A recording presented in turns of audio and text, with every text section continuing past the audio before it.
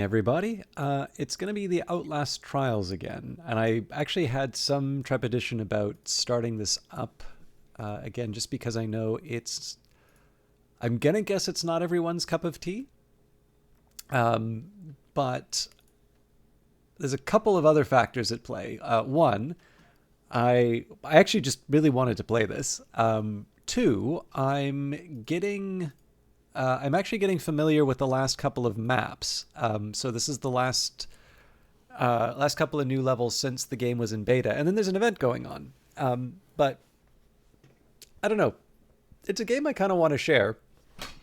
It's one I quite like, and if nothing else, I kind of get to kill two birds with one stone because this was a weird week anyway. Excuse me, but I don't know. It doesn't feel like too much of a it doesn't feel like too much of a burden to try one more time with some of the newer content with Outlast Trials. And if there's no appetite for it, then I can just leave the remaining experience to myself. Oh dear, I do not seem to have a login. Sorry, just give me a second here. But yeah, I should maybe stress too that these are not necessarily new to the broader Outlast Trials community. I think one of these will be relatively recent. But the newness is really for me. I was really pleasantly surprised at how much the game had grown since I last played it. And it's a little bit like XCOM 2, which I will be returning to, by the way, in the sense that hey, Vanguard Master. I was maybe, how do I put it? I played it to a point where I was sort of like, I wonder why I stopped. I mean, probably the reason I stopped was that there was a little bit of repetition, and this was a game I also played with someone, so I maybe set it aside to see if I could resume. Oh, interesting. The game's loading on the other monitor, so it may take me a minute to sort this out. But it's good stuff. Now, the one caveat that I will have for tonight is that because I'm going to be learning some of these new levels, new for me again, I am going to be playing on an easier level than I normally do. And the logic behind it is it's very easy for me to get lazy in this game, to kind of get to a point where I'm not really respecting the game or its difficulty. So the idea is I kind of want to lock in those A pluses for the remaining levels. And then my intention is basically not to play on the introductory mode ever again. But the reverse would be for my completionist tendencies. I would, I'm eventually going to want those points. Well, let's take a quick look here at our task. So 5 healing items, 3 locked doors, and a rating of B or above. So the healing items is technically a tricky one for me because I don't normally have to heal. But we'll see how that goes. I also want to unlock 15 padlock doors with the jammer rig. So 4 more of those. There's the stamp surplus event. Now that's, I don't know if it's 12 trials as a whole or 12 trials as part of the event. Now this one, I'll confess, I'll actually have a little difficulty getting up to 8. So we've completed a few of these here. I'm at 5 of 8, so I need 3 more. So I can say, between now and 3 days, I'd say it's not going to be that hard for me to do 8 more events, but that'll only get me up to 7 out of 8.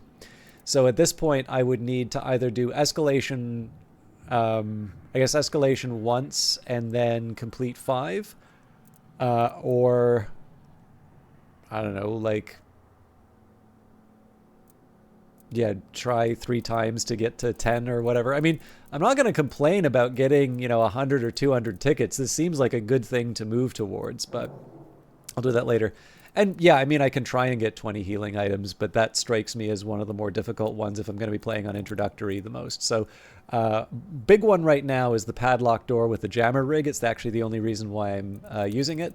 But here we'll see if we can take a little bit of damage and use the healing items. Maybe after I get my... Oh, that's right. If I'm going to be trying to get the ratings, I'm actually not going to want to get hit. So that's a bit of a dilemma. I don't know. We'll see how it goes.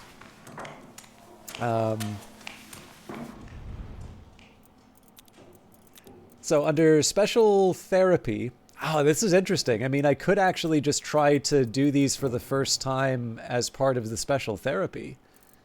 So let's just take a look here. So I've got, I've done, so just as a clarification, most parts of the police station are ones that were already in the base game. So I think we did Kill the Snitch, Cancel the Autopsy, and Sabotage the Lockdown. I can't remember if Eliminate the Past was in the game or not.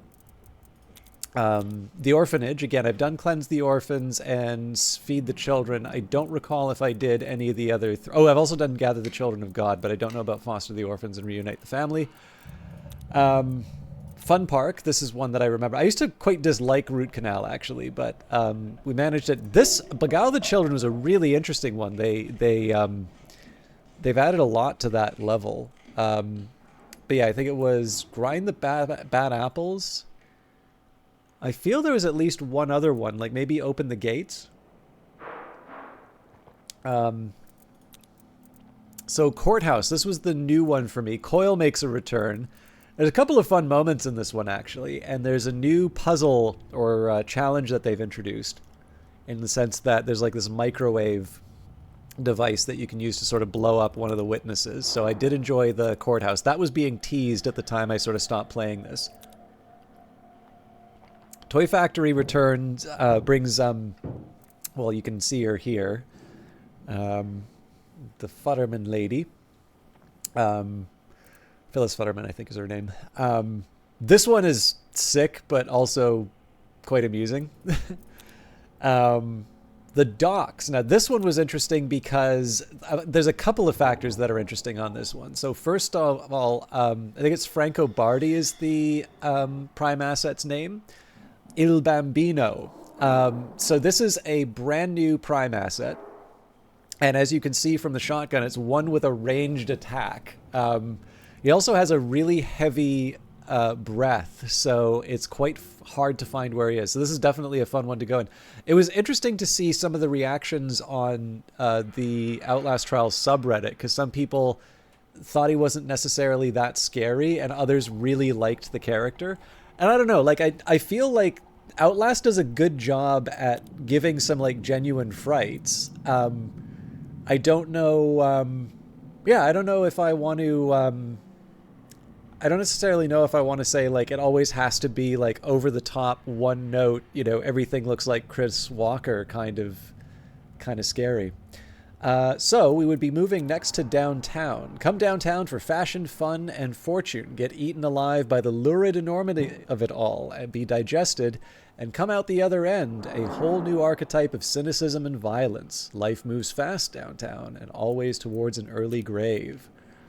So yeah, let's do Pleasure the Prosecutor for the first time, because if nothing else under the special therapy, I can get some more tickets.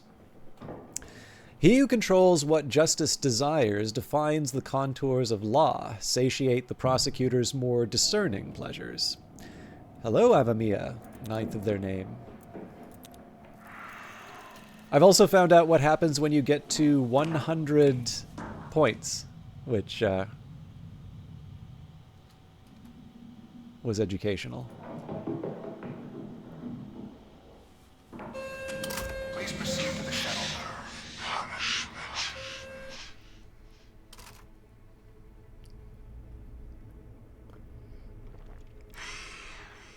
So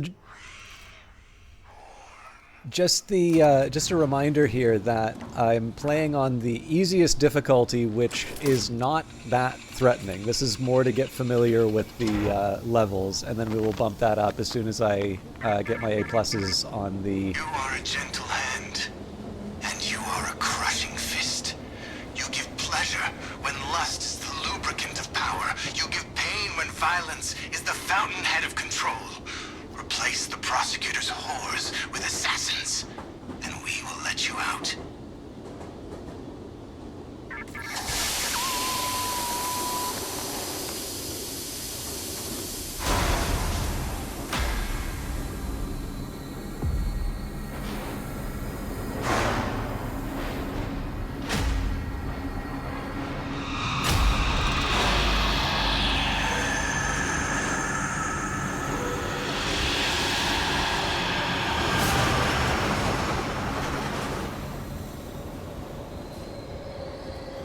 So we get the pleasure of Il Bambino's company.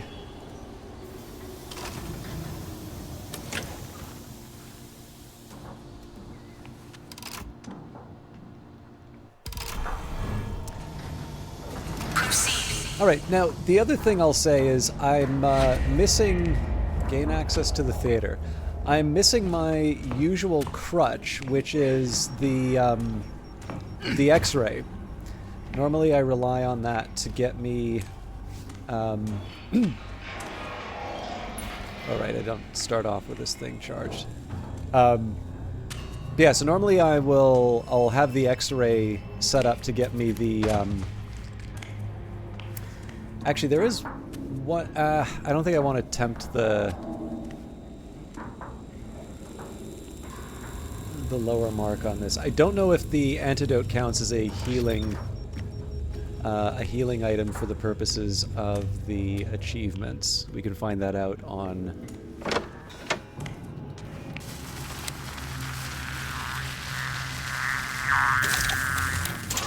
So that's what the jammer does. I'm actually probably going to throw these away, but I figure get in the habit of running these things around. Now, I imagine I'm not going to do much with this until the end of the level, but I also think at the end of the level I'm probably going to be running for my life.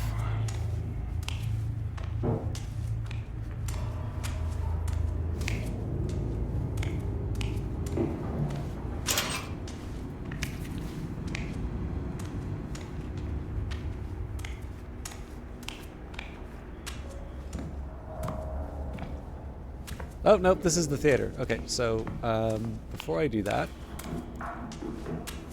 let's see what else is waiting for us in the underground. Yeah, so as you can see here, it's not like I'm rushing around. This is all about exploration, particularly with regards to any of the propaganda posters.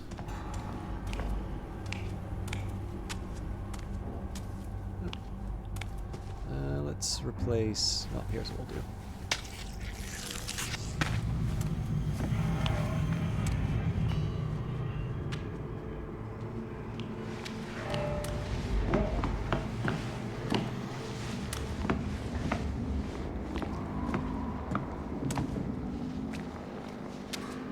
VIP's only ticket required.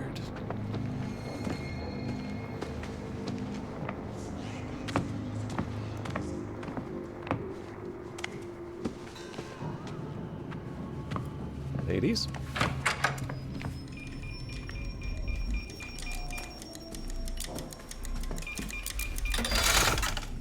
Stay in the area long enough to complete the capture protocol.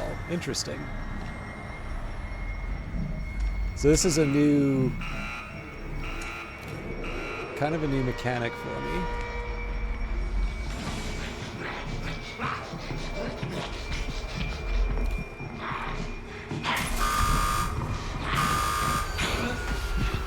Oh! Well, I guess I get my opportunity to try healing.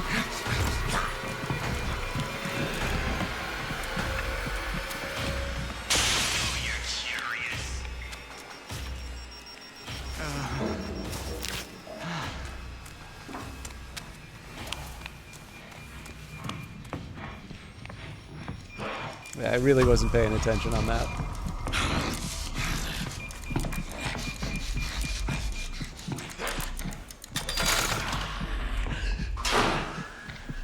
Cool.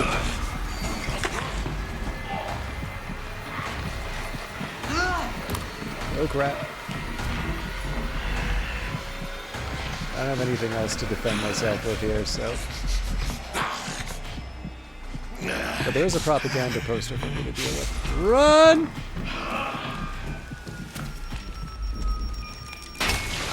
Ah, that's no good.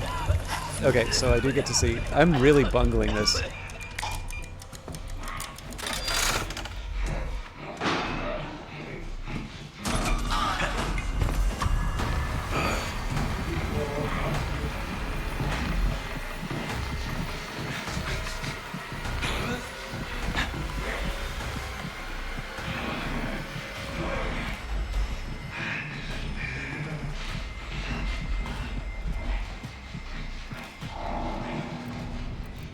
Okay, so only the actual health items count as healing.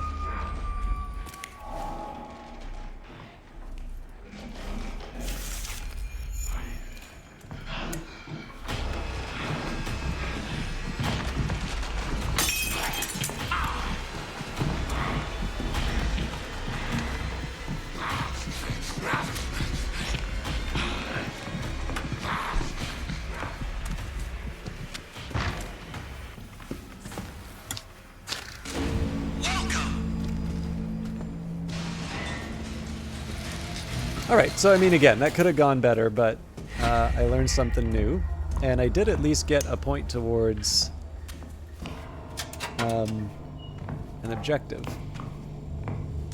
Or task, rather.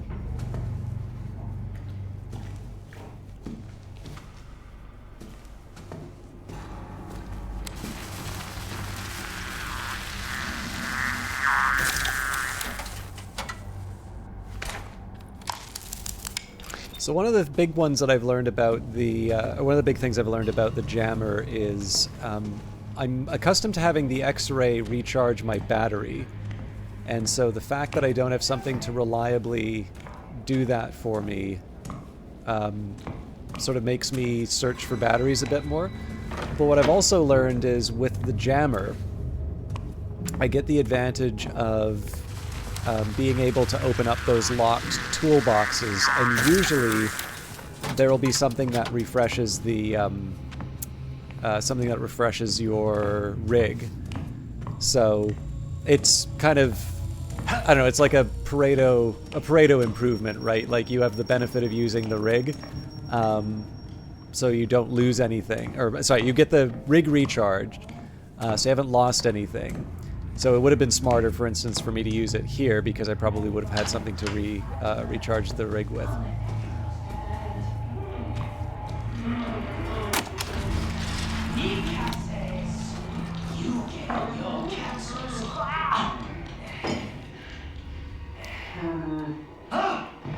What the fuck is this?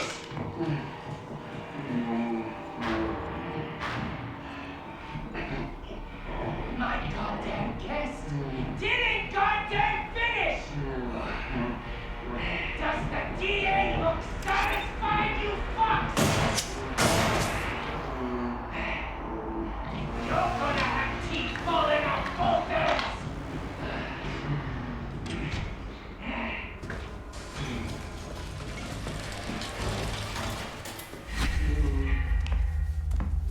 Throw away the kinky mannequins. Not an objective I ever would have expected to be in a video game I played, but there you have it.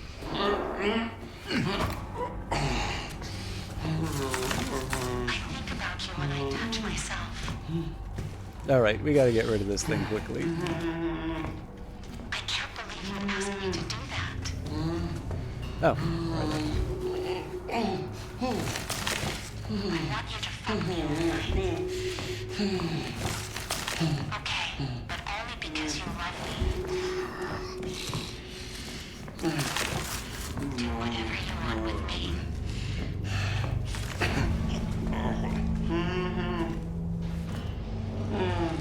I'm assuming there's like evil ones that we were playing. Yeah, here we go. Find and install the sadist mannequins. I don't got a lot of friends. And the friends I got, I take care of. You stay the fuck away from the DA. So again, taking a minute here just to see if there's any propaganda. Actually, also the locked doors would be the biggest one for me, but So I gotta find an eye key. Oh, this will be interesting. So it looks like I need to rely on the tracker again.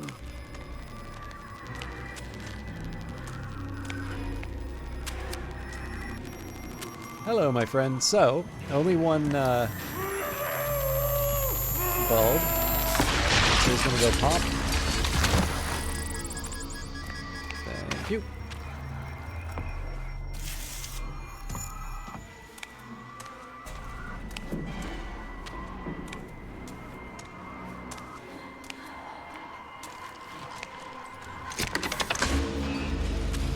So I don't know if I'm gonna need these again. Usually if I need to use it once, I'll need to use it again, but I'm going to come back from if I need them just because I'd like to hold on to some defense. Okay. So this seems like another arena. I could definitely use... a better understanding of how to, like, reliably stay in the area without getting damaged, but I also know if it comes down to it, I've got some health that I can recover. And turns out more healing items. Those things blow up and damage you, so I do not under any circumstances want to run into them. Alright, this one's going to be interesting to navigate, but gives me more hiding opportunities.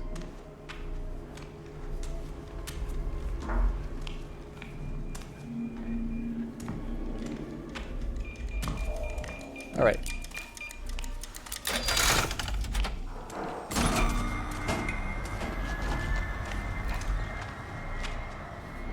So again, I'm expecting there'll be something to show up, yeah.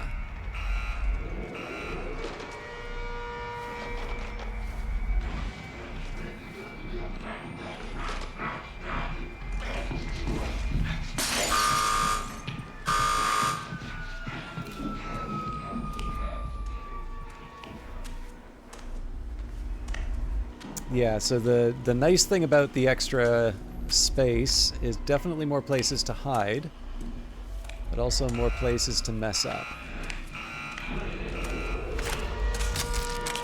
Looks like there's another enemy coming in too. See what the lizard sees to a star.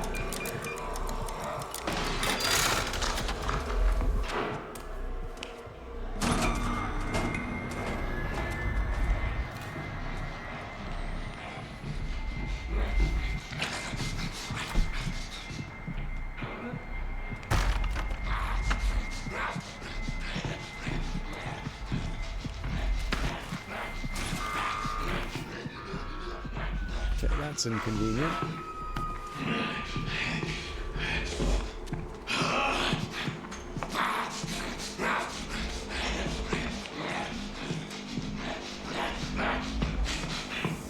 Okay, you heard me there, but I'm not too worried about it.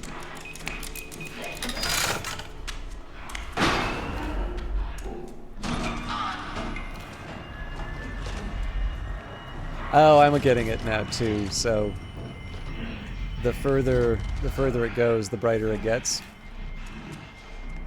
So there'll probably be one more of those before I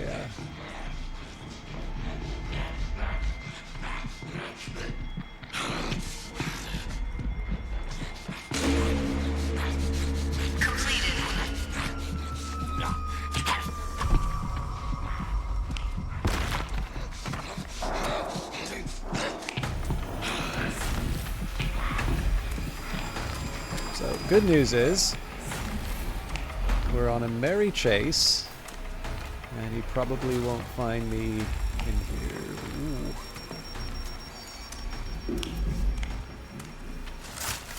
Rico says you gotta pay.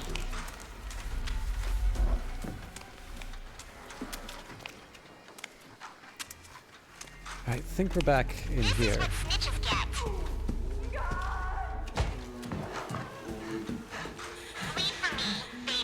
I don't want to overdo it on the running, but... So presumably we've got more than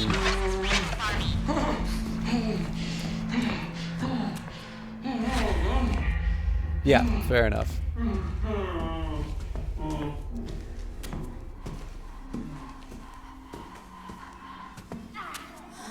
So I wouldn't be surprised if I need to use the detectors again.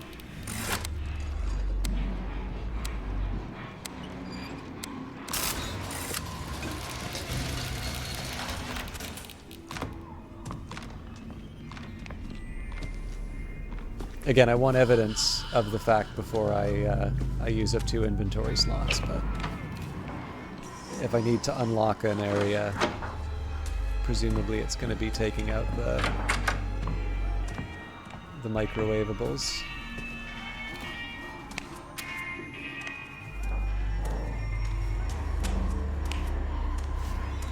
And once again, I'm also looking for at least 1 more propaganda poster, although I think the more of them that I get, the better off I'm going to be.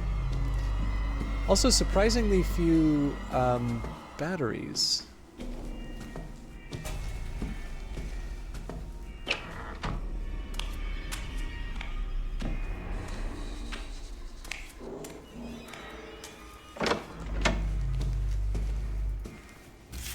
Okay, so that should be... Oh, looks like we already did the secondary objective.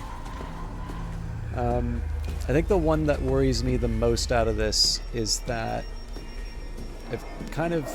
I don't know. I've kind of gone around the area. Not so clear I know where to find the sadist mannequins.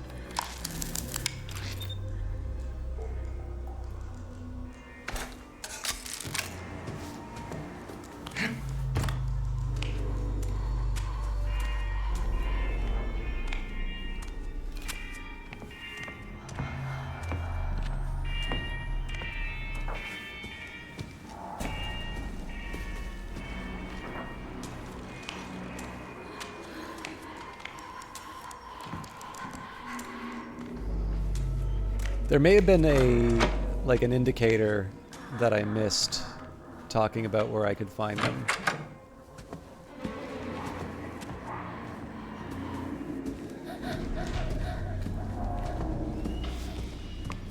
But for now, I'm kind of content to just wander around and see the sights. You know, take in the ambiance as one does Outlast.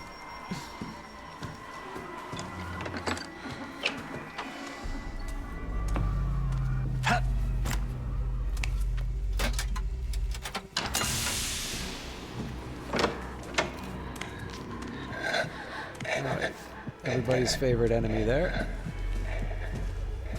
Admittedly less annoying than usual.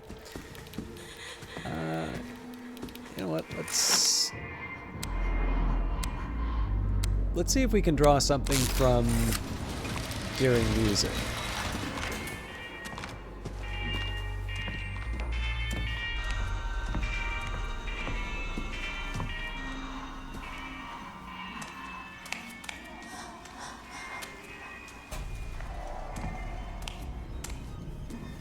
Alright, this doesn't seem to be the source of the music, though.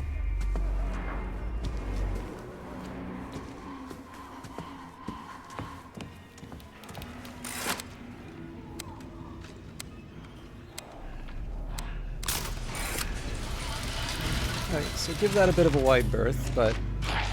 Oh, he saw me.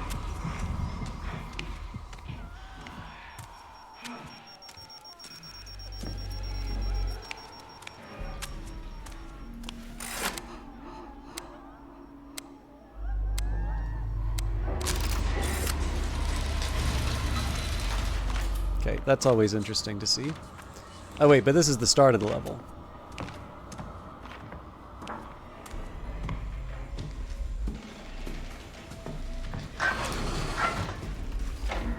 Okay, so that doesn't really do much for me. What I am going to do, though, is I'm going to go back to the stage.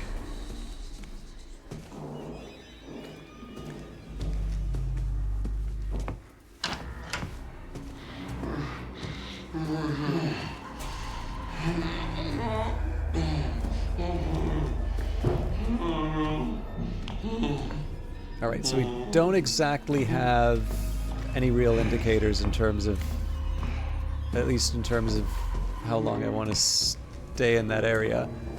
I don't think that told me too much about... I want to be careful. I suspect that's got someone hiding in it. Now I think this just takes me back to the front. Maybe I shouldn't be so quick to assume that.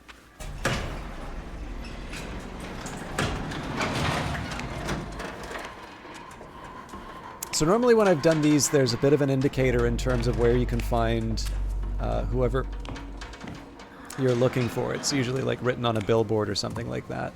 It's definitely aha. All right, and I think that tells me I should be looking for, yeah, if I need to find a heart, I think that's a really good indicator that I'm going to need to use the microwaves. So obviously a very roundabout way of getting what I needed, but I have, and there's a moon as well. Okay, I'm going to want to make myself scarce. Let's bang this open while I can.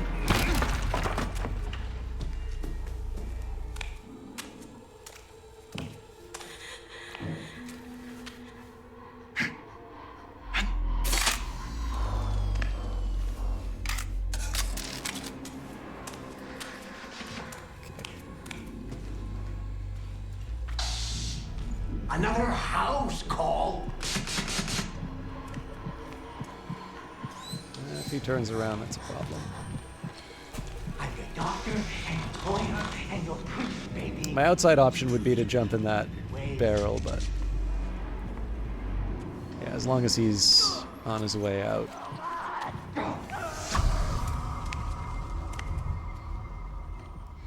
Run if that's what you need to do. This is not a good spot to get caught by this guy, but I do have a... Be cool, bitch, be cool. So, oh, you bitch.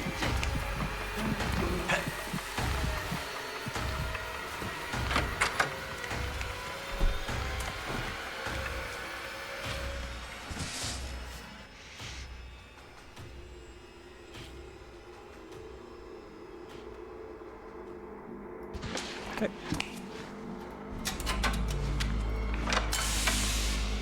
So yeah, the problem with that one was I can knock him back, but it's always a crapshoot to see if that I can make that jump without the enemy touching me, and if he touches you, he basically gives you a nostril full of the laughing gas.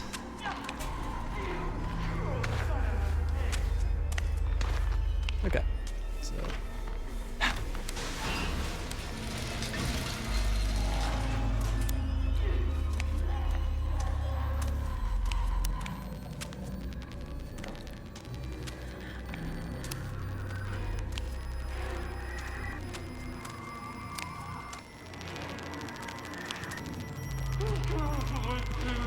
Oh, for heaven's sake. Now, it looks like there's more than one on him, so I'm probably going to want to make myself scarce just shortly after.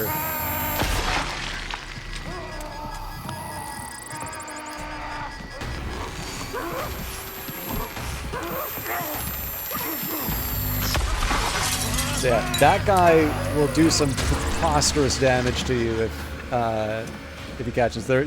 I should rightly be scared when I hear that music.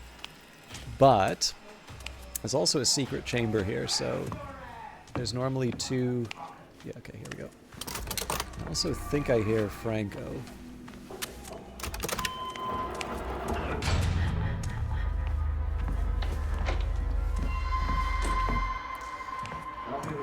Okay, so extra health. Does that count as a healing item? Nice. Okay, so if I just find more secret secret rooms, that'll help too.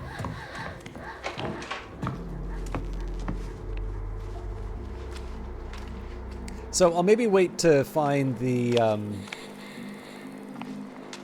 I'll wait till I'm working on the heart area. But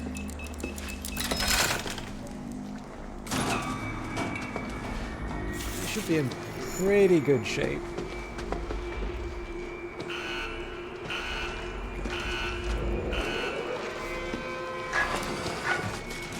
There's one. I'm probably gonna need...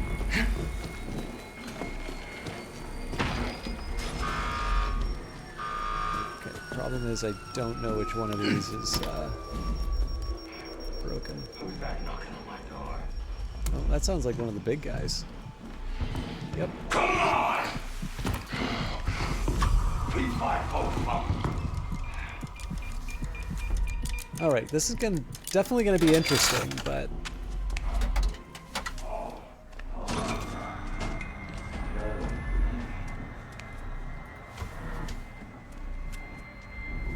Thing is, I still don't think I have a ton to fear here, right? And it looks like I got a couple of ways of running around the edge.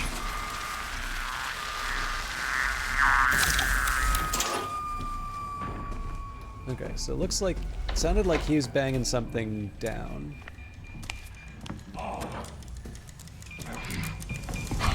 That sounds like my friend.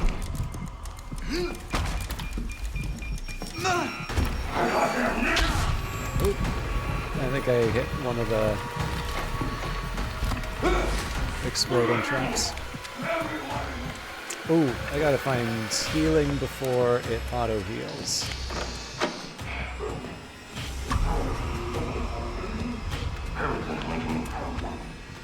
Somebody hurt me too. I think I just healed. Okay, I've made the situation worse for myself. Oh, damn it! I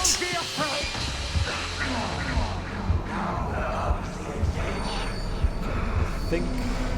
oh. This is not gonna go well for me soon.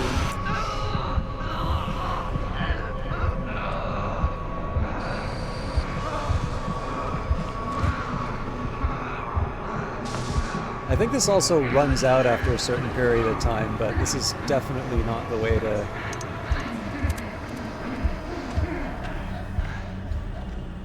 Okay, fair enough. Well, I got my, got another healing item in, but I think that might be dragging my score down at the end. Oh, so there was one over there.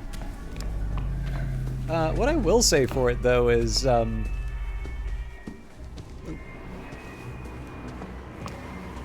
it's definitely not letting me off light. Like, I'm clearly having a time with the,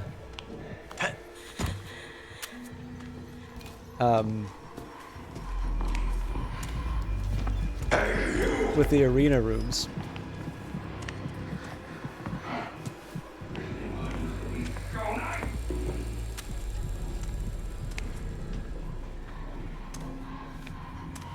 Okay, so the big thing here is I need to find the one that's...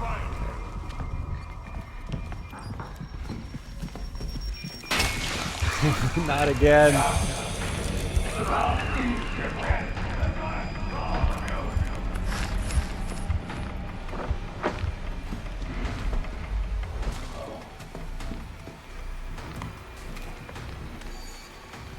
I definitely don't know which one of these is not active. No, it's right in the middle. If I was just using my eyes.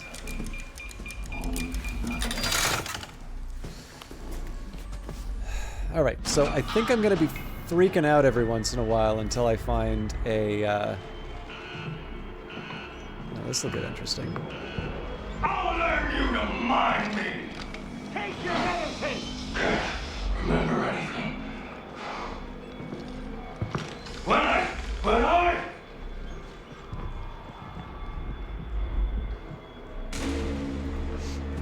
Completed. I'll take it. Pain is trustworthy.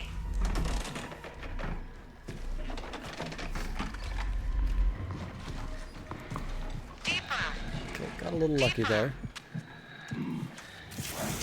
Down here is where the truth is. Jesus! This might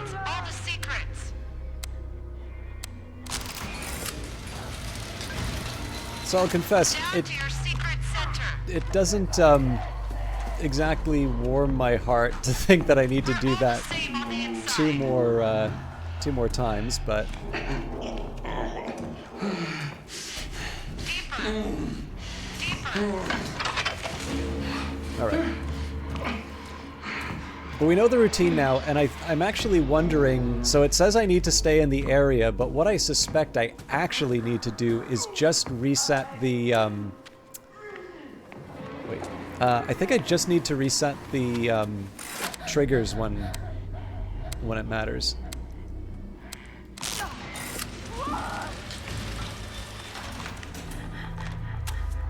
Anyway, if I recall correctly, we were on our way into this area.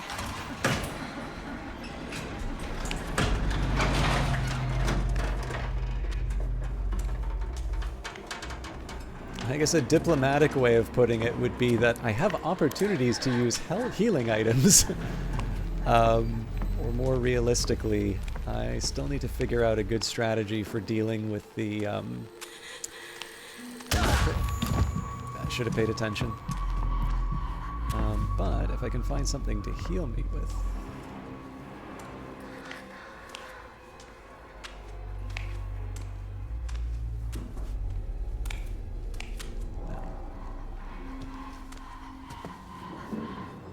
It's funny, I don't normally have difficulties with the, That's promising. Okay, so...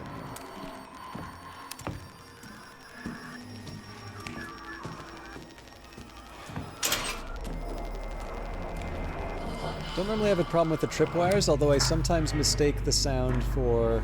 Okay, so he's a level down.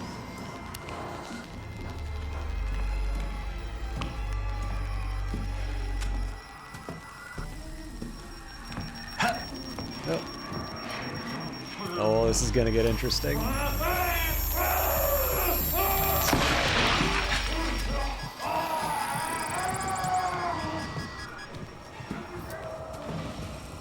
Oh, I think he went into a escape. Yeah.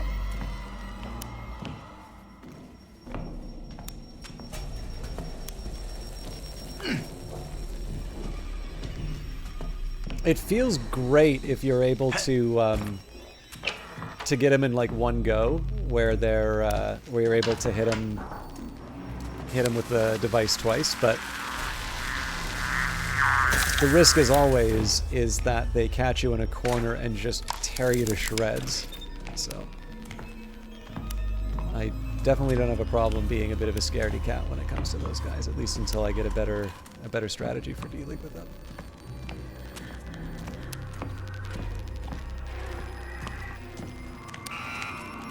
Okay, let's see if we can make this happen.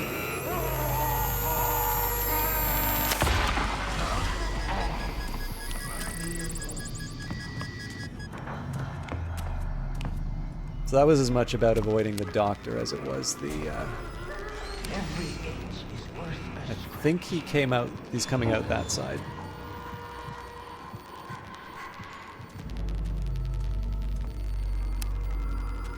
It could be an enemy showing up, but I would not be surprised if those two lights are the same. Yeah. And this should be the last one, so I don't need to worry about running. Nice. I do wonder if they code it so that I get the closest room, because he was originally near the heart. Okay, so one of the lessons from last time is that I probably want to open up these doors early. I'm gonna take a quick peek upstairs to just see... Yeah, there's another one of those. And there are... Oh, there's actually a few of these. Okay, it sounds like somebody's in the room. Oh, that's Franco.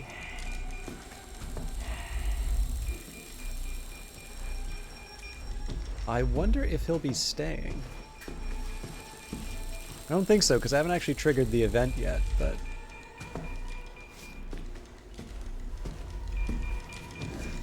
But what I am going to do is I'm going to try a strategy where I find a genuine hiding spot. And I'm just going to relax until I hear...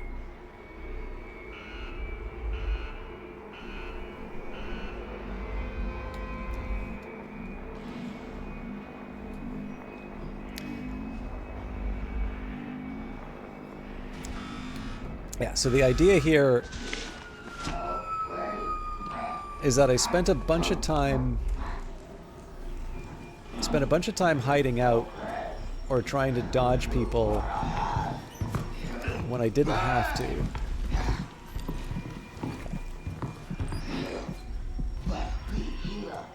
So here I just okay.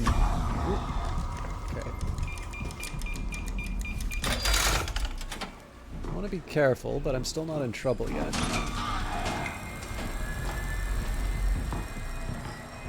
What I will do, though, is hide in the fridge. So I expect we'd probably do one more of these.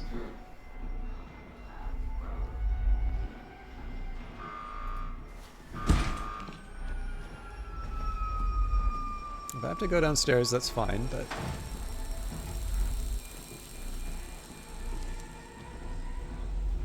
looks like it. Okay. That will be inconvenient to deal with. There we go. Not that one. Crap. Crap, crap, crap. There we go. Where's my barrel?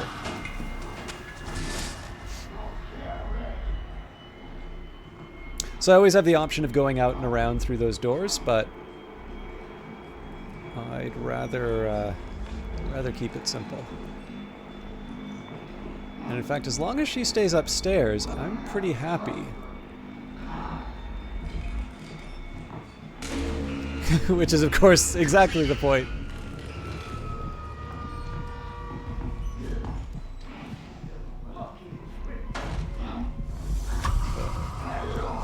She sees me.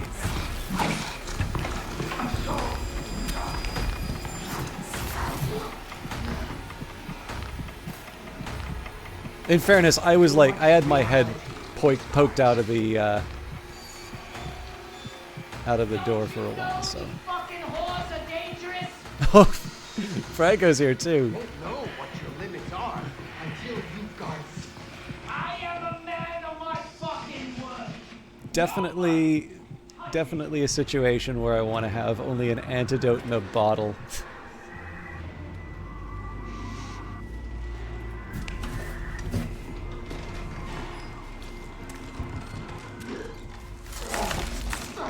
Okay, I'll try and do an end run around this. Oh, this is too good to pass up.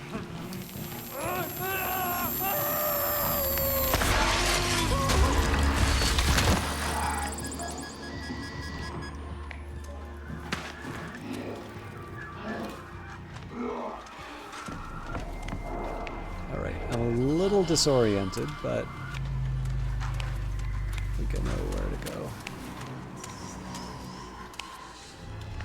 Yeah, got it.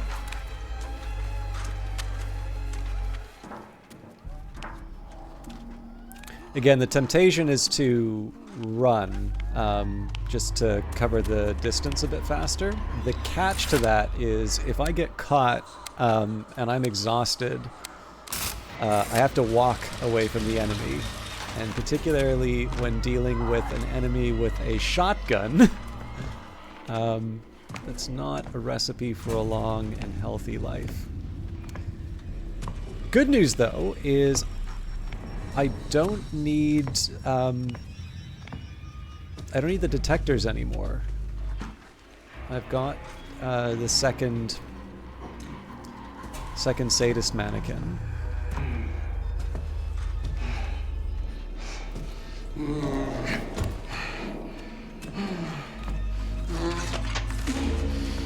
And I've got the key.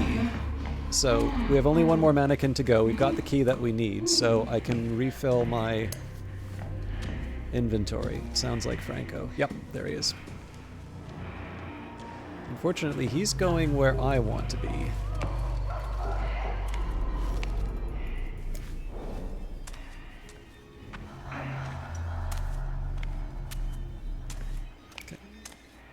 As long as his back's turned to me, I'm in an okay place, although, to be honest, this is the same place I want to be, so...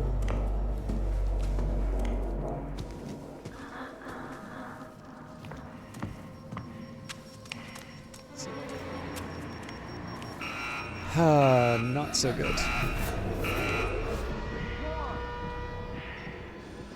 Oh, baby, the things you're gonna say. It's Barkov brand. Of course it's the same.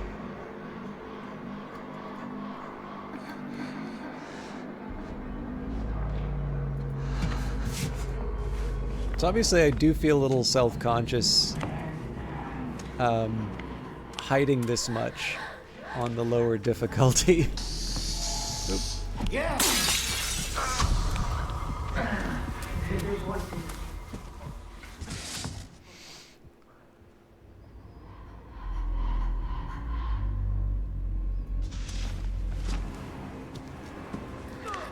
Son of a bitch! I'm not a magician!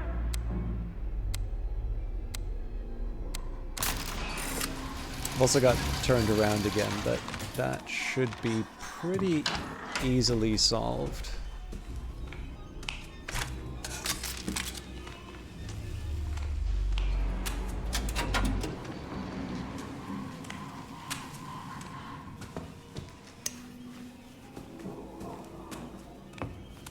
I have generally seen this area before. This is...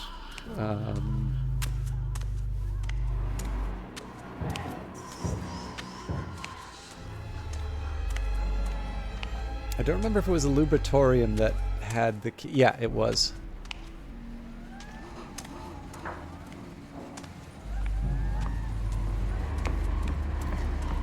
It does weird me out a little bit that I haven't seen any of the classified documents. Okay, so same story as before. Having the option to move out of the area counts.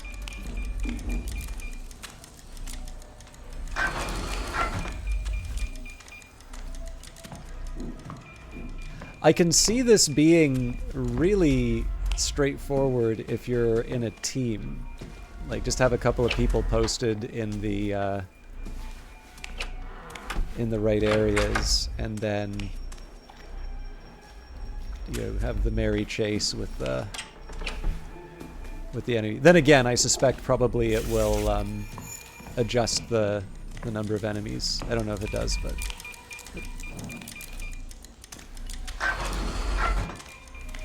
Okay, so last time wasn't too bad.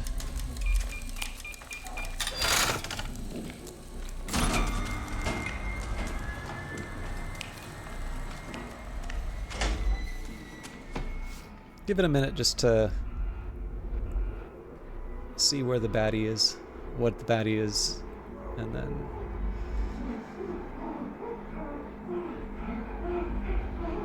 This sounds like just a normal enemy. Nice, okay. So the back's turned, but they're going... That's not so good.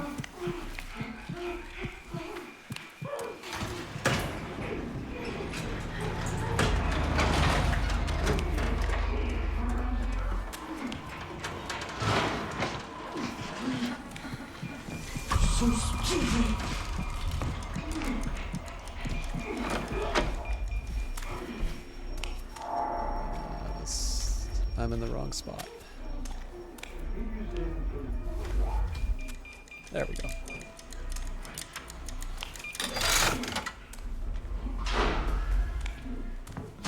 So not exactly a dashing performance, but I'll take it.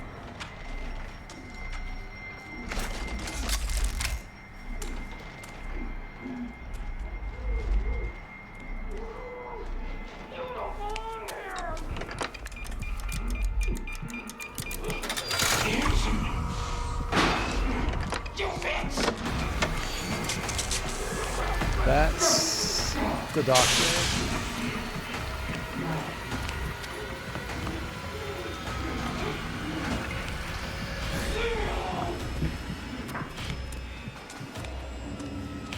We get courage points, right?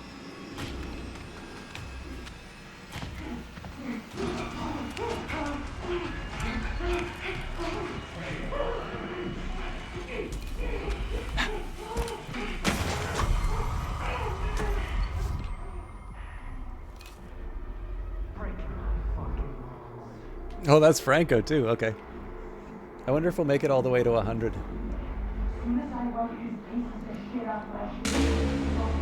Okay. I definitely want some of the riffraff to clear out before I make a move.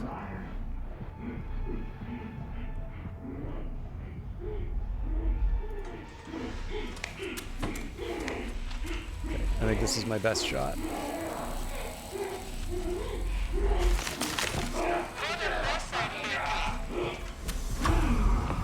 Somebody definitely heard me. Down to Flurry. Not even close. Rats get fed to rats. So the reason why I chose to run on that had a really clear indication that somebody had seen me. So the best bet that I had there was, you know, cover as much distance as I can and then recover what I could. Yeah, recover what I could when I felt a safe distance.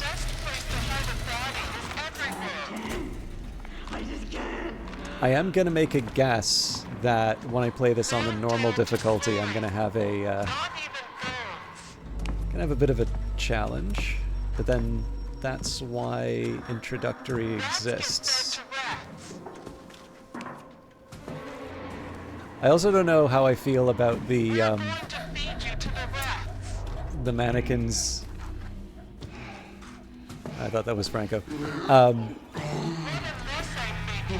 I think from the game point of view, it's good to have the sound, and then from streaming point of view, it's character building.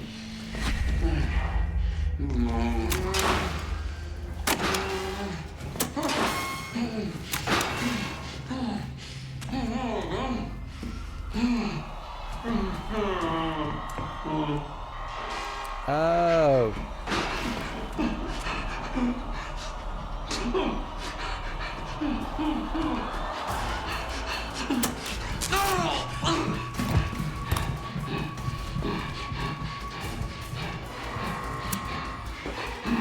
Okay, yellow, red.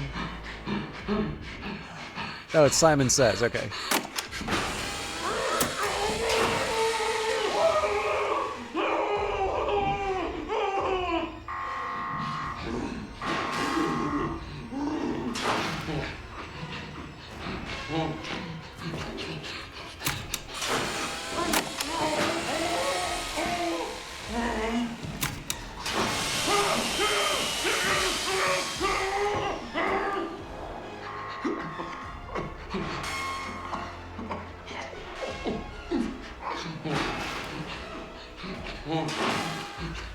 Green, red, yellow.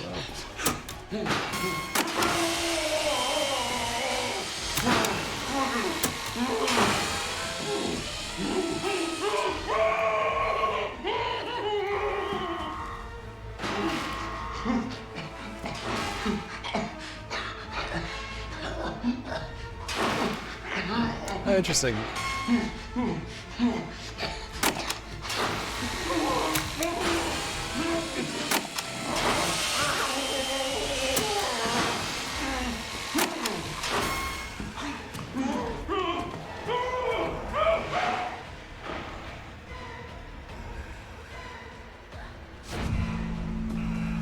That's probably Franco on his way.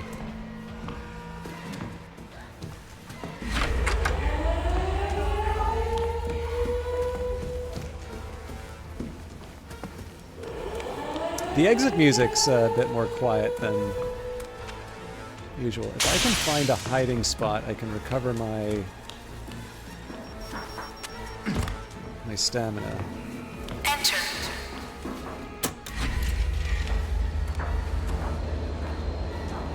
Alright, second best is to just face down the prime asset. Mind you, he's got the shotgun, so...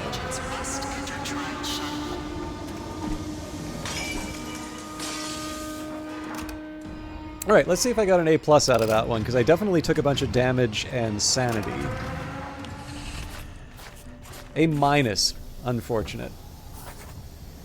Process fear and rage responses, distancing from parasympathetic response, excluding salivation, note for autopsy. So yeah, 2 tripwires, 3 lost sanity, 5 received damage. Not a performance to write home about. I think I'm actually going to give this one another shot, mostly because I feel, well, one, I want the A+, and I believe that will translate to the base level. I also feel like I can just generally do a better job of it. You are annihilated.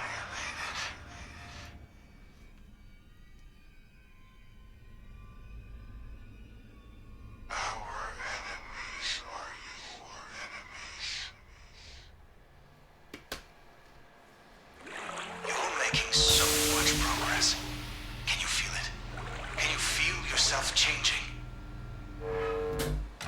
So I'd gotten an F when I failed a trial, but I believe an A- is the lowest I've gotten since I've started playing again. I'm going to need a minute to recover.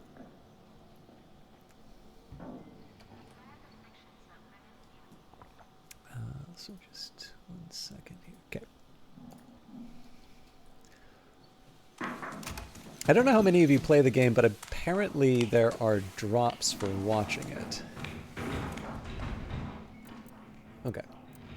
So...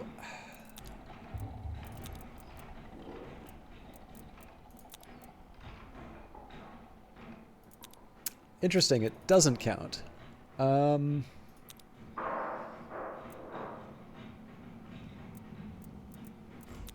I guess the question is, do I want to try... you know what, for the purposes of... see, I get the extra tickets, though. All right, no, I want to... the point of doing this on Introductory is not so I can, like, get easy tickets. It's so that I can actually see all of this stuff and do it for the first time. So I'm going to do Pleasure the Prosecutor again. I'm going to do it in the normal form. Hopefully this one will get our A+. I also should have spent my level up tickets, but that's fine.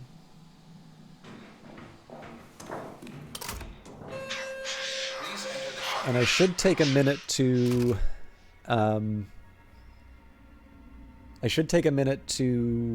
figure out which...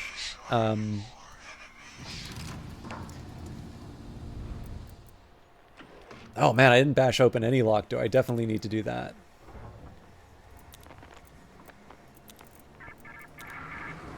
You are a gentle hand, and you are a crushing fist.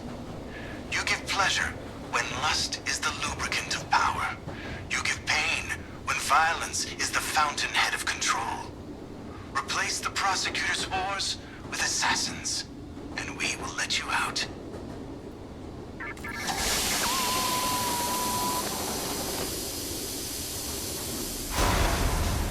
There's a couple things I'll say for the overall sort of structure of this game that really works for me. So Outlast and Outlast 2 are very well done horror games, right? And they're a style of horror that, you know, it's not that they necessarily made... I don't necessarily think the value of Outlast was completely breaking new ground in the sense of a first-person horror game where you were defenseless. Obviously, Amnesia: The Dark Descent, among others. I don't want to solely credit that one, but there had been predecessors. I'm assuming that the team would have been aware of them. This is the other difficulty, right? Is that sometimes people really do independently develop something, and you know, it doesn't matter how much you insist to the contrary. You know, people are going to believe. Actually, a great example of this, I think I've told this story before. There is a movie, well, it's actually a movie too, but it's a book by Art Linson, who's a movie producer. I think he was the movie producer, one of the producers of Heat, actually. So, I don't know if I... Nah, you know what? I'll skip from using it. But yeah, what just happened? Bitter Tales from the Hollywood Frontlines, which was actually turned into a movie. But the reason I'm bringing it up is it's like he's had this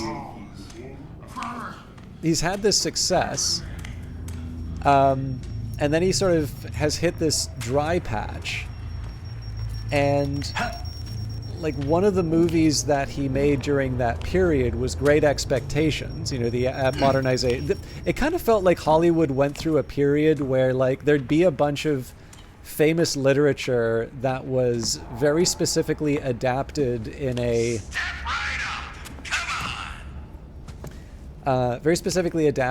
like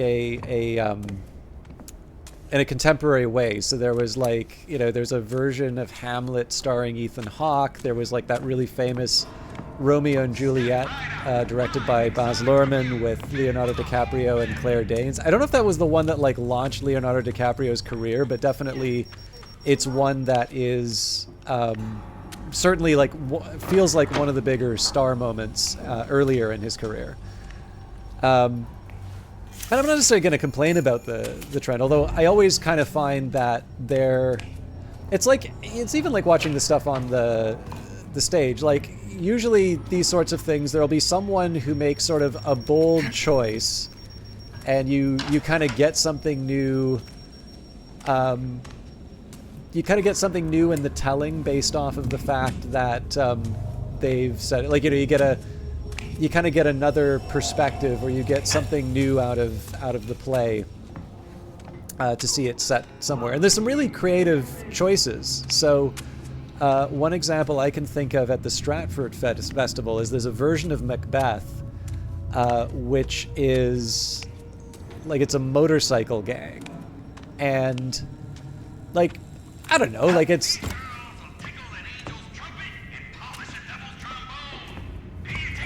no idea where oh, here we go. I was like, that's definitely not where I want to be. But yeah, you know, I don't know if there's a whole lot that you get new out of Macbeth with it being bikers, but I'm interested. It's like not an obvious choice, but it's also one where you're sort of like, yeah, I can see that working. So I want to make sure I don't blow myself up.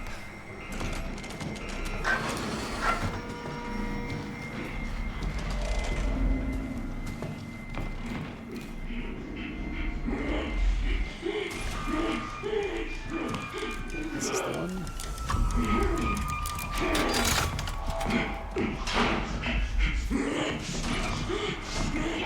Don't mind me. Damn it.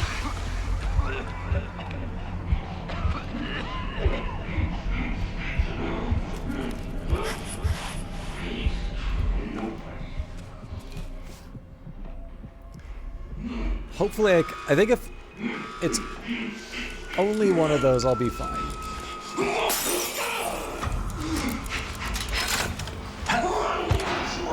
More than one.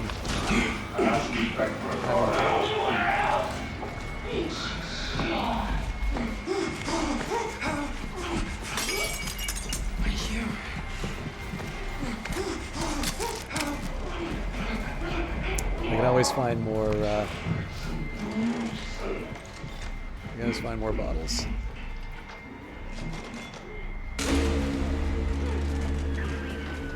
All right, now that's a bit of a problem.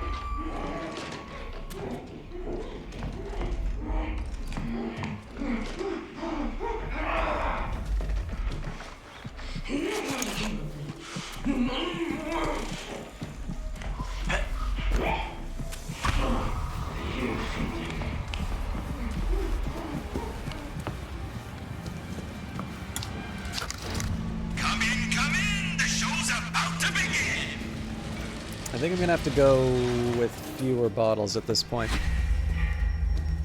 But yeah, so anyways, like you'll have these interesting tellings of classic plays, but the drawback is like somebody does, you know, a modern version of, a Shakespeare play, And then inevitably, like that becomes highly praised. So just like, you know, when there's a popular pixel platformer, all of a sudden everybody wants to wants to make a pixel platformer. And it's not even necessarily that people are going about it dishonestly. Like, you know, some people are genuinely inspired by the fact that people are able to do a certain type of game. And they feel that they have something that they can contribute. So I don't want to be too harsh on it. But it is also fair to say that some of this stuff, you know, just doesn't quite have, you know, the genius of that first insight to say, hey, like we can set this in a modern setting, or a period other than Elizabethan, and, you know, we'll actually get something out of that.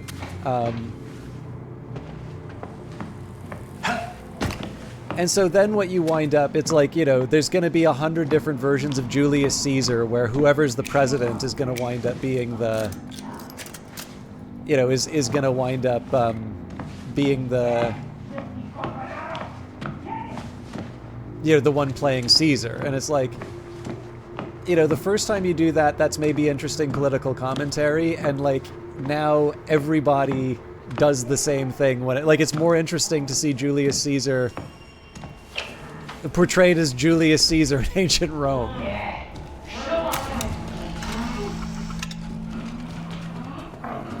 That'll help.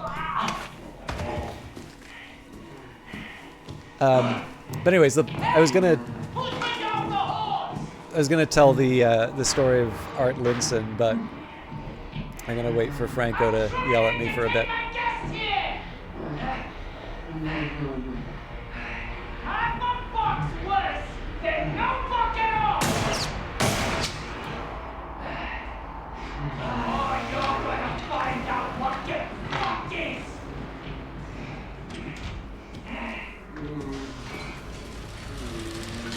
So anyways, Art Linson needs a hit, you know, didn't necessarily have a lot of successful movies in this period, and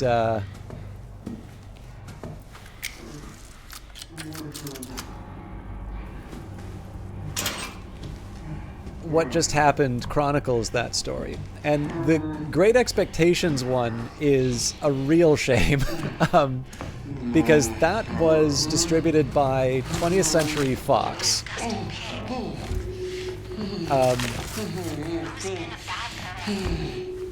I don't actually remember it all that well. I've definitely seen it at least once. But there is a scene in the modernization where Ethan Hawke, sort of the main character, has sort of a big sort of the emotional crux of the romance in it is a scene where He's my guest. You touch a hair on his head, you're fucking dead. the kind of the crux of the love story is the artist character played by Ethan Hawke drawing the beloved in the nude, which isn't exactly an original touch in any scene or any movie where there's an artist character, but you know, like there's also worse plot points. There was another movie in production by 20th Century Fox at the same time. This was a Leonardo DiCaprio film, another period piece called Titanic, in which, you know, a major development of the love story is where the artist character draws, you know, the romantic interest, i.e., and leading lady in the nude. And apparently, nobody bothered to tell either film that they had the exact same plot point. And Titanic was a bigger movie. So I think basically, like, Titanic gets its release. Titanic, you know, is the first one to come out. And despite the fact that I believe Great Expectations may have been in production before Titanic, you already know the punchline to this story. Like, the audience absolutely felt it was a Titanic ripoff. And, like, not like, obviously, to the production, that sucks, because they genuinely were doing something, independently. But, like, you can't blame the audience. Like, they don't know when that stuff was shot, so... yeah, unfortunate for them.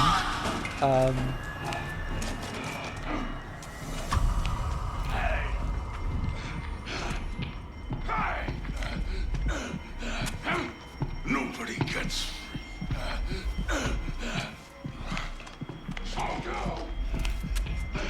I'm trying to remember some of the other examples. There was one called The Bear. Completed.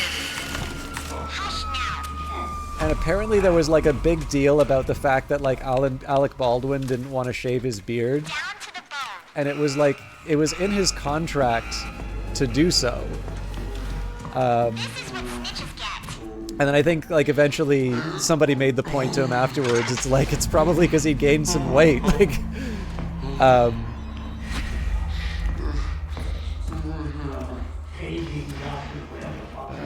this could get complicated.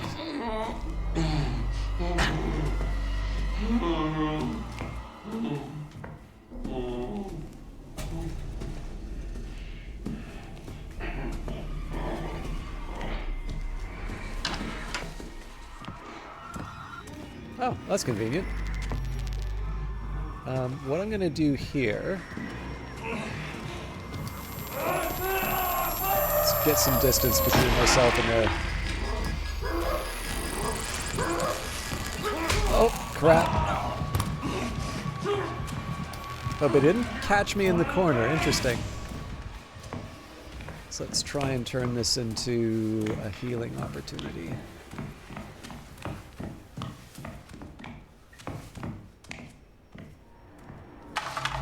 Damn it.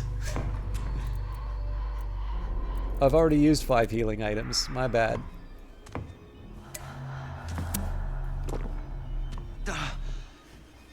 Okay, so for future, I should just avoid getting clever. There'll always be another chance to catch the...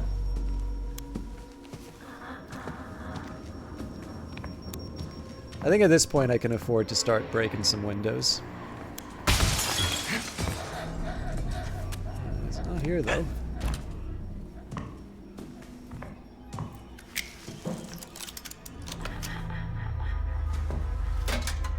Thought this would be quick. Okay, so anyways, so there's The Bear, which I don't necessarily think was all that successful of a movie. There was one called, like, was it Mulholland Falls or something like that? That, I think, was, like, released in exactly one theater out of a contractual obligation. Like, I think that was a multi-million-dollar budget, which probably made, you know, the tens of thousands of dollars. So that one was a very unsuccessful film.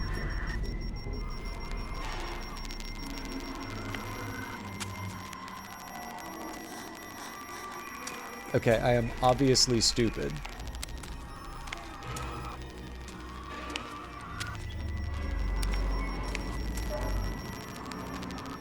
Oh, there we go. Huh. Interesting.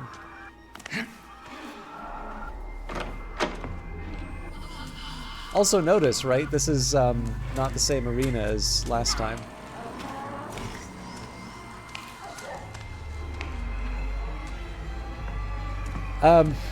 So I think you're kind of getting the story here, right? It's kind of, I think it's the story of five different films, not successful.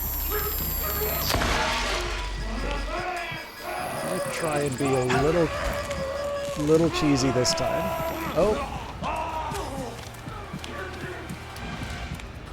All right. I thought I would have been able to get a second one in, but that's fine. I definitely heard him coming out the other end here. I thought that was a more traditional enemy. Oh, that is a more traditional enemy, I hear though. Communicate.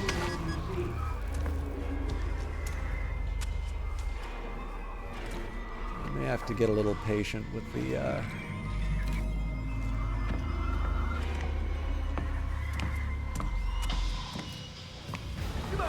yeah, he sees me. Ooh, that's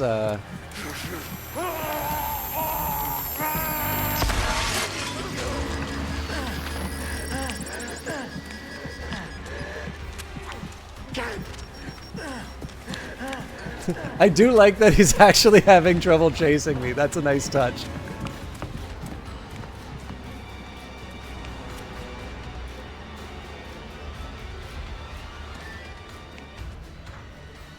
Scary music still playing.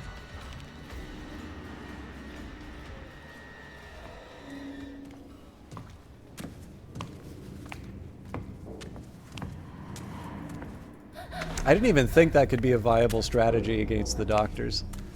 So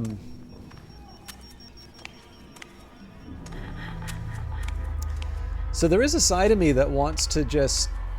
You know what? I don't need to make this harder than it needs to be. Let's just take advantage of the opportunities in front of us. Although, again, I am going to make sure that I open up any of the doors. So, sorry, there was supposed to be, like, a great punchline to this story. And it was the story of the fifth film in this book. It was also a 20th Century Fox film. It's a movie you may have heard of, starring Brad Pitt and Edward Norton. And that was a movie called Fight Club. Which, amusingly enough, is included as a failure in that book. I wouldn't say it's a creative failure. I will say, however, it was a financial failure. And there's actually a book by Peter Biskin called Down and Dirty Pictures. It hasn't necessarily aged that well, because obviously Weinstein is a much less sympathetic or admirable figure than he is portrayed in the book, and I think some people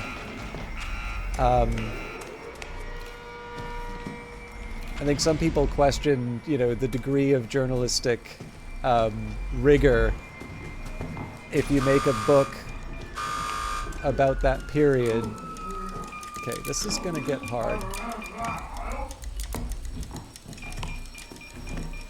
I'm gonna go out and around to solve this one.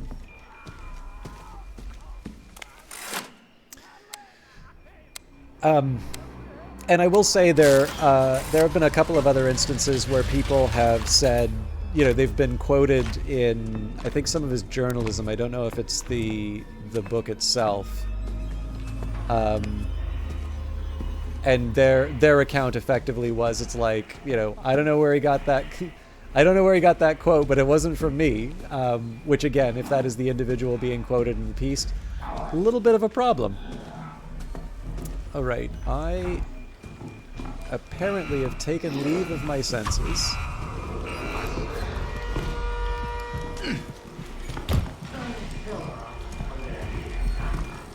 Oh, there it is. Okay. This is gonna get ugly in a minute.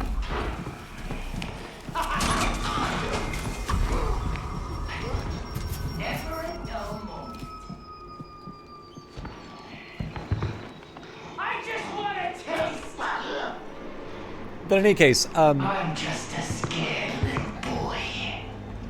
Little fucking legs! however poorly it may have aged with regards to particular figures, it does actually have a very fun account of some of the... Fight my friend for a fun, sexy time, and you goddamn Puritans show up!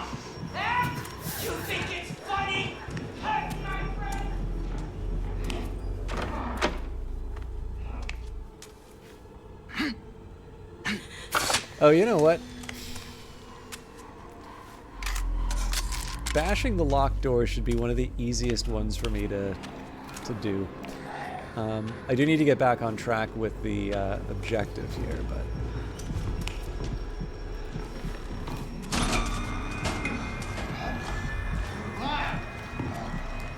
that's also really interesting that when I leave the room... Okay, so there are some clear barriers to... But yeah, anyway, so as a couple... apparently when Murdoch saw it, he kind of repeatedly said it's too violent. Which isn't even necessarily wrong. It's just maybe an observation to make prior to sinking, you know, 70 million into a film.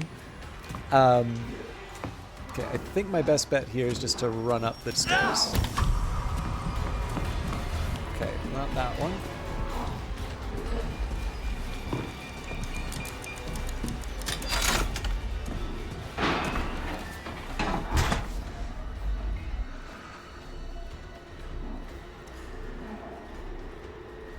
And I think there was another one where there's a shot near the end of the film where there's a character that has a gun go off in their mouth.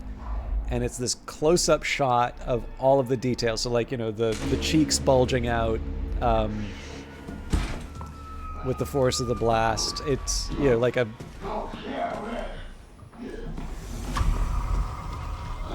It's very well done. I don't even know where that is. There we go. Okay. This will get complicated, but...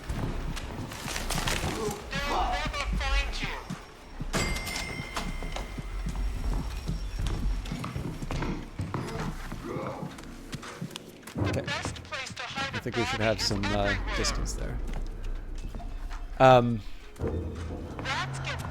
Oh, this isn't where I'm supposed to be. Crap.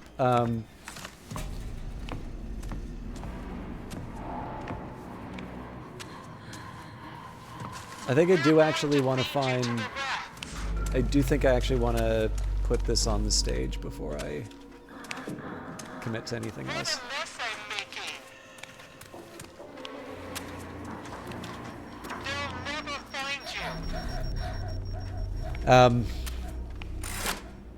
But yeah, so anyways, again, it's a very violent shot, right? Like, there's no way to do a, like, genteel slow motion shot of the effects of somebody having a gun go off in their mouth.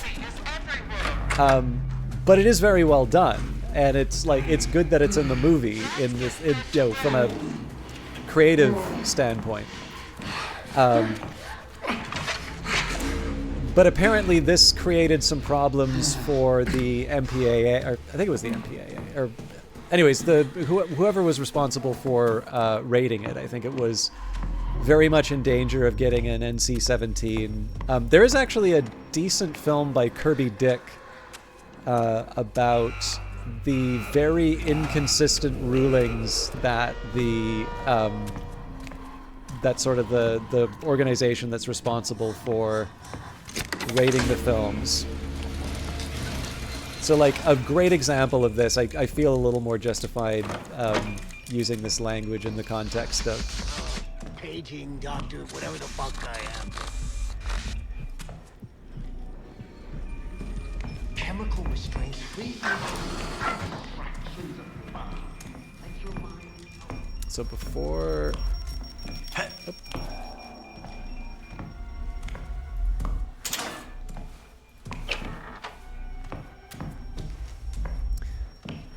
So I believe once upon a time the standard used to be that you could get one non-sexual F word and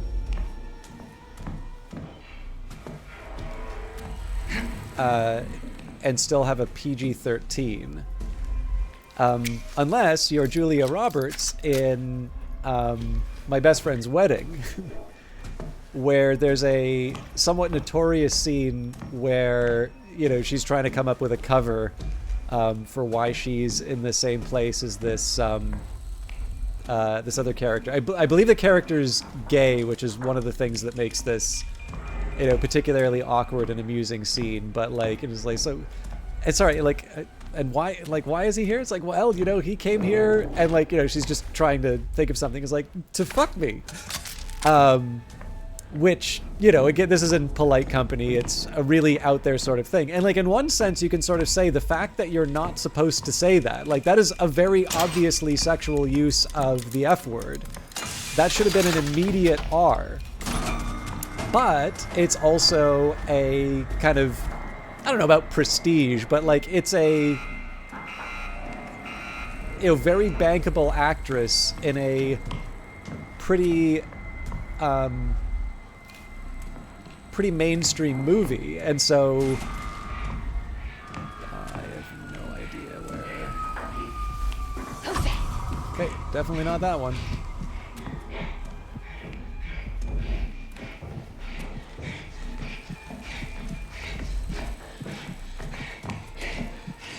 Stop. I can make my own parry.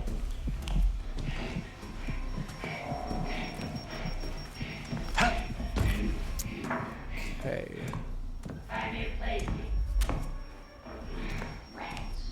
I think I'm missing one of the.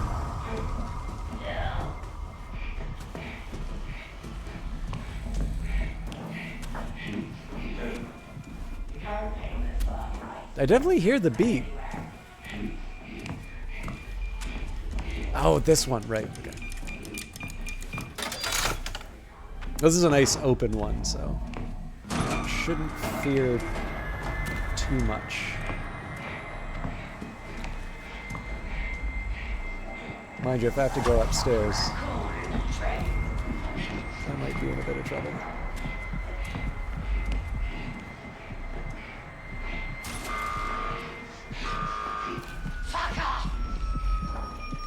So I think one of the big things I've learned here as well is there's no rush. I should probably relax a little bit more when I need to reset these. So yeah, anyways, the Kirby Deck film definitely highlights, I think it was mostly in regards to sort of, like nudity, sex scenes and things like that. And apparently it's, most sex scenes are R-rated, even like really explicit ones, unless they're same sex, in which case it's immediately an NC-17. And definitely his, like the point on his documentary was, the inconsistent standards and the fact that it wasn't just about, this could get weird.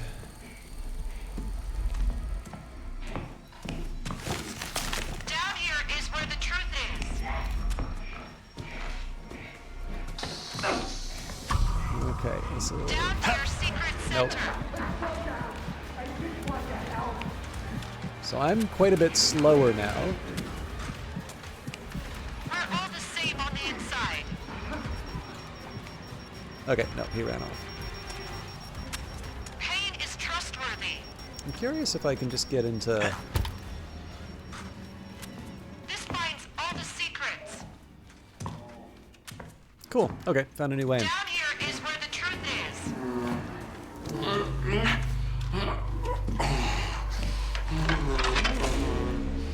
Yeah, I think I actually was pretty sympathetic to the what I think the point of that documentary was. I think it's called "This Film Is Not Yet Rated," and it's a tricky one. I do feel that there was a bit of a rhetorical sort of trick they did with the movie, which was they did two things. So one, they definitely pushed it in terms of some of the stuff that they showed in the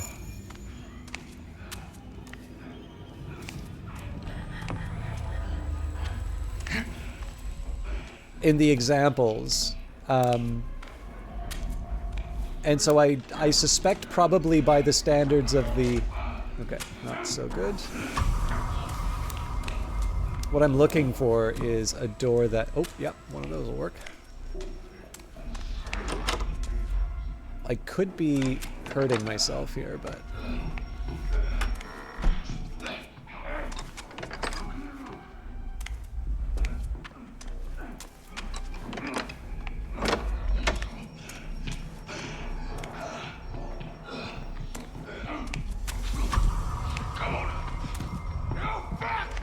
Okay, yeah.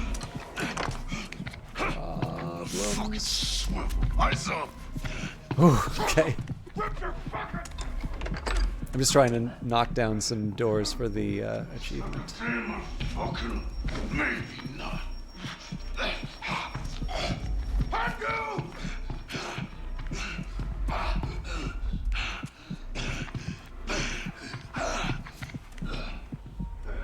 Need to recharge soon. Well, so much for that.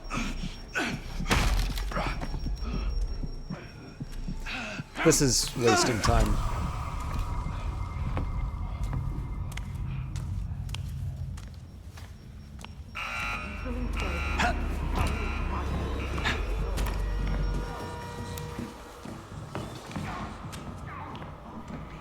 Okay, so not a massive surprise that that isn't bringing me closer to the guy, but I just want a chance to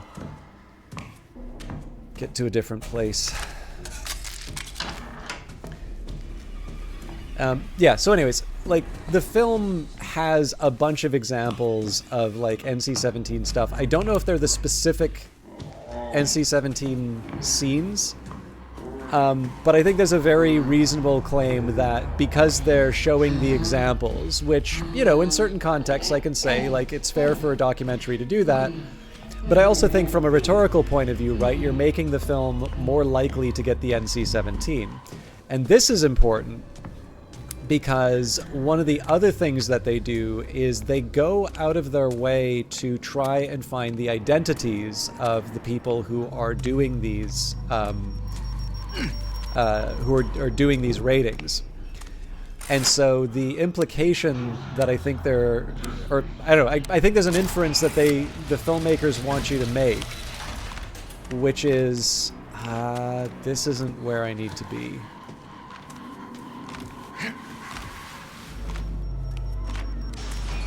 Or, I mean, it could be, but it's... I'm gonna take my chances in this region.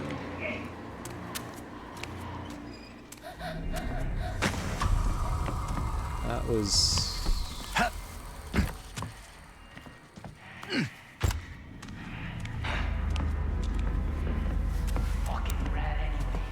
Alright. Oh, interesting. So... this is where I need to be, but I'm not detecting the microwave.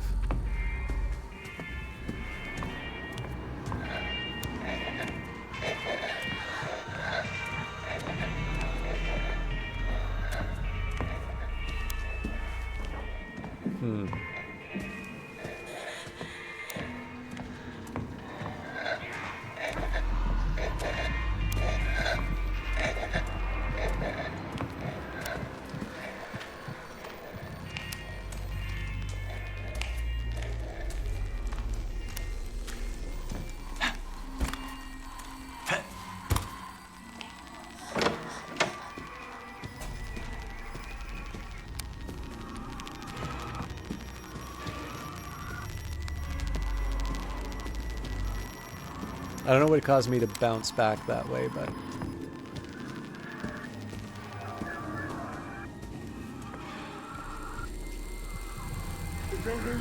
yeah, there we go. Okay, there's 2 bulbs, so I want to make sure I...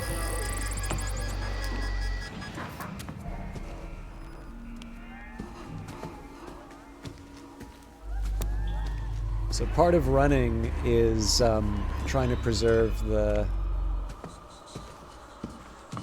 whatever score I've got. Okay.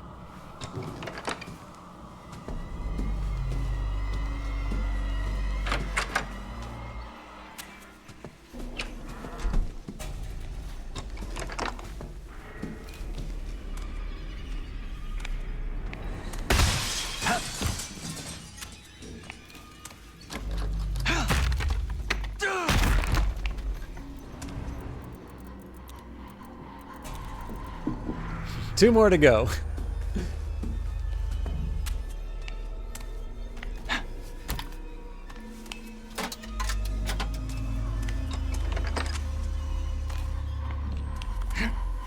I I should be using my master key more often.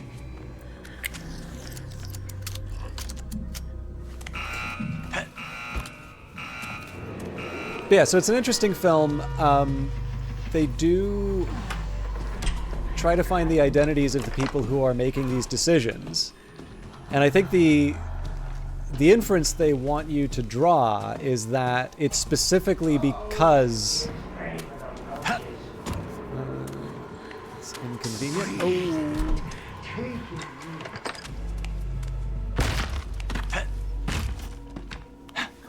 So I'm gonna risk something here. So obviously he heard me do that.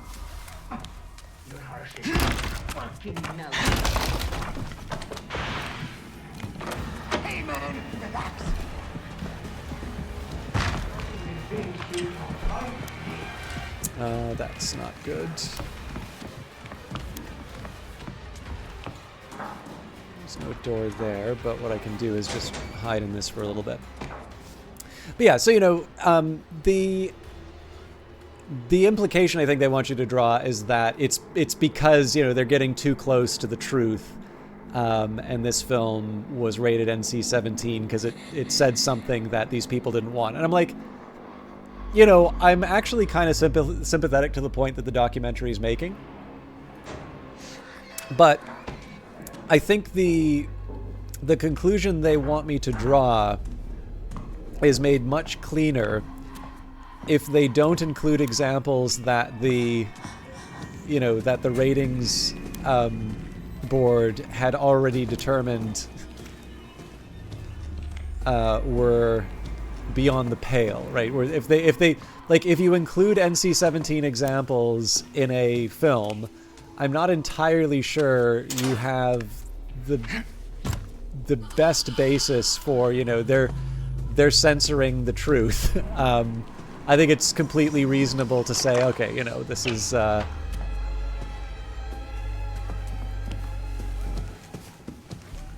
an interesting point you're making, but, you know, maybe you're trying to get away with something here. But I do, like, one of the reasons why I think that's an interesting film, it's an older film, but I think one of the reasons why it's an interesting one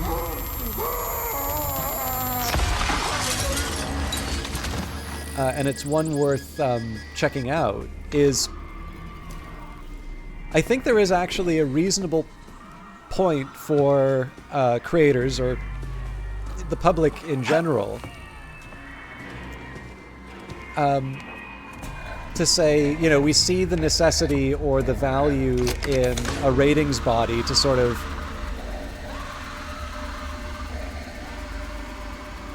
make a recommendation in terms of like what we're going to see, right? There are commercial implications for this. So for a while it used to be that like R was like, you still hear it, right, when people say that there's a you know what, I think at this point I'm just gonna I'm bad at this.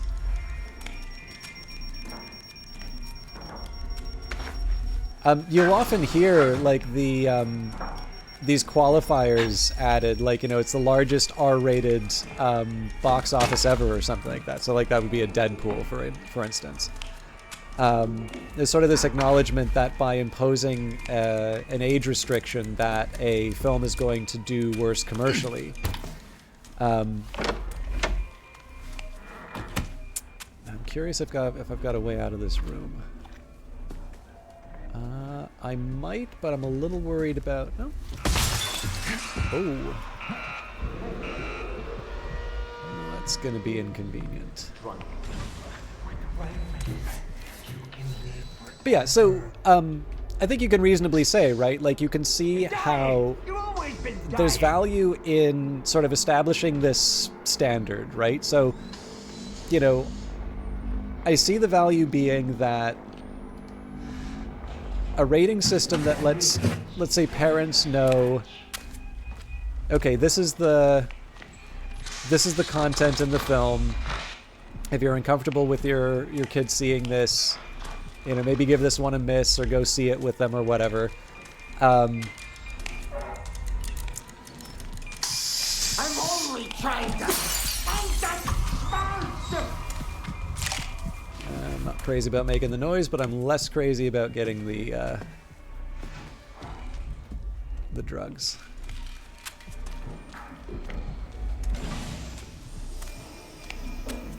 Okay, let's try that again. And I want to get one. I want to get more things to throw, and two, I want to get some more batteries. But yeah, so again, the existence of a body like that, I'm not convinced is a bad thing. Even though it does carry with it some commercial implications, and so as a consequence, some implications in terms of what films get made. But simultaneously, I also think it's really important that it be limited to, like, you do not want scope creep for an organization like that. I think the real danger is that if it starts sort of establishing a set of norms, that, you know, the idea is, it's like, okay, yeah, it is actually okay for, you know, like when Julia Roberts says the word, it's actually kind of wholesome. Or when it's a boy and a girl kissing, you know, that's fine. In fact, you can show everything short of penetration, and like, as long as you're 18 plus, or what was it? You can see it, if you're under 18, you can see it with a parent. But if it's, you know, if it's two women, you know, no, that's,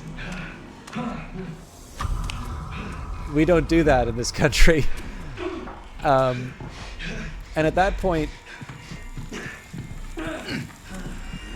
it's tilting the playing field. It's sort of implicitly deciding what you, the viewer, are allowed to see. And that is obviously that's what people get worried about when they talk about censorship. I don't necessarily think it's about, you know, I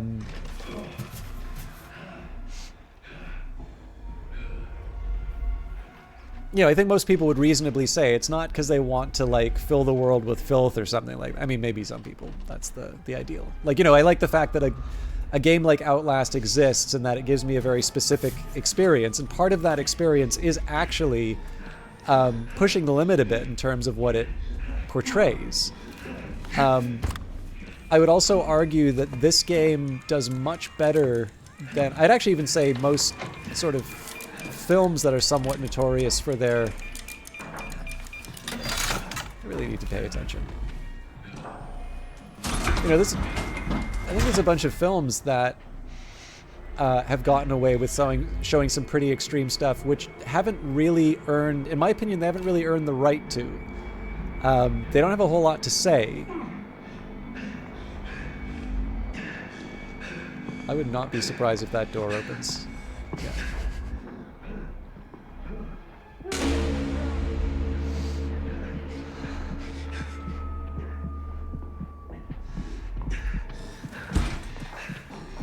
Alright, so hopefully I make a reasonably quick exit.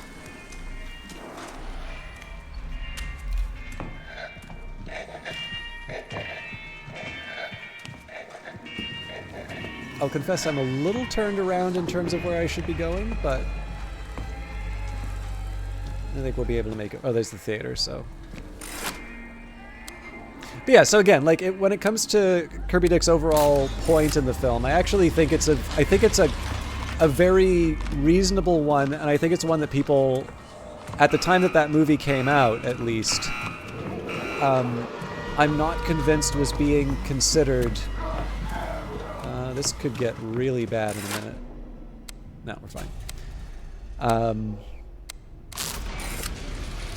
You know, I think it was making a reasonable and interesting point, and it's probably one that people, at least at the time that it came out, weren't considering as much as they should have.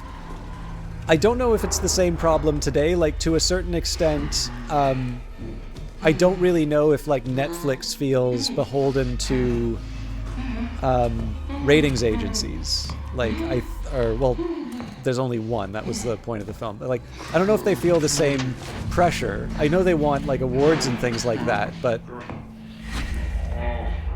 right, I gotta pay attention here.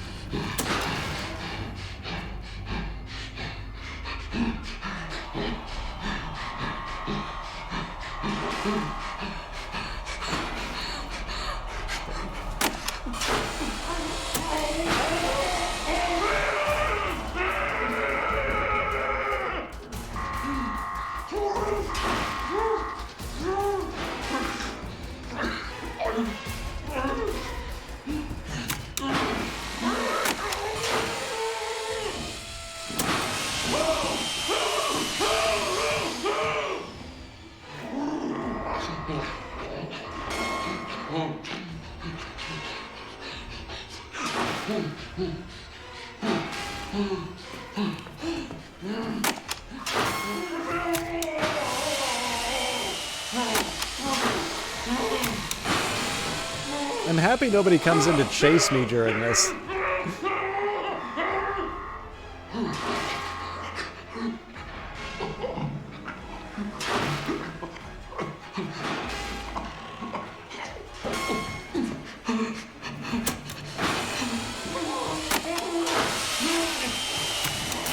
Oops.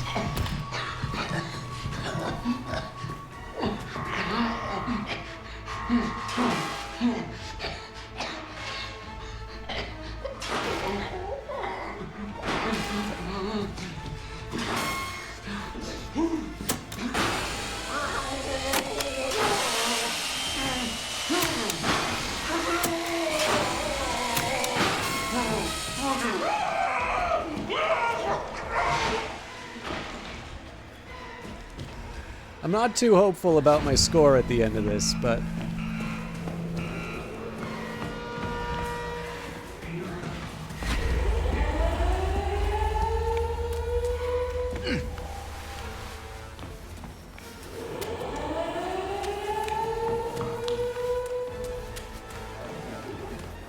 I got all the propaganda right, yeah. Enter.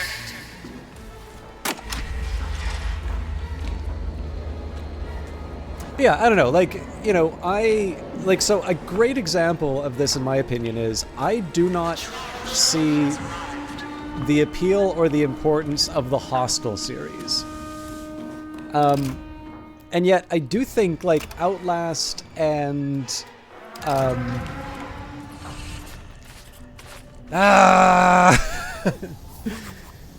once more into the breach. Or onto the breach, I guess is the quote. The thing that sucks about this one is there's no,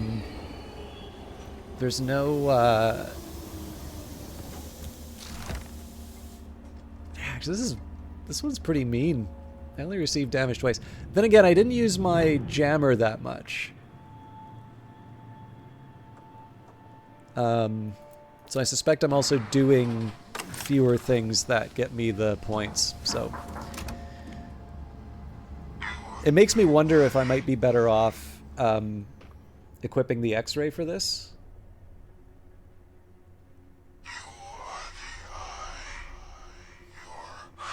I don't know. Obviously, doing more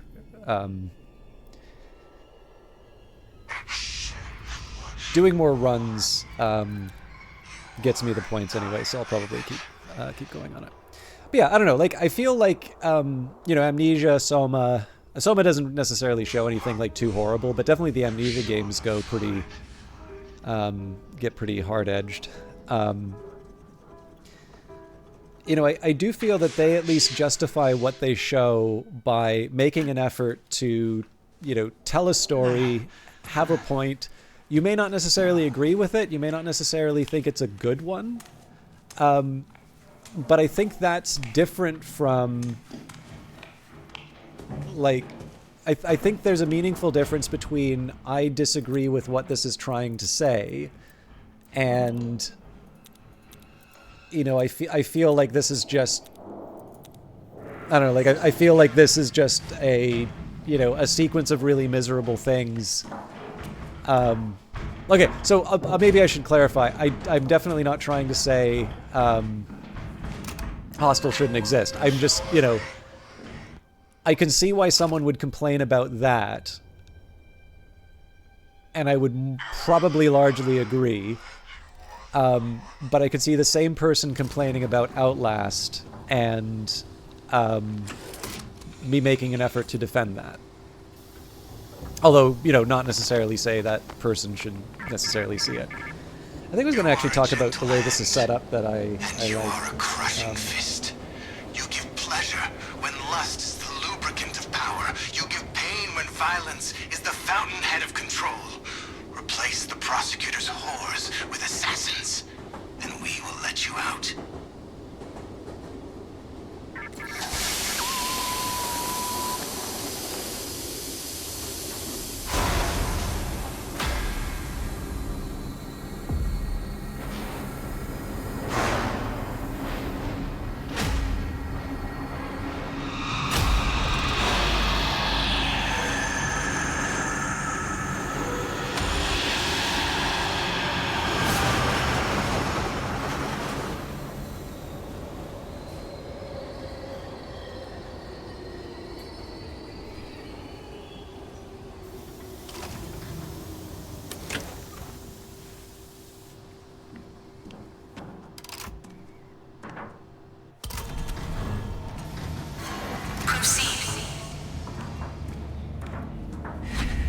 Anyway, so the reason why I wound up on that massive rant was this Fight Club anecdote. So apparently, you know, the shot of the gun, like the special effects shot, was a bridge too far as the ratings went. And apparently one of the Fox executives informed David Fincher, the director of this, that apparently Fincher came back and just sort of said, is like, so you're talking about, you know, sorry, which shot are you talking about again? It's like this one. Oh, the one that was in the script that you approved, the one for which, you know, what did they say? It was like, you know, $2.5 million was allocated and you had approved, that is described, you know, in detail and storyboarded. That shot, you mean? And you know, then come and say, okay, well, let's see what we can do. And all of a sudden, you know, well, what do you know? We really went to bat for you, David. You know, and we got the you know, the R rating or whatever. So again, Biskin's book definitely does a better portrayal of that scene than I do. It's been a very long time since I've read that book, so. But again, like that's a perfect example about why I think a lot of creators do have a very legitimate complaint with the way that system works. It's, you know, I'm probably a little, I actually, to be honest, I think I probably give up a little too much when I say it's like, I can see why this helps, right? Much like the video game rating system. So I think there's like PEGI and then there's like another one. I can see the value of a system like that, and I think it's basically the same story every time, where, you know, the government says, okay, you know, do this yourself, or we will legislate it for you. And, like, of course you don't want the government to legislate this. Like, it's usually, they, you know, they're good at some things, but maybe they're not so good at, you know, rating video games. Like, I don't know, like if you were an American, would you, I did not realize that was Mao there.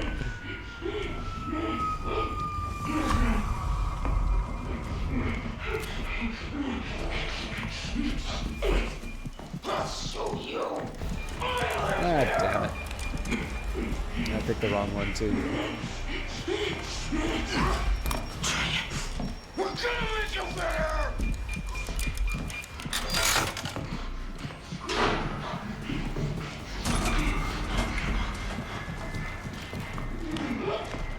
But yeah, you know, like, lawmakers are good at, you know, a certain set of things. We all have our roles to play. But, like, I'm gonna guess, you know... I'm gonna guess if you put one of them in front of, like, Grand Theft Auto 5 or 6... Yeah, I haven't seen 6, obviously, so...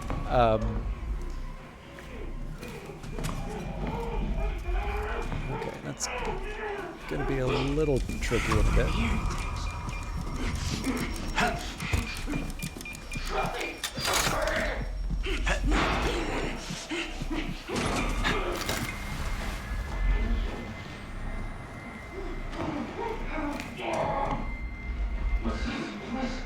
But, you know, I think it's reasonable to assume that a meaningful number of them are not going to appreciate that Grand Theft Auto is satire, right? Like, even though you may have a you know, security company called Group Sex, and there's, or is it Group Sex or Group Sec? Anyways, or like, you know, the stock market index is called the ball sack. Like, this isn't exactly hard to discern as satire, but I know gamers that don't recognize the game as satire. I've genuinely had someone who, like, watched this channel, I won't say who it is, although they don't come around anymore, but said that they didn't like Saints Row.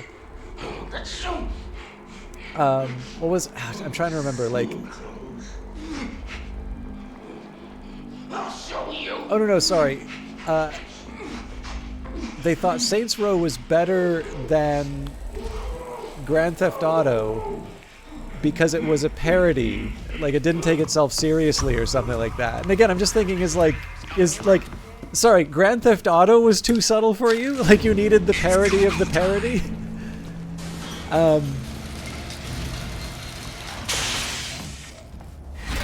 But, you know, again, I think anybody can think of an elected representative who is either through,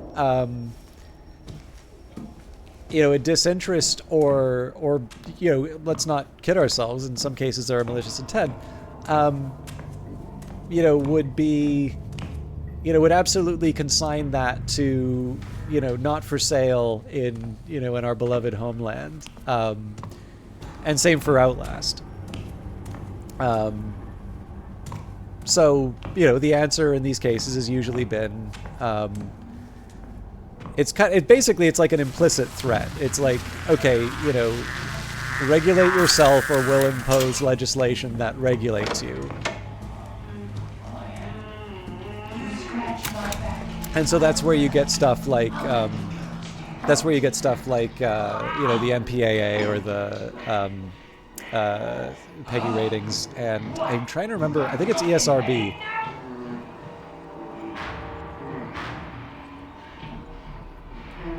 told the prosecutor I'd show him a good time. You get in the way of my friend's good time. You're gonna pray for death, and you're gonna get it. I think he has different threats each time. Like, I think last time he said, you're going to be picking out teeth from both ends. But yeah, so, I don't know, like...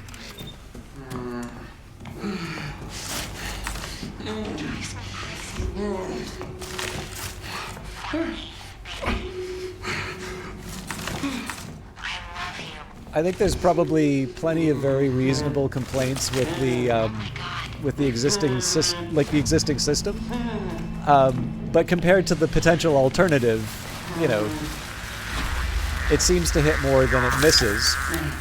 But knowing that the purpose of the self-regulation is to make sure that you don't have this heavy-handed legislation that is sort of dictating norms. I think it's really important that we avoid situations where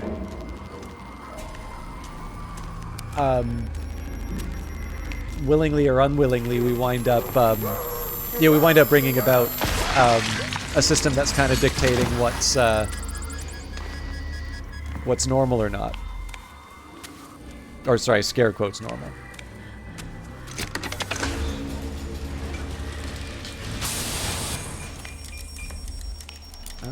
You know what? Let's just get the party started, and I'll figure out the rest as I go.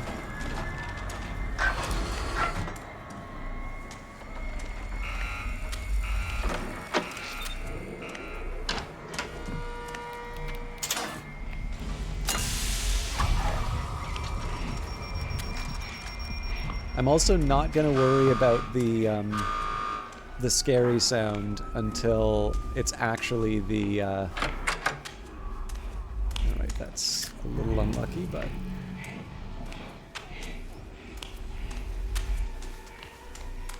Okay, there's a propaganda poster back there that I want to get.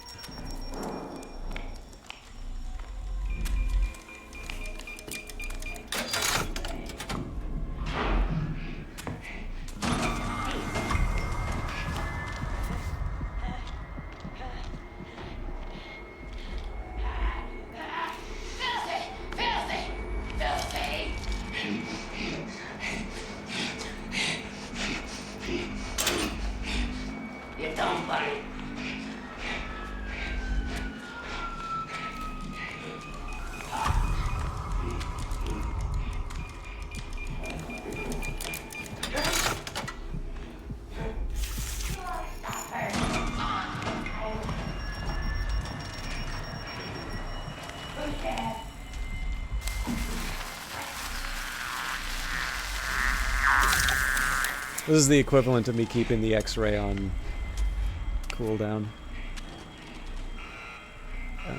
This'll get awkward in a minute. Completed. So I'm definitely gonna wait until the doctor's passed. It just sucks because there's gonna be another patrolling enemy. By the way, I love ray tracing. I never would have thought I'd see something like this in a game. Well, that's no good.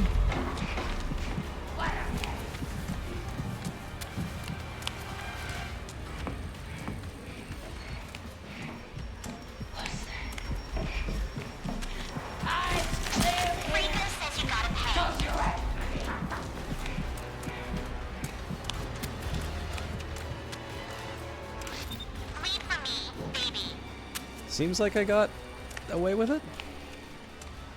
Nobody crosses Franco Barbie.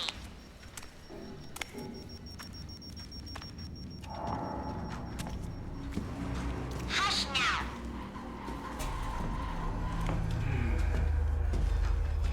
Down to the bone.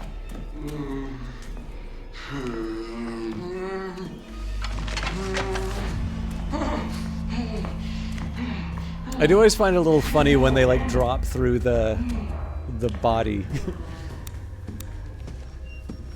All right.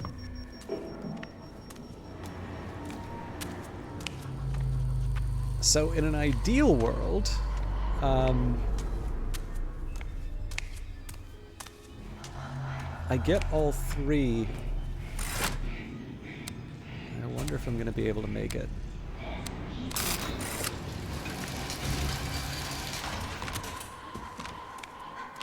Oh, this isn't where I'm supposed to be.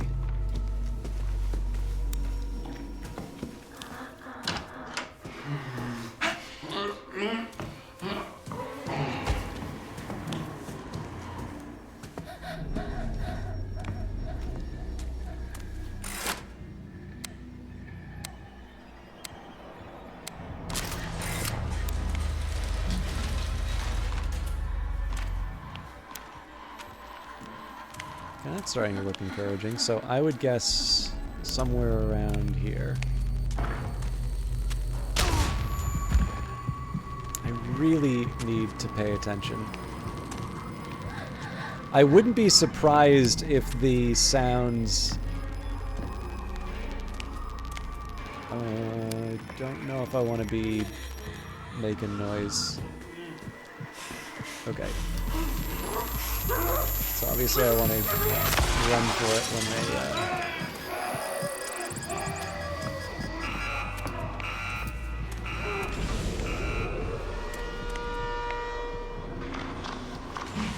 Not somebody I want to hang out with.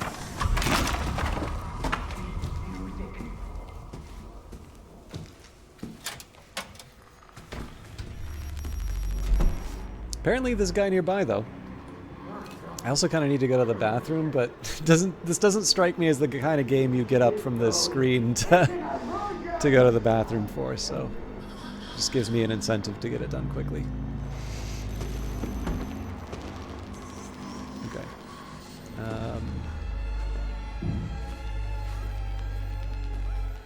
I can see some value in a calculated risk here.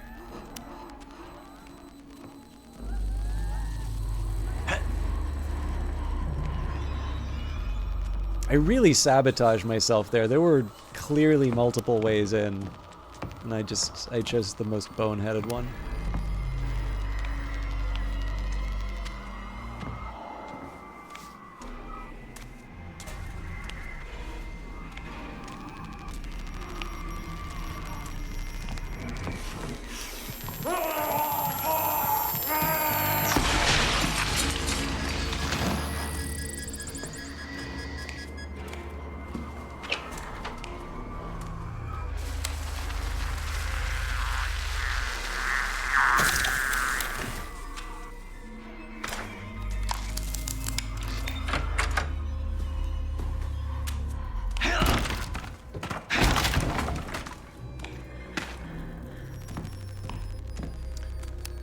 So I figure for this one I'm gonna try,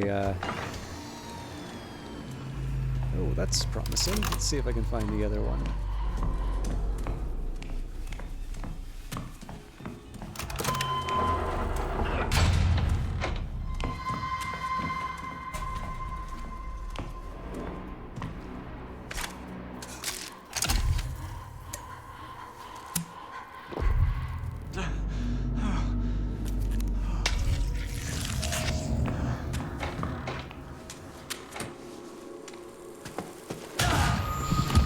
Hopeless. Absolutely hopeless.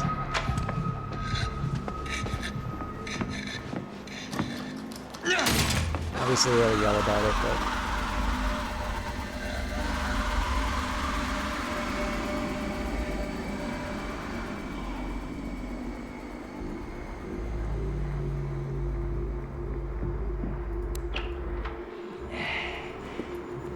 Interesting.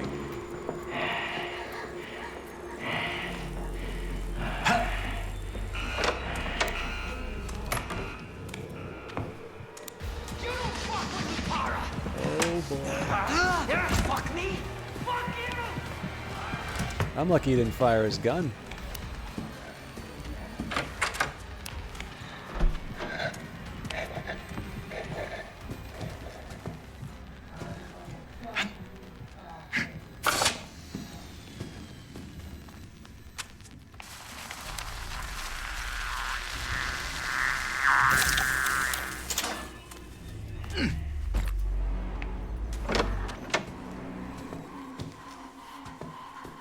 Clearly I went the wrong direction here. Well, I mean I say that, but at the very least I'm not going closer to the mobster who wants to kill me. It may not be the smartest thing in the world for me to make some noise here, but...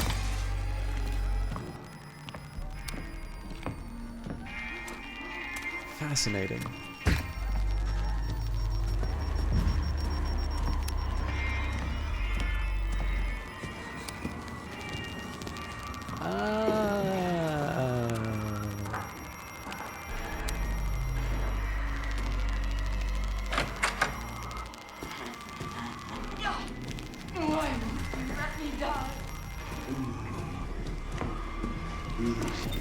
Okay, so that's 2, so I want to make myself scarce shortly after.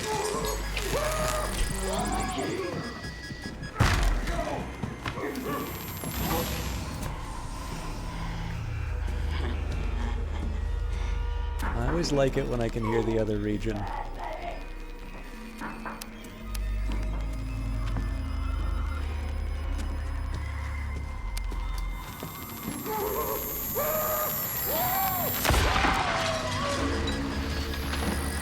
So I think the patch notes had something about the... I could be wrong on this, because there's... I know the community does some research on this stuff, and there's like undocumented changes. But I believe for those enemies, it's like a 50% chance that they run towards you when...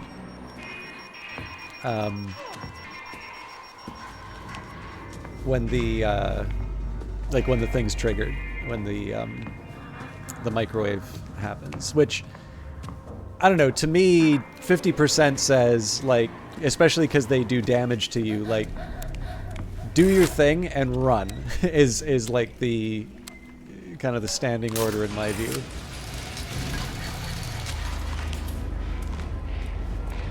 Okay, we have got absolutely nothing going for us here. This strikes me as our way... Yeah, we don't want to be going there, because that's just back to the old place. But given that we don't have any dots, I'm also willing to guess that this is not the right place. I don't think I can get away with... yeah.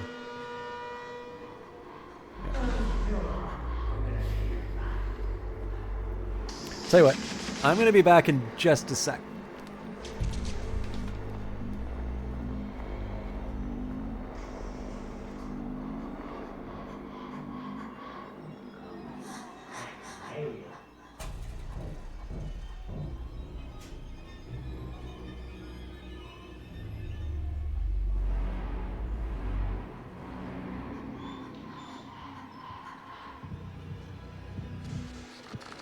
Proper probe is an input and an output device both. Same for a drug. Relax, baby.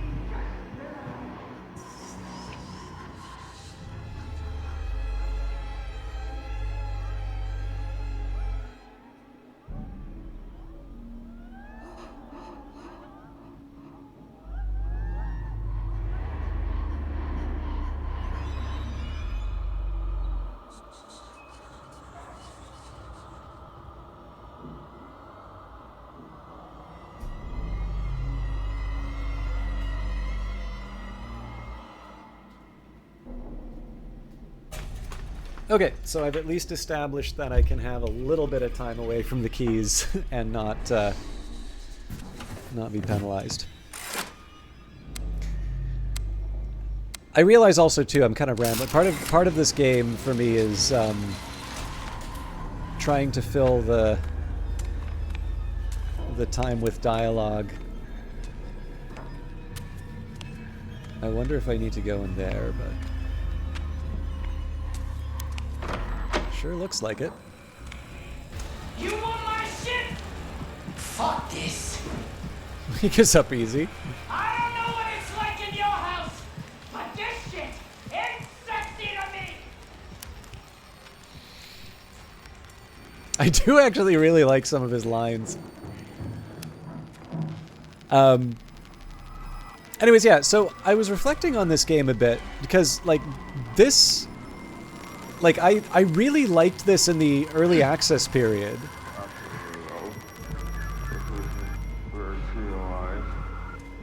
Okay, more than one, so gotta be careful.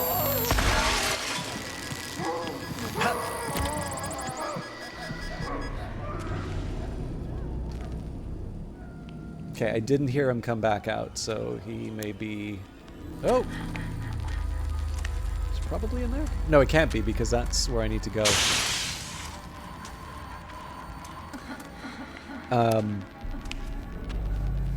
Yeah, so I feel slightly apologetic to the team behind, I think it's Behavior Interactive. Like, I have tried and really don't like Dead by Daylight. Okay, that's a pity.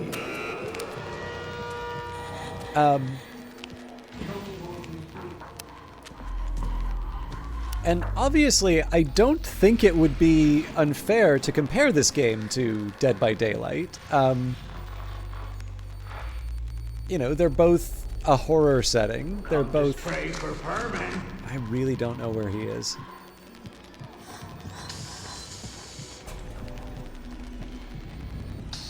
I mean, so long as he doesn't board the bus, I'll be fine, but it'd be nice if I can make a little bit of progress.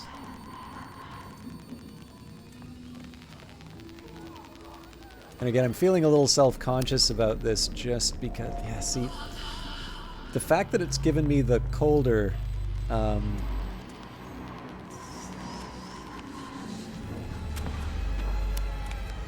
right, I might be inside here.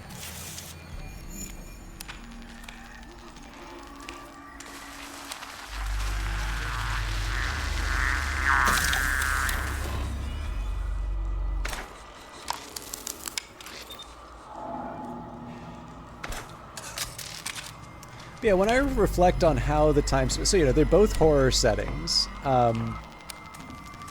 Definitely.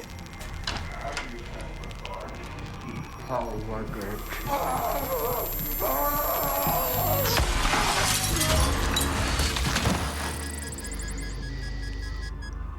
Definitely, the time in the game is sort of spent, you know, doing these. You know, these objectives. It's like you're doing some homework while hostile forces are trying to take you out. And, you know, some of the tension comes from the fact that while you're trying to... I mean, like, I think there's basically a formula for how the tension is built in these kinds of games, which is, you know, you're spending the time trying to do the thing, right? And it requires some concentration, you know. I want to get the sequence of sequence of inputs right. I want to, you know, I want to find the key. I want to find the, you know, the objective. You know, there's a number of things that they'll get you to do. But because there are hostile actors in the area, if you just focus on that, then you're going to wind up dead. Okay, that goes here. I don't think it's bad to start the...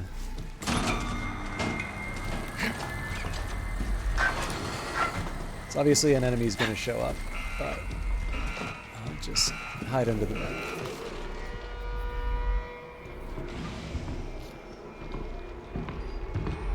Sounds like a big guy, but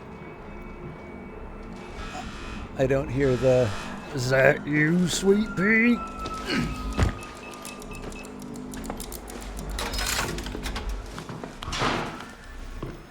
That was a big guy. Big girl? Big girl.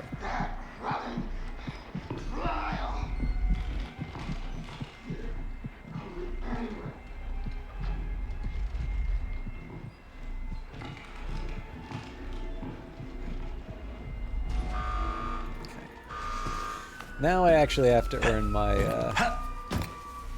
my win.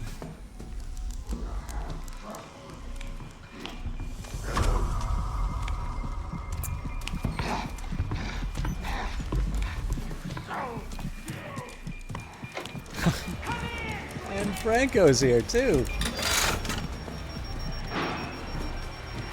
Can't go under the bed.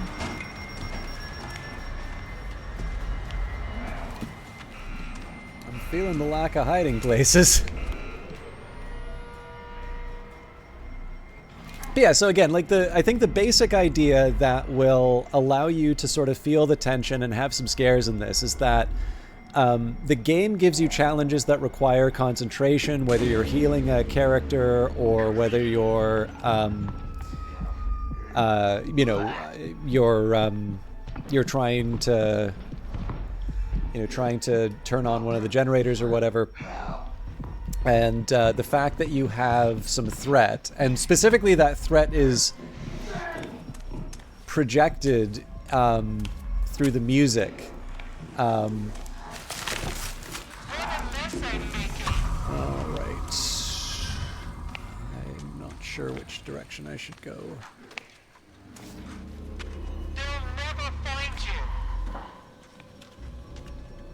For the most part, I kind of think that's the formula, right? Like, it doesn't mean... obviously, innovation is going to depend on people's ability to find new spins on it, or to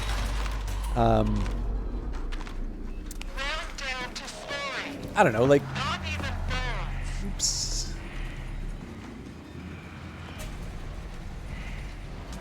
The best place to hide a body is everywhere. They'll never find you.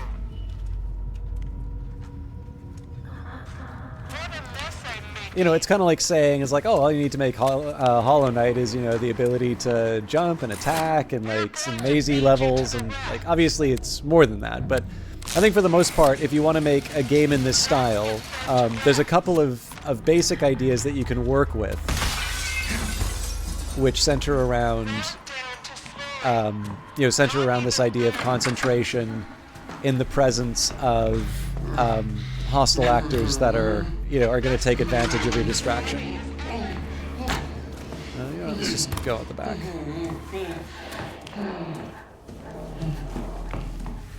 Now, you know, there's some... It's really easy to make superficial comparisons between the two games. So what I was thinking about was, why do I really like one? Like, I obviously, to the detriment of my viewership, have streamed this more than once.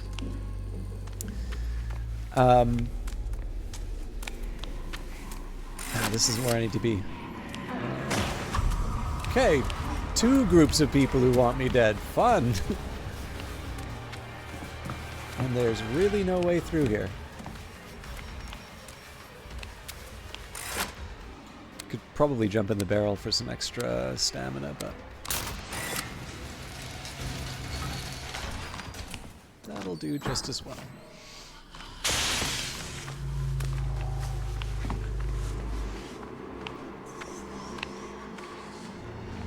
Upper level. So technically I didn't really check this area out that much.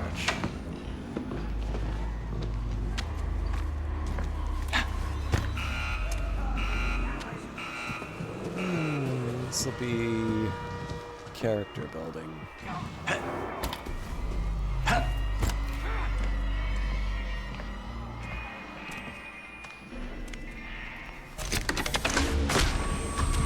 Well, thanks, Franco.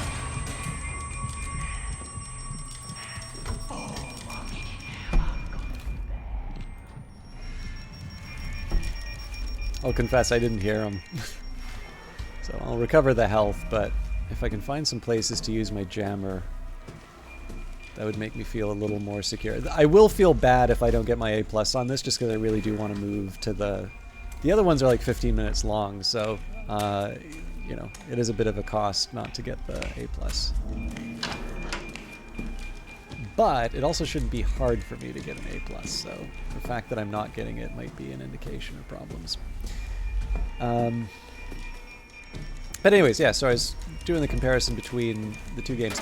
So one thing for sure, and this is very much a personal preference thing, is the PvP. Now, it's worth noting that this game did add PvP, so it's not the full explanation. So I was reflecting a little on this as well, and I think one thing I can say is that the PvP nature of Dead by Daylight,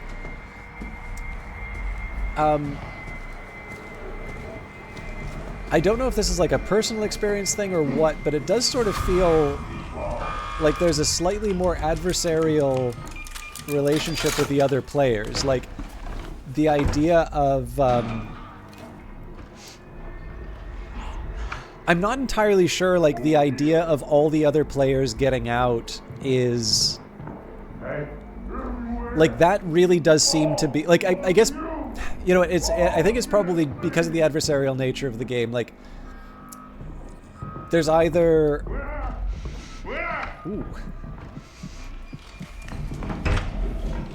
So there's either success for the killer, success for the victims. I don't see which one of these is down. It sounds like this one.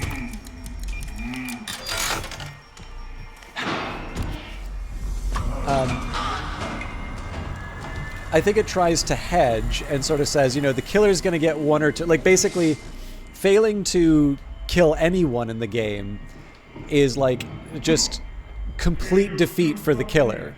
You know, so like the killer should feel bad for survivors coming out.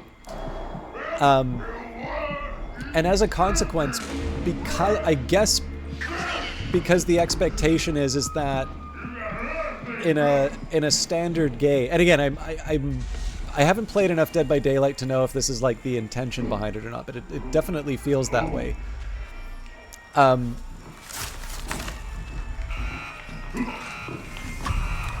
I do feel it kind of creates a situation in which the... I'm a little turned... Ah, damn it.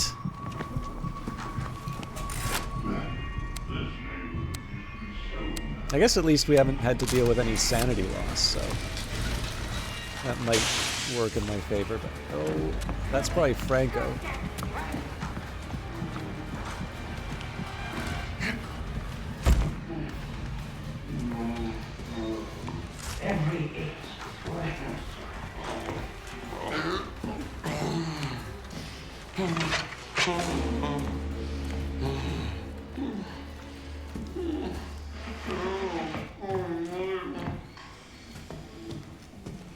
Be careful, but yeah, so I don't know if the consequence of that choice, if it is a choice, if it creates this feeling among the victims that, you know, there's sort of, I'm trying to remember this isn't like The Boys where they talk about you know, like officially every mission is supposed to have, you know, all survivors.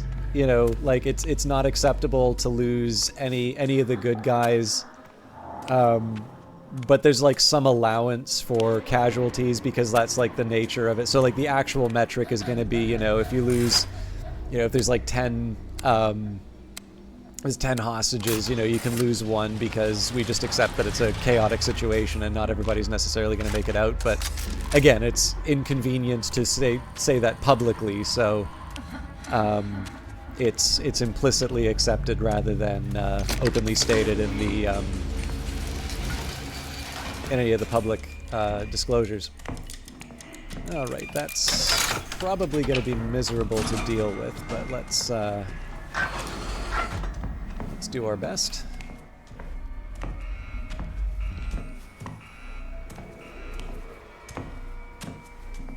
Sounds like they're actually upstairs, so I might not be working in my interests doing this, but...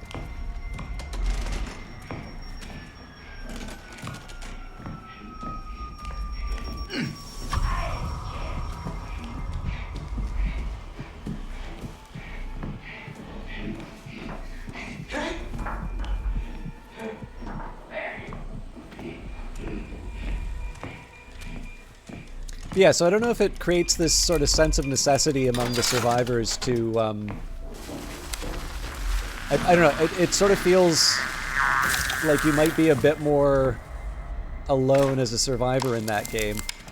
And I can see the rhetoric that people would have of like, you know, that makes it feel more dangerous, but the fact of the matter is that I actually don't have a lot of fun playing... I don't have a lot of fun playing Dead by Daylight. And also, I think part of it is because the PvP nature means that what you're up against tends to be kind of the same thing. Like, I know there's, like, variation in terms of killers and stuff like that, but, like, for the most part, right, you need to have some approximation of fairness between the killers and the victims.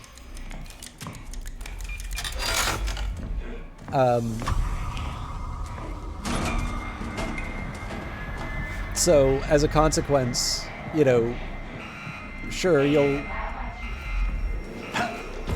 see variation in terms of, like, new killers being introduced and so on and so forth, but for the most part, like, there needs to be a well-defined set of things that you are up against. Otherwise, that's when it really does start feeling unfair. And of course, it's the nature of the problem, like, so it's kind of got to be balanced between the players, because again, it's adversarial. And I think what the Outlast Trials has going for it is, because at least its core was player versus environment, you get a lot more variety in terms of what you're up against, right? So sure, there's a kind of a standard routine here of me, hiding under a desk, worried about the maniac that's going to do me harm in here.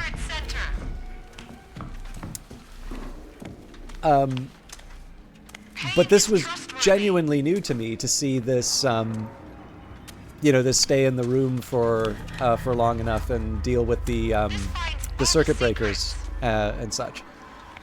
And I think that's kind of interesting. The introduction of new prime assets, like Franco Barbie. Again, now I have to deal with a ranged prime asset. That's going to make it a little bit, that's going to make it a bit more complicated. And prior to the invasion mechanic, I'm not entirely sure. Like, it almost feels like you do have different grades for everybody on the team, but it does sort of feel like you, I don't know, like if everyone doesn't make it out, that doesn't necessarily feel like a win, right? It's not, well, at least I got mine.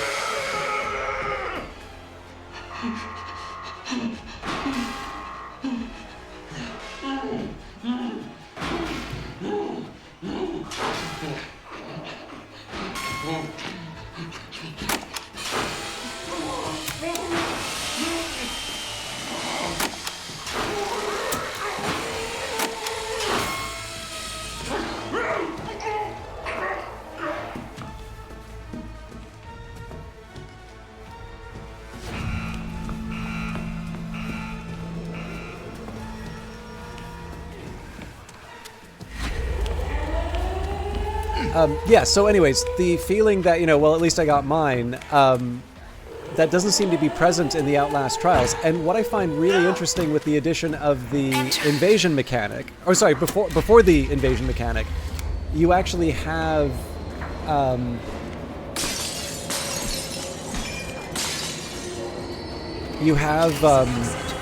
these wonderful moments where if you're in multiplayer with someone, someone who looks like your teammate comes in, but their name is misspelled.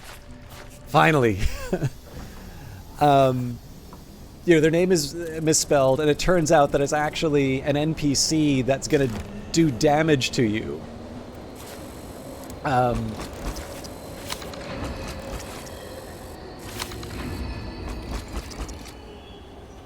right. I can't remember if I've got the next set of amps, so after we leave the sleep room, I'm going to do some shopping.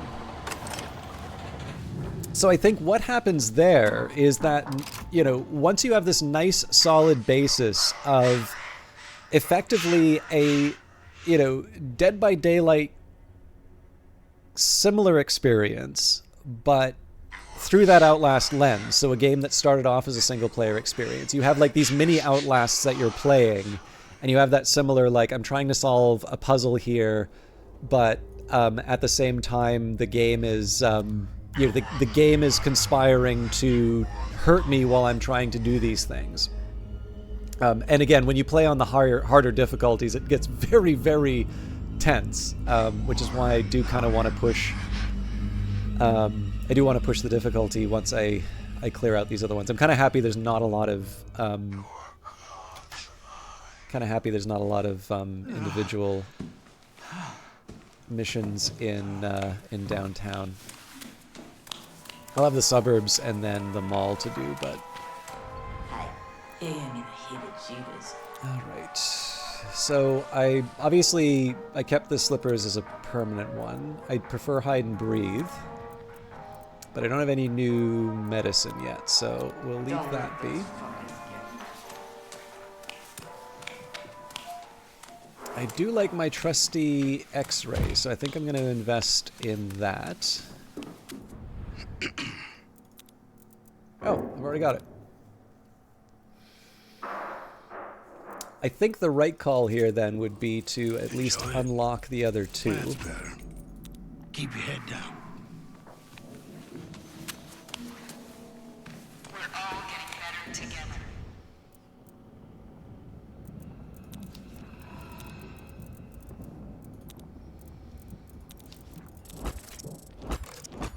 Probably should have done this earlier because I do get levels out of it.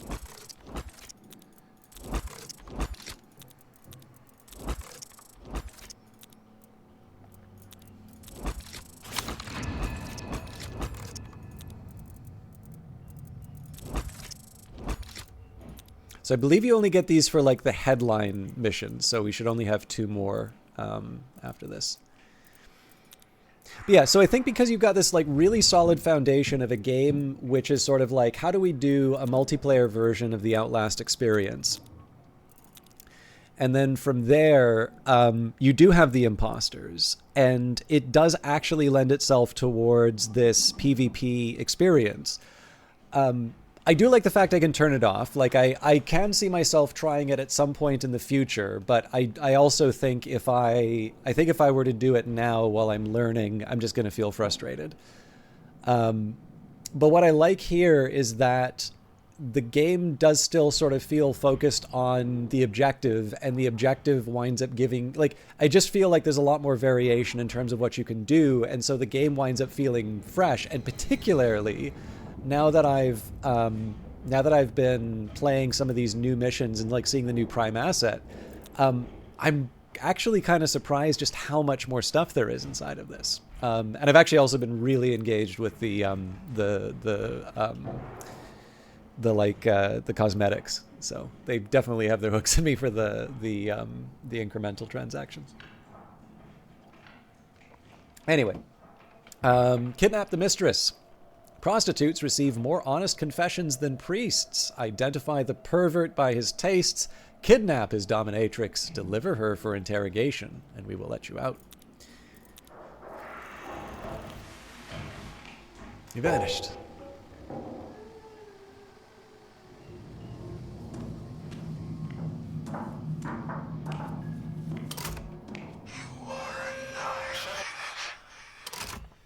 And again, it could also be like, you know, the obvious answer to the Dead by Daylight thing is like mad because bad, but I think the real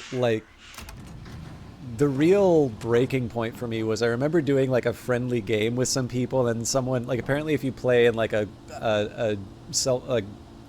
me get past the brief.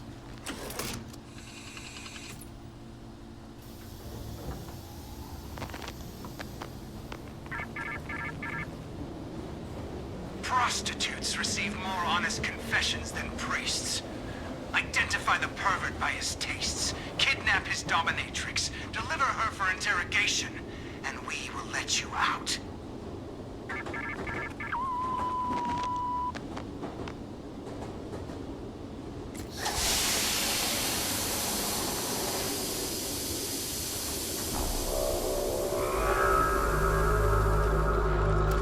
So yeah, I think the story, like, apparently, like, you can, if you use consumables in a quote unquote friendly game, like, they don't get burned.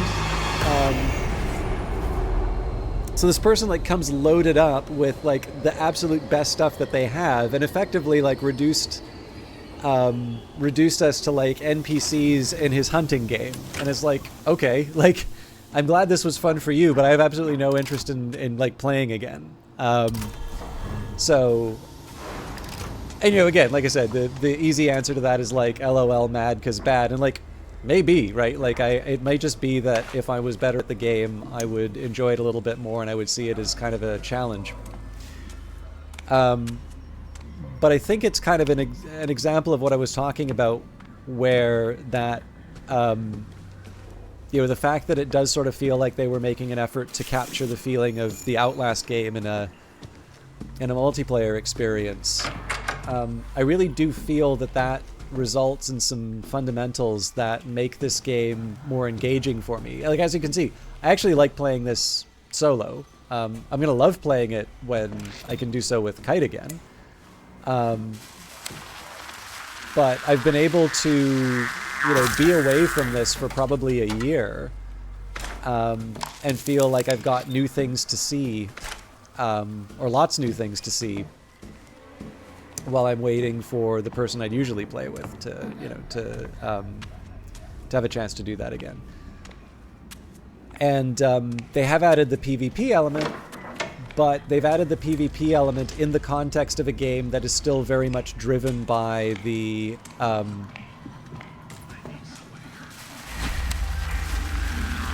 yeah. Let me.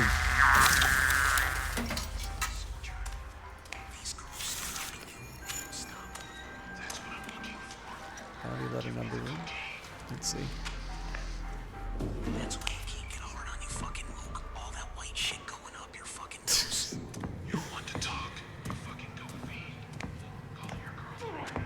I kind of want to know what it was like to record these. All right.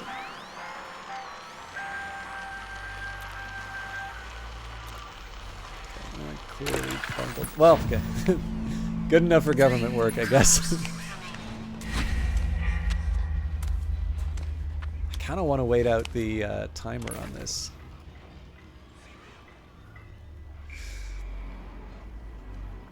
But yeah, so the when you add that PvP element, like the invaders, I believe, are also targeted by the population. I think it's kind of a teams element. So I think I think the hunters wind up, like if you're not actively involved, you see cameras and you can sort of point out where the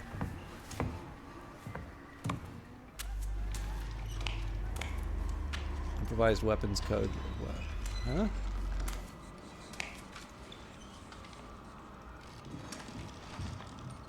Letter and number.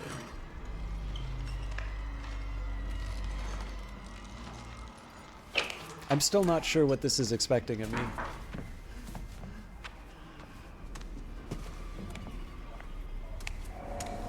It does also say follow the cord, so I don't know if that was just for the first one or if I...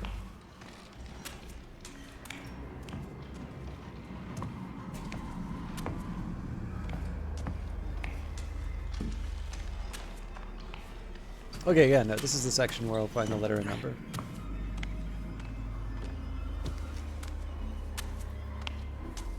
I think I kind of get what, I think at some point it's going to ask me to identify the mistress.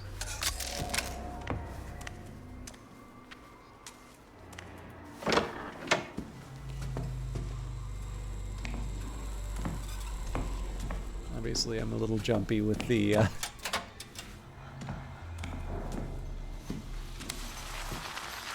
red lights. It is a shame that I haven't been able to find any of the barriers. It would definitely be easier to find them in the harder difficulties, but again... One of the biggest things I've actually noticed with some of these later ones, and why I like doing the easier starts, is the Toy Factory is a good example here. Sorry, I realize I kind of moved on from the structure that makes Outlast Trials a little more enjoyable for me, but I can get back to that later. Although I forgot the point I was going to make. Now.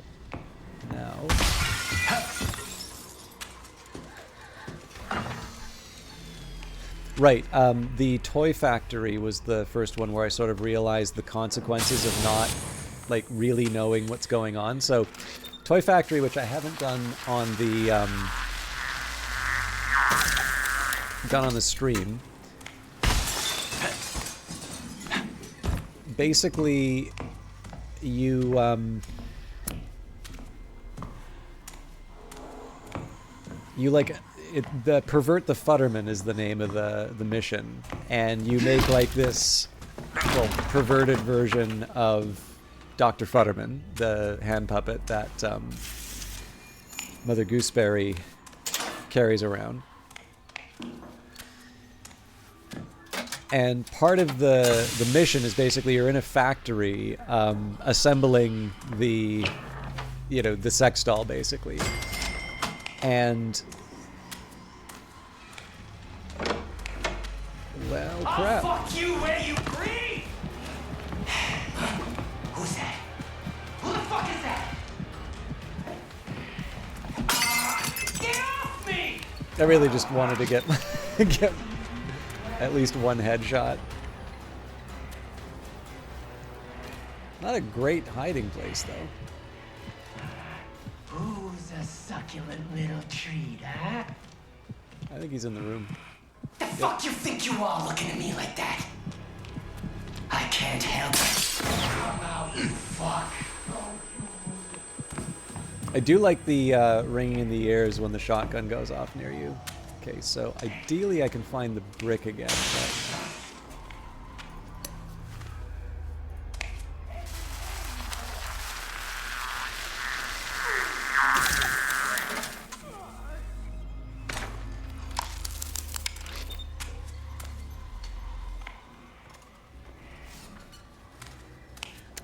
I'll find more goodies.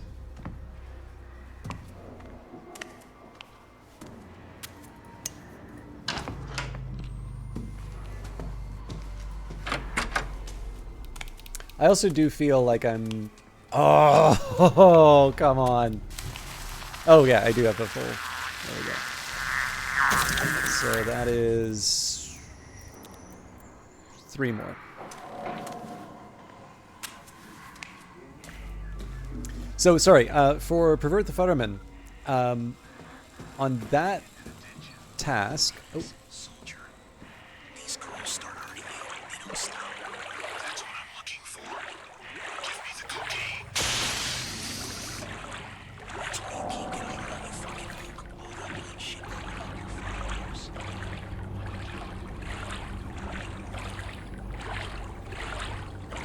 I haven't seen that before.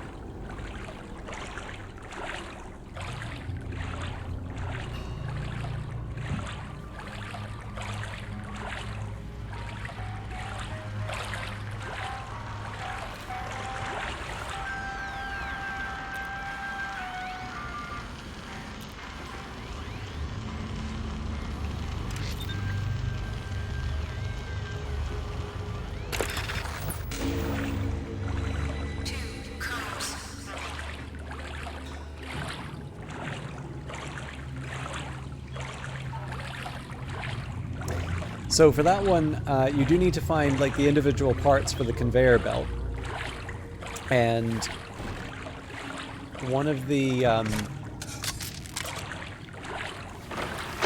challenges that you face is that you might have like a box of wax, let's say, but that doesn't necessarily mean that you found the correct one. You actually need the numbered one that it lists. Now, I wasn't aware of this when I first saw it. I think I probably just like misread what the instruction was, which is very common for me in this game. But what was nice, like, so if you pick up the wrong one, it blows up, and then there's one which like relies on black light for it. There's basically a few different ways that this game sort of punishes you for picking up the wrong thing or not paying attention to the puzzle. You've seen that with the Simon Says game, when at the end of the sort of the headline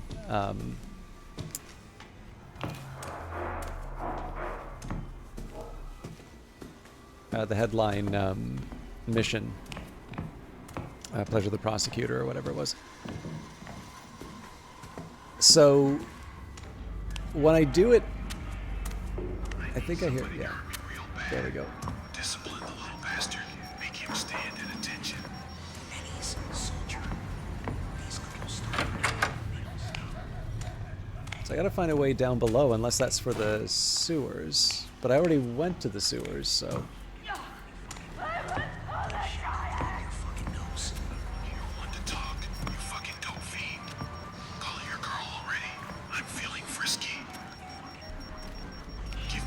It's definitely not one that I've, Oh, here we go.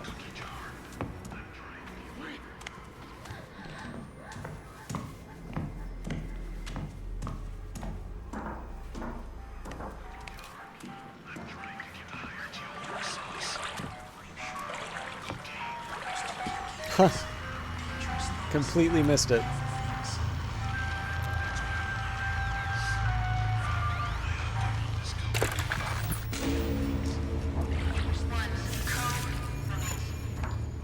So for this one, I think I need to go back to the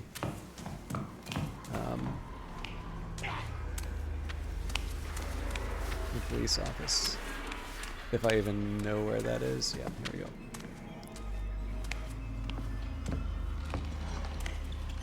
A3, so I'm looking for the hand drill eventually. Room.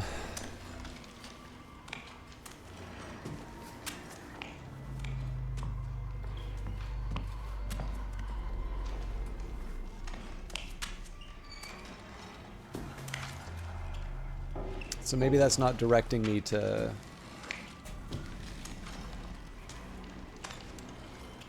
Maybe that's not directing me to the locations because we don't have a body or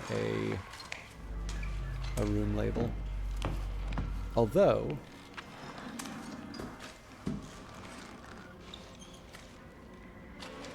It really does sound like there's a radio nearby, but I think I'm just mistaking the creak of the...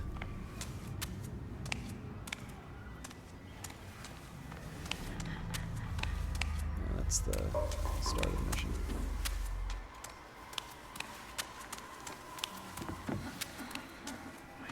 The funny thing is, these aren't... Like, the levels aren't that big. Like, I'm probably being very stupid right now, but...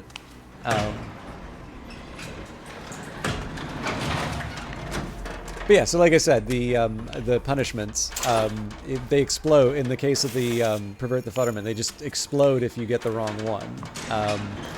And so I sort of feel like having those experiences in a low-pressure environment, you know, set you up in a positive way, in the way that, like, doing it right once on a lower difficulty level, just like by luck, and then suddenly finding out, oh, turns out this thing kills me, you know, just feels a little bit nicer. And obviously the reason we play Outlast games is to have them take it easy on us, right?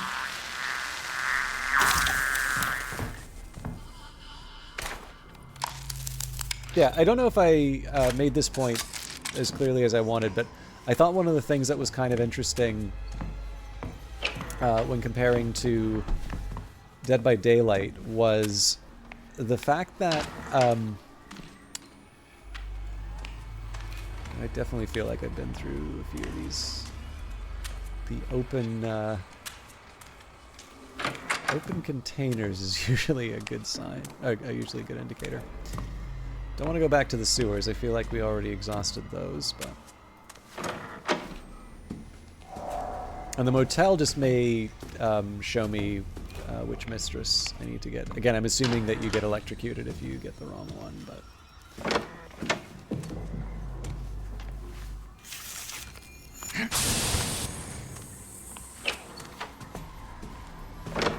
Or maybe it blows up.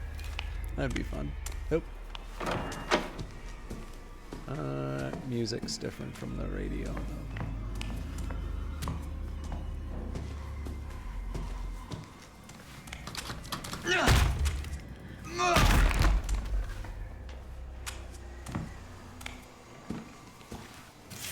definitely sounds like somebody opening the door.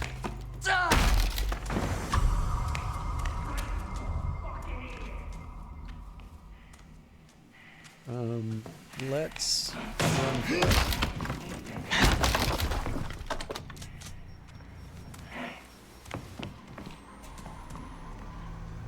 So obviously I've been here before, but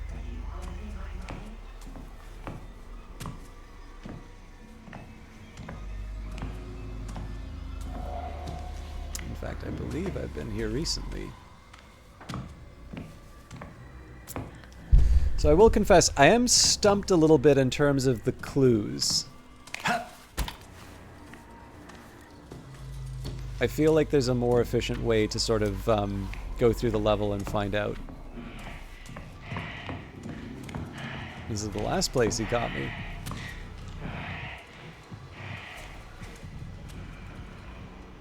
So maybe worth investigating just because I didn't really...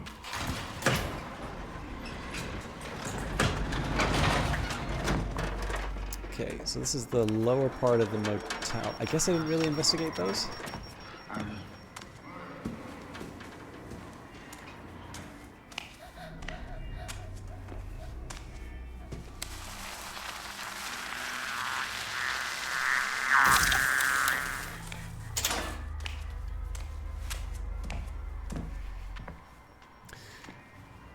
Yeah, the point I was trying to make earlier was that because the invaders in this, I believe they do need to fight the main populations. I can still sort of see how it might not feel great to sort of, I don't know. So the thing about invasions for me, I'm not even necessarily fond of them in Dark Souls. I accept them in Dark Souls, and I like that they present them in a way, it's like a trade-off, right? Like by choosing this advantage in the game, I'm also opting into an experience where, you know, other players are going to try and take me out. So it, you know, at that point it becomes sort of a judgment call in terms of whether or not I want to take on that that particular challenge. Usually, in my view, what the game gives you is not enough to justify the PvP, so I don't do it. Maybe means I'm missing part of the experience. I don't know, but.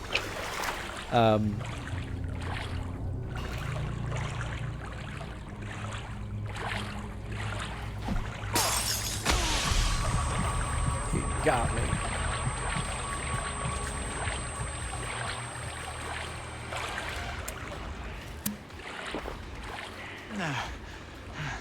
Lot of holes around here.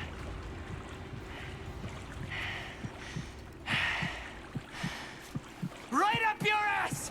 Just like your fucking mother! Baby's cold. Baby wants something warm to cuddle up in. This is beneath me. Maybe it's not a bad idea for me to just go a different direction. Well, I mean, I tried last time, and that's what left me in this predicament. Big problem is that the slow movement combined with his shotgun. Okay, I will try the lower sewers just on the odd chance I missed something.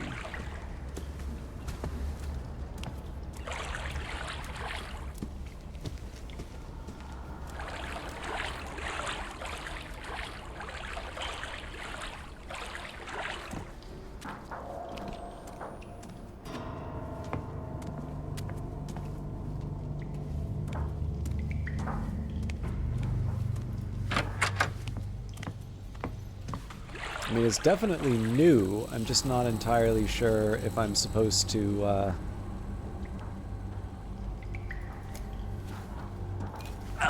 expect an objective here.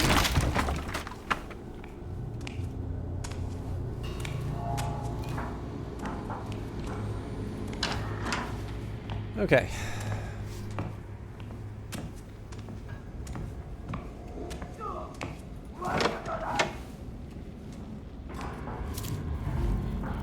Oysterman Journal. So I've been getting a lot of Murkoff minutes, which I am assuming means I'm not getting anything out of that.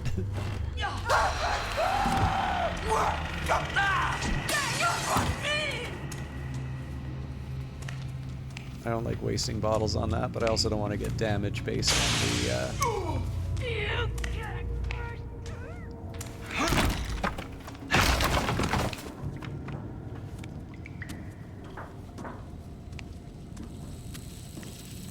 I mean, we're just back to where we started, so... let's try going upstairs.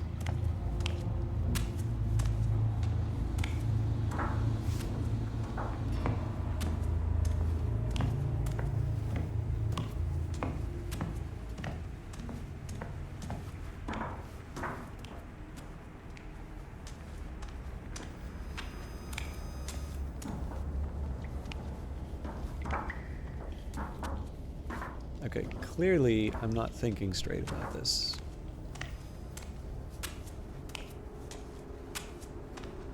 That or the exit doesn't necessarily indicate... seriously? 2 bottles on this? I mean, it's nice. They've definitely put them in cramped areas, so it does force some nasty choices. Just...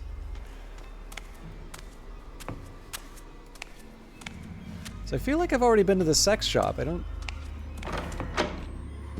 think there's anything there for me.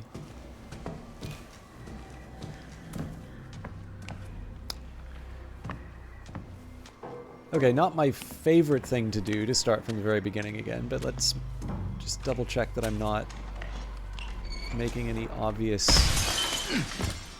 mistakes.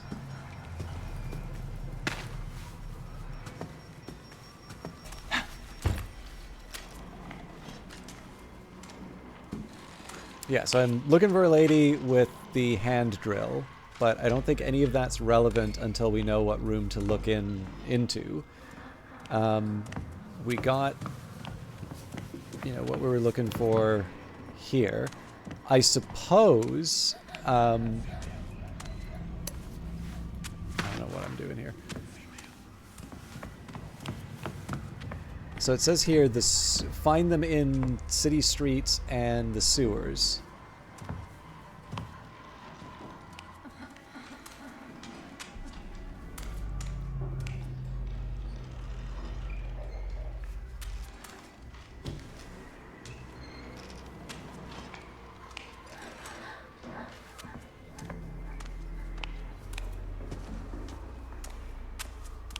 So I'm just trying to think. I guess the only 2 I've ever found have been in the sewers, come to think of it. So this is obviously city streets here. But I'm also willing to guess we probably haven't gone to this part yet. We definitely went into the photo booth. No, okay, we have been here because we went to the motel. But let's keep going with this city streets hypothesis.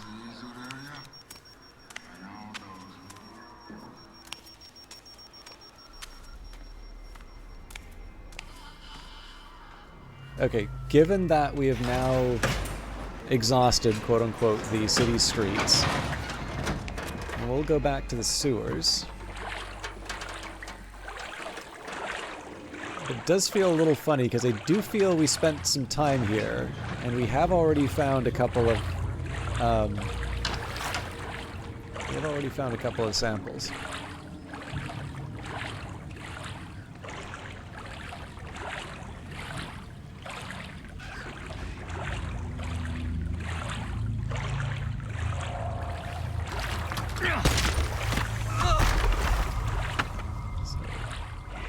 Probably means Franco's. Drink you like a fucking milkshake! I'm gonna make you into a warm place to curl up in. Yeah, you run, you piece of shit!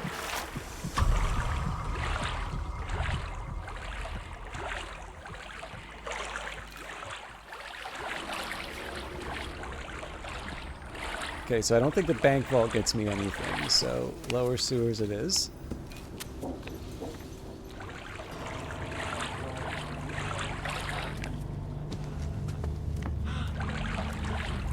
So let's ignore the motel.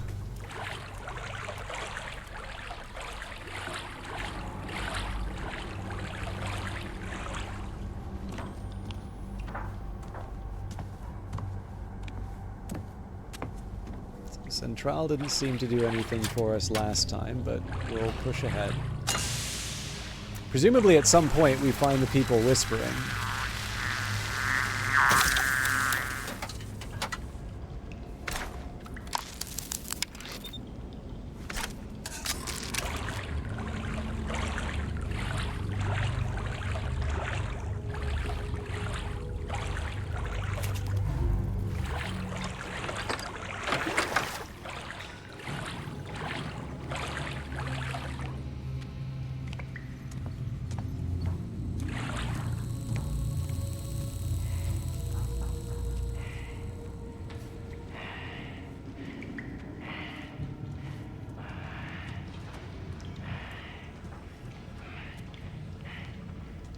Yeah, so the problem here is that if this is it for the sewers, then I'm left with the city streets. Must be a Boniface in this backwater can put together a wolf milk. Is that a, like, founding of, like, Romulus and Remus reference?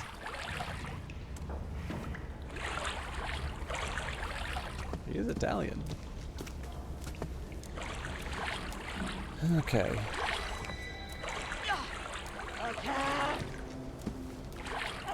So I guess the thing here is we haven't seen any evidence of additional radio sections. This we've obviously already covered.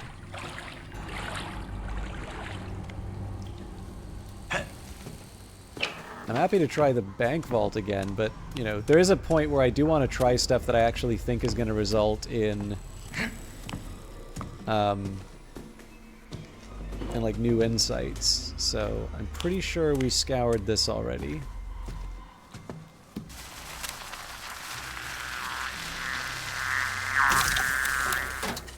I mean, my outside option is always just systematically, room by room, section by section, you know, garage check, motel check.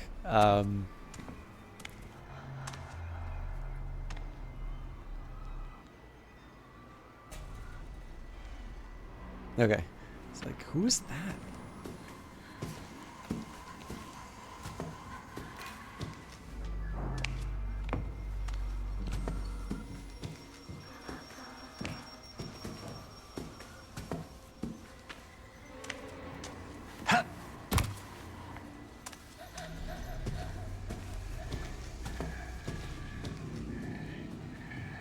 Reminds me of a weekend.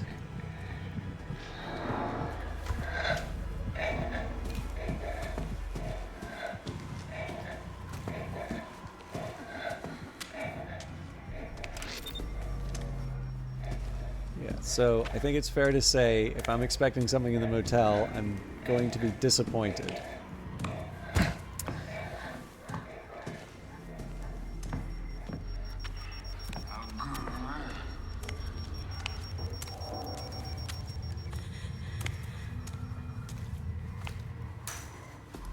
Leave the sewers alone. Snack bar, again, I'm pretty sure we've already checked all this out, but...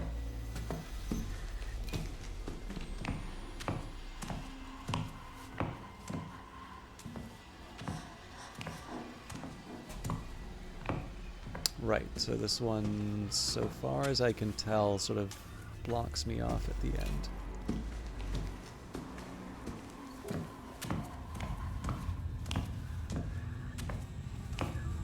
I also kind of want to get used to seeing what the various implements look like, because presumably I'm going to have to hunt people down on that basis. This one, okay, that's the fascinating.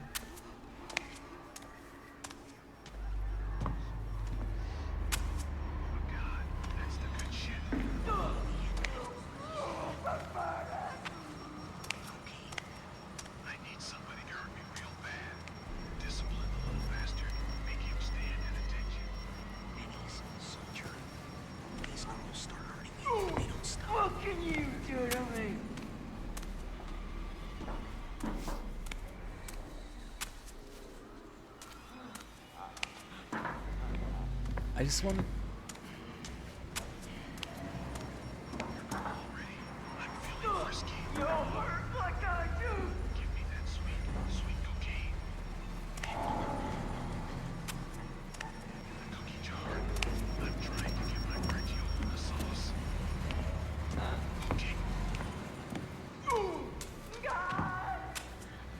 I'm just trying to allow for the possibility that there's one more,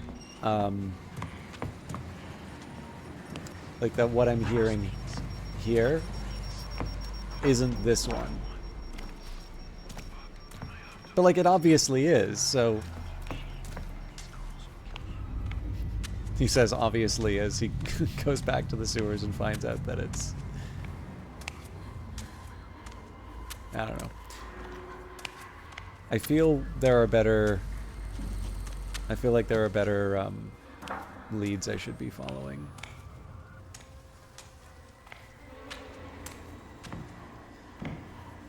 In fairness, I don't know how I justify the streets in this room, but...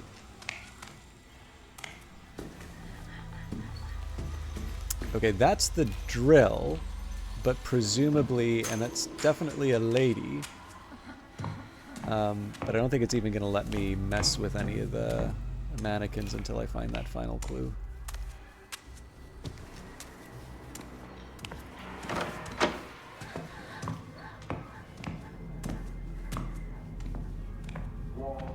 Okay.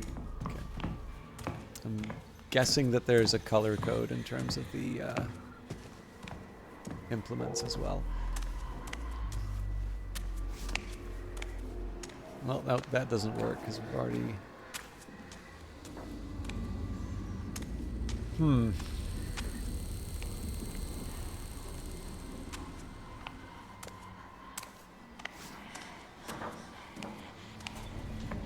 Wait, but these are the guys we were already talking about, so...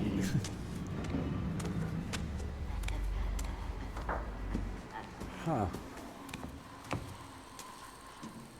This is definitely one I feel like after doing, I'm probably going to take a peek at the wiki just to see if there's a system in place that I'm missing.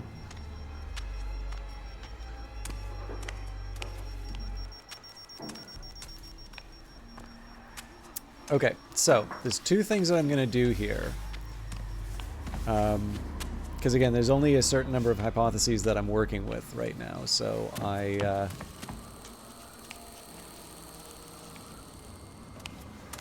So, hypothesis one, that maybe I did find these guys, but I am in fact hearing an active, I am actually hearing an active clue. And the way I would determine the difference would be, do I hear the conversation with these guys? Right? So it would seem to me, again, it may not be those two specific guys. It might be that there's another conversation nearby, but the fact that I'm hearing this...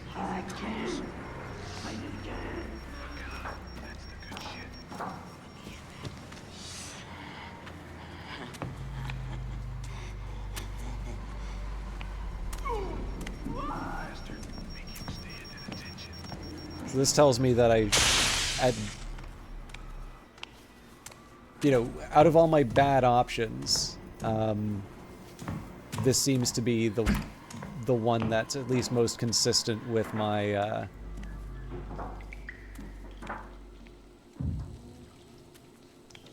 working hypothesis.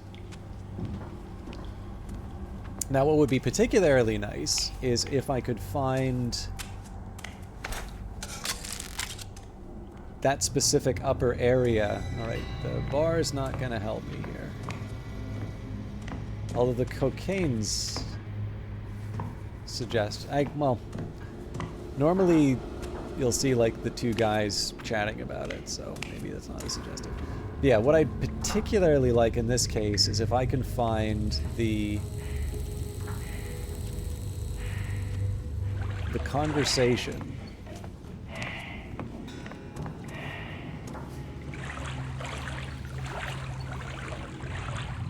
Like, basically to be able to point, okay, that's the area where, like, the line's going down.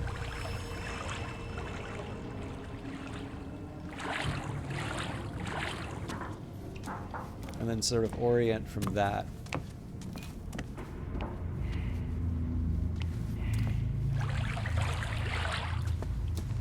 Maybe that's an upper sewers thing then?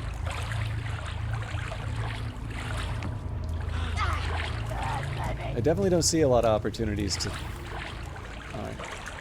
Maybe you didn't appreciate it was in the lower sewers. Again, I'm feeling a little...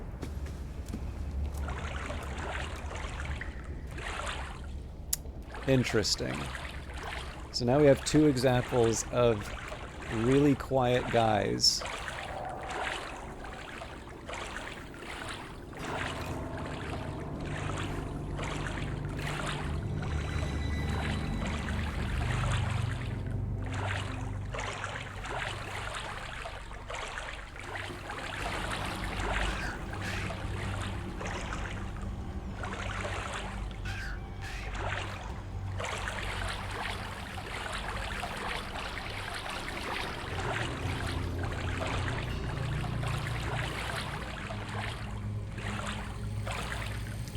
The exit. I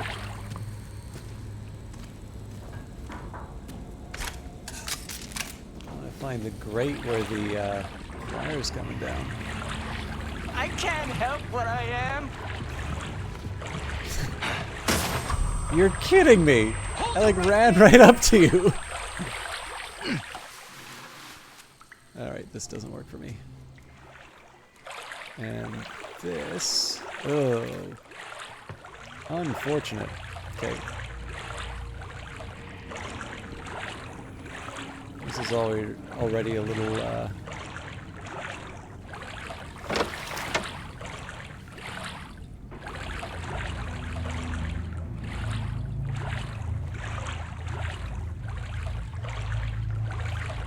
I do wish I could orient myself better in relation to the, itchy nose. I do wish I could orient myself a little bit better in terms of the world above.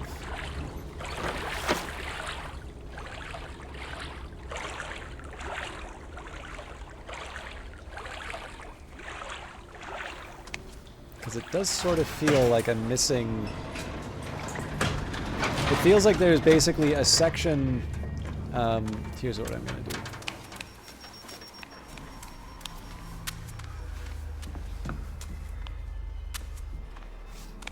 Yeah, I'm not even remotely close to the place I need to be. No! I wanted to crawl, not jump. Alright, so I want to be down here. Those sewers seem to lead me to... Well, okay. This sadly seems to lead me to the lower sewers.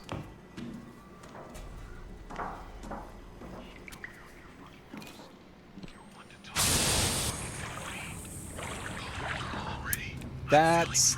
There we go. Alright. This is what I'm looking for. Yep.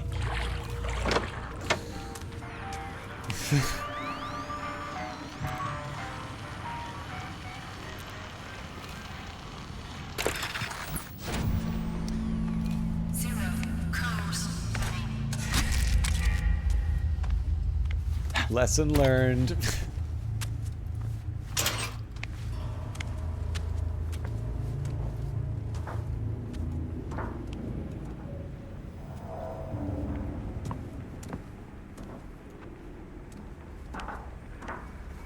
Oh, this is the start to the other, cool.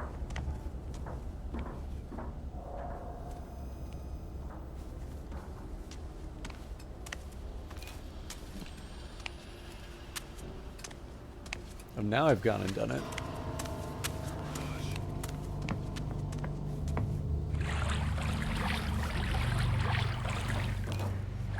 You fucking fuck.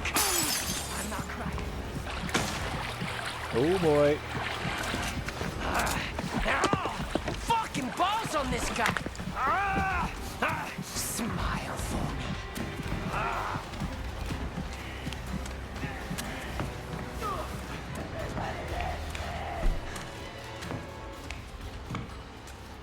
By the way, let me stress, one point I'm never too fond of in games like this. It's just, I hear it a lot, and it's just one of these ones which doesn't actually really ring true to me.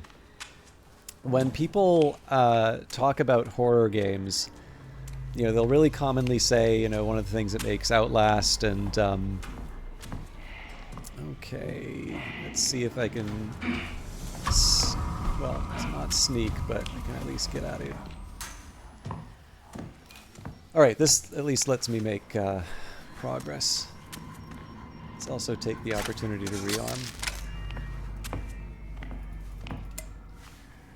But yeah, so there's a really common and not necessarily wrong observation that, you know, Amnesia: The Dark Descent and Outlast are unique in that they don't give you a weapon, you can't defend yourself, and that this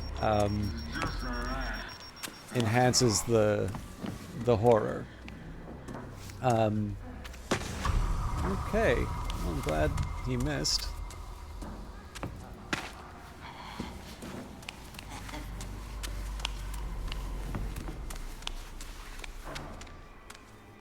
This should at least get me a little breathing room. What I'm not crazy about, though, is when people will take a horror game that does give you a weapon. Okay, A3 in the garage. So, drill in the garage. Lady drill in the garage.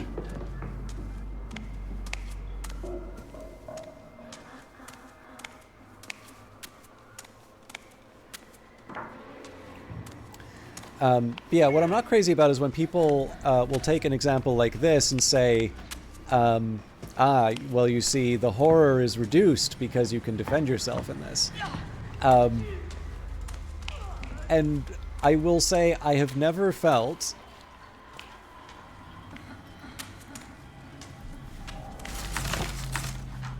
like in a situation where I'm throwing the brick at Franco, all that I'm really doing, and I think one of the reasons why this works well in this game, I feel like the only thing I'm really accomplishing in that is buying myself a couple more seconds.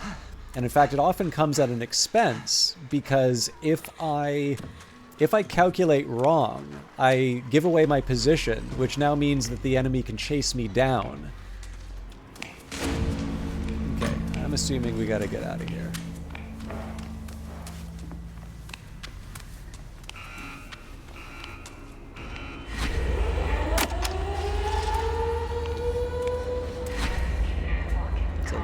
Few seconds before.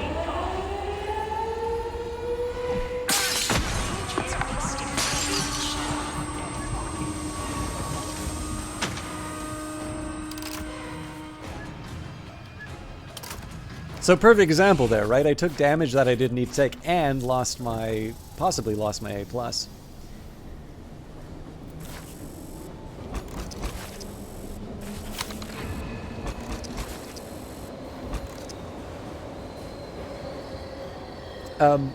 So yeah, I think one of the reasons why I disagree, so, you know, the reason why I disagree with that point of view is that you could also raise the point that Alien Isolation, which to all appearances, I haven't actually played it, seems to be a remarkably faithful adaptation of, you know, the excellent first Alien film in the series. You know, that game does give you a weapon.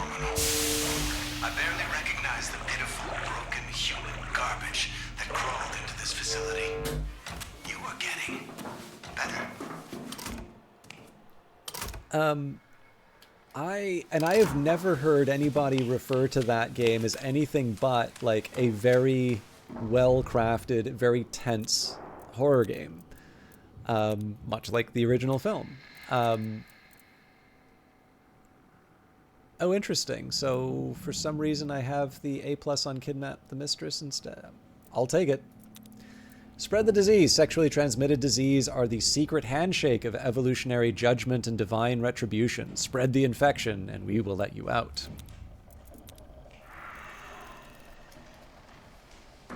I don't have to give it to myself, do I? But yeah, so I don't know. Like, I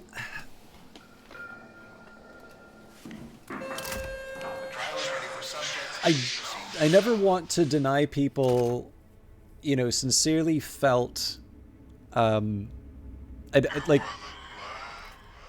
it's very hard in some cases to find out if this is like a genuinely felt conviction about a game and what makes it work, what makes it doesn't, or what makes it not work.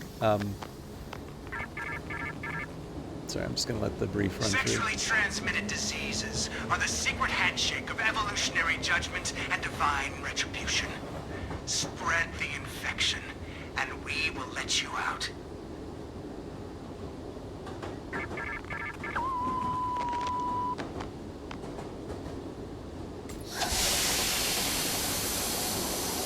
Yeah, so if somebody has a genuine conviction that, you know, the presence of weaponry in a horror game makes it less tense, you know, I don't necessarily want to dismiss that with a, like, you're wrong or whatever. But I also know the unfortunate truth is that we are at a point where people feel like they have to have a take on just about everything.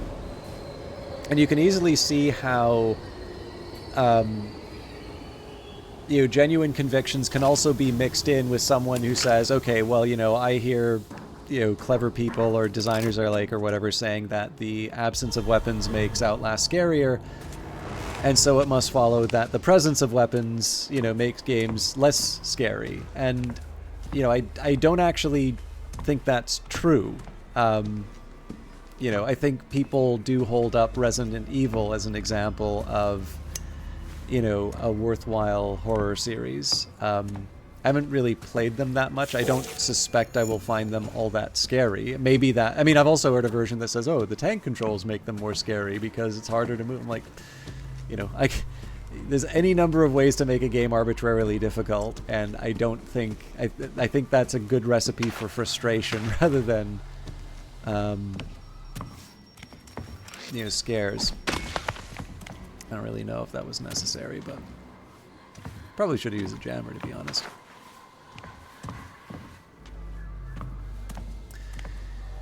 But yeah, so one of the reasons why that statement doesn't sit right with me when it comes to the Outlast Trials is the fact that using the weaponry that you have potentially costs you a lot, buys you at best something equivalent to jumping over an obstacle. Deliver STD bottles. Fire station, old subway, and the speakeasy.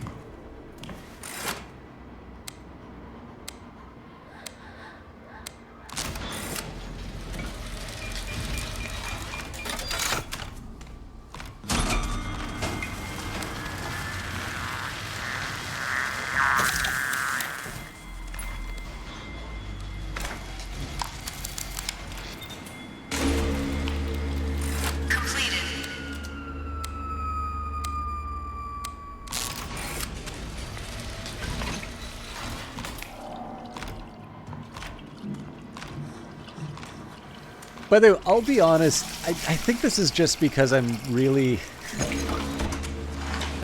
tame. I do feel a little bad looking at these... Oh, sorry, dude. I do actually feel quite bad, like, looking at the mannequins. I'm like, oh, this is rude. I shouldn't be looking at this. Oh, okay, there's nothing for me. Fire station, subway, speakeasy. Okay, can't move up here.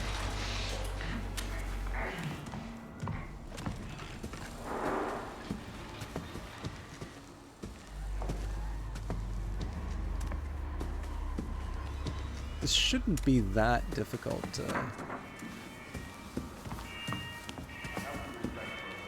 Let's maybe try not to blow myself up. But so I think the speakeasy was below the Irish pub. Okay, don't need to go to the snack bar.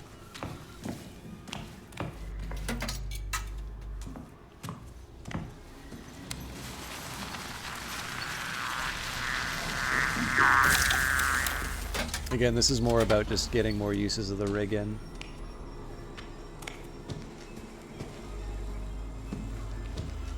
Padlock would be ideal, but...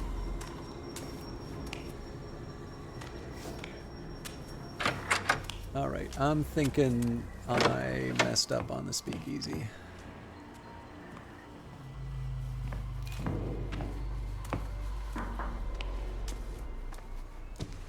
Sewers should sort me out, though.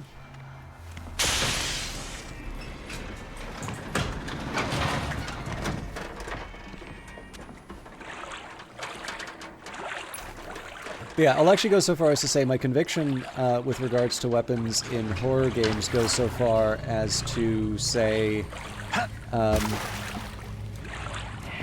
actually think... You think I let somebody call me Pino? Baby dick motherfucker! Get lower sewers is where I want to go. I imagine this will be a bit of a pain to get back up, but...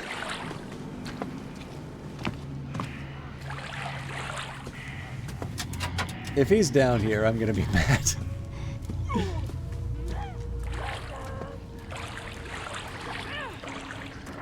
But yeah, my own conviction is actually that the presence of weapons can be a really effective way to ratchet up horror.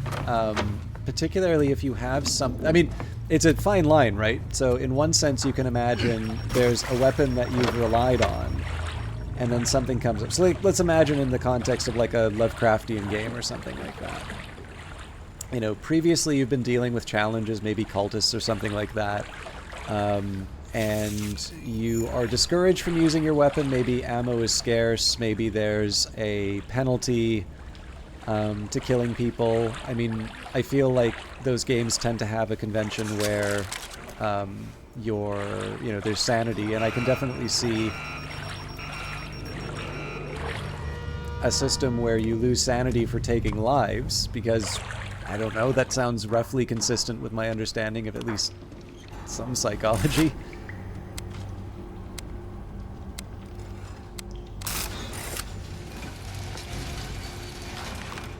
I have a feeling this is going to get interesting.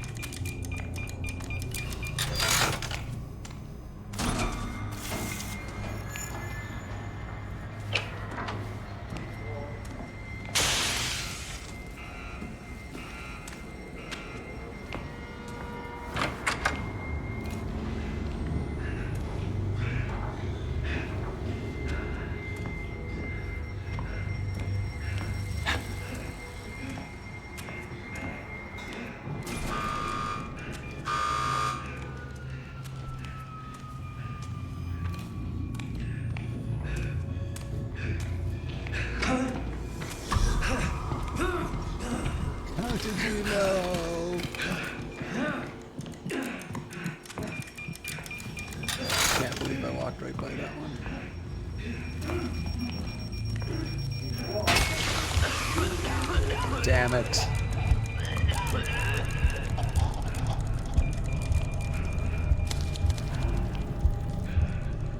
Yes, I'm assuming the Murkoff minutes will tell me absolutely nothing.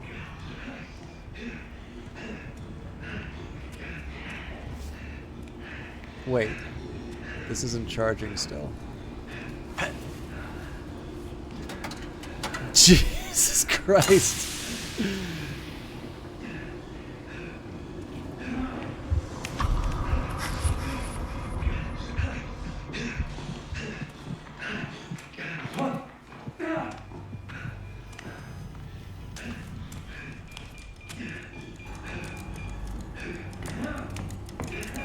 Gotta move on. Alright.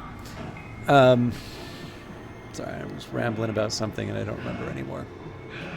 Oh yeah, no, in terms of the weapons, right? So, I don't know, like you can reliably shoot enemies. It's discouraged in some way, but not through... You know, like through whatever system the game does to make it sort of feel like you're not being cheated. Which, again, That's a big hand wave. I don't want to suggest that that's a trivial problem. Okay, let's find the other one.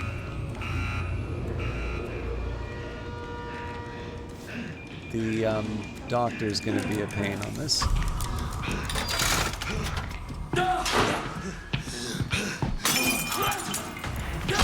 Damn it! So, perfect example of how having the bottle, if anything, made it worse. Let me help. Hey, take it easy over there. It's an illusion.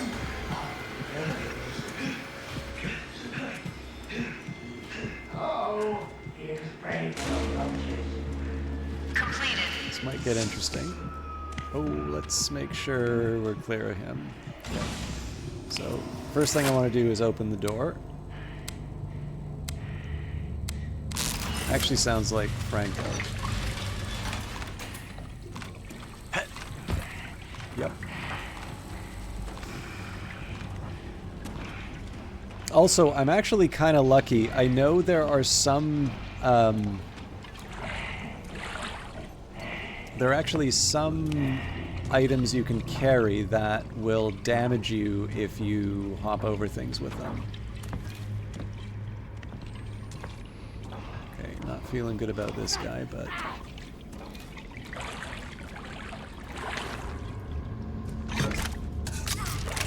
Okay, anyway, so, you know, hypothetical, you know, Lovecraftian game or whatever, you're going up against a set of, you're going up against a set of cultists or what have you.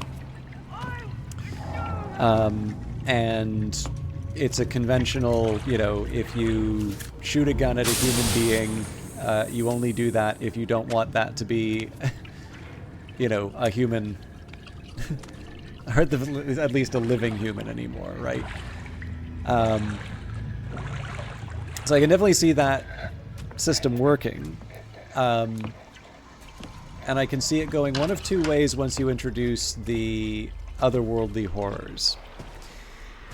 One version of this says, my God, you know, these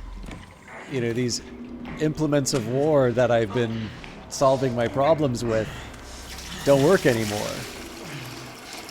Let's go to the old subway would work a little bit better for me.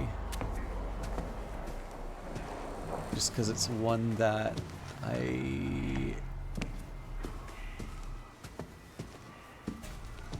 haven't gone to a lot. I really don't want to break a window when I hear Franco's breathing.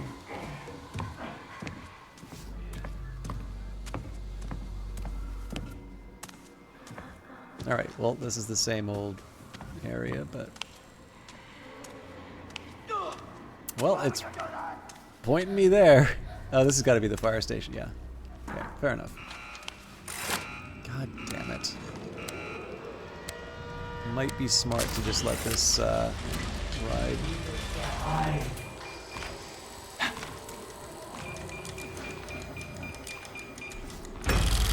You know what? YOLO.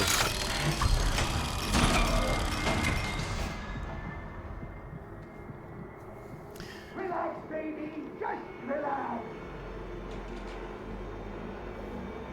Yeah, I'm not leaving here until he's out of this building. Oh god, it's a big one too. Alright, this is gonna get interesting. It's just, it feels very narrow. Like, he doesn't really seem to be moving anywhere.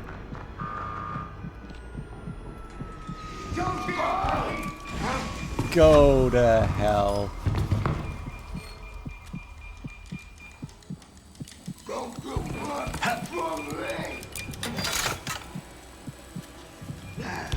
Whee!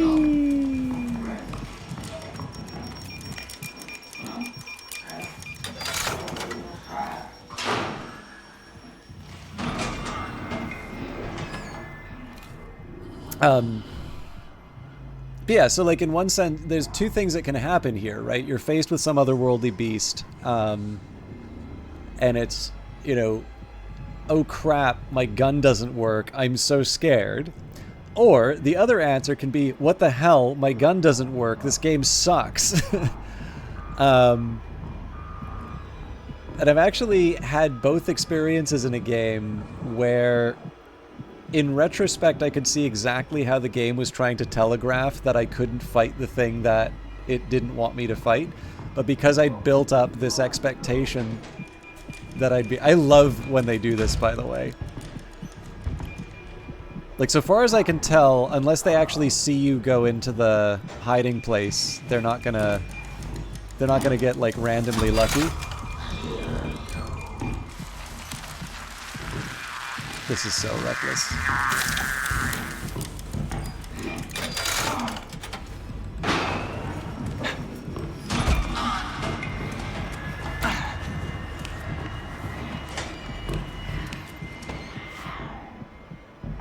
I don't know if this is going to be enough for the last one, or if I'll have one more round.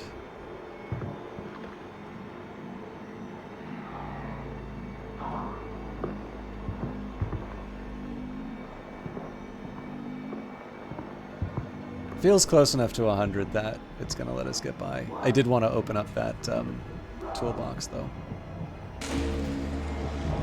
Completed. Okay. I'm going to hope I get lucky.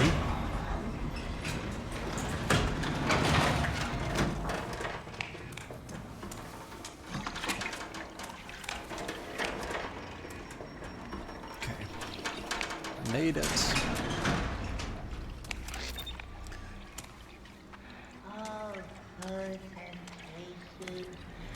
But yeah, so I've had the one case where it's like, oh, that's what it was trying to tell me. I can't actually fight this thing.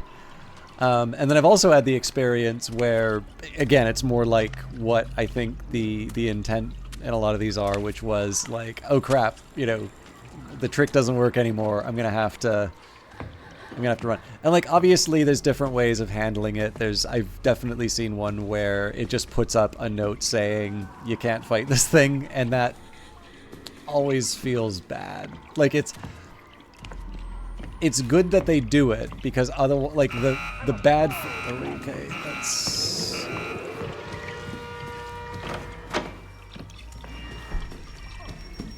I don't even know what I'm doing here.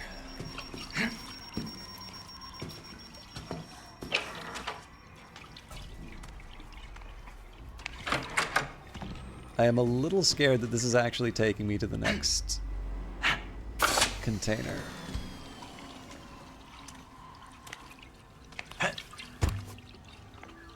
This is almost certainly taking me to the next container.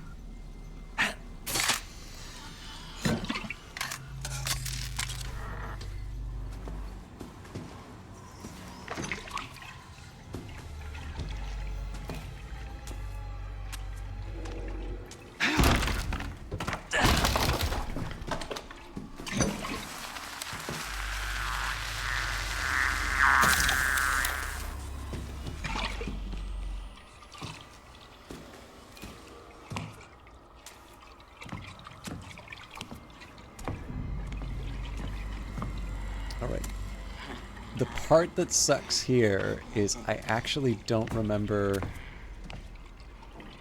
where the central location is. Damn it. Okay.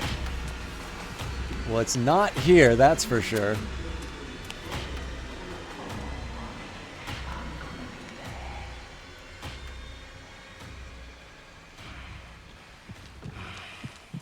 You gonna be my mommy? It's probably something I can milk around here.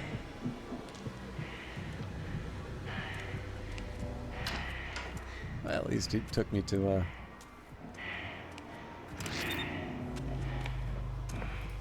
propaganda poster.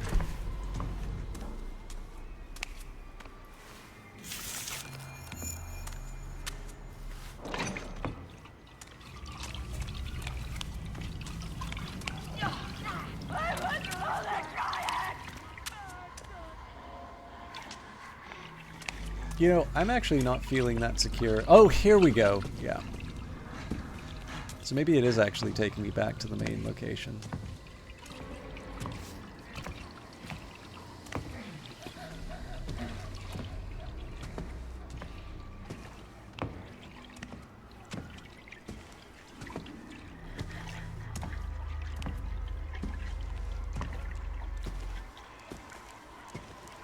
Again, I wish I could do these a little more efficiently, but...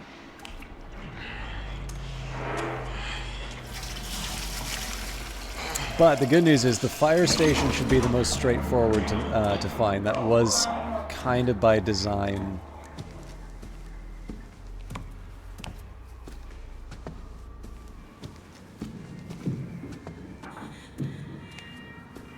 Again, presumably I still need to find it, but like it's the one that I should be able to just look on the outside and is like, there are gentlemen wearing like hats. Although I do think I actually should have been going the other way around. That's fine, I'll...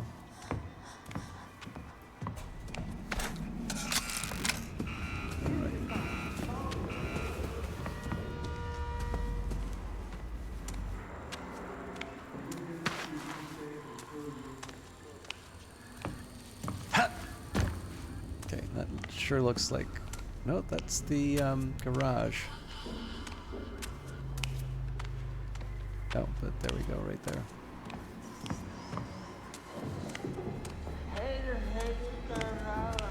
Wait a minute, I already got it out of here. Oh, damn it. Okay, so it was...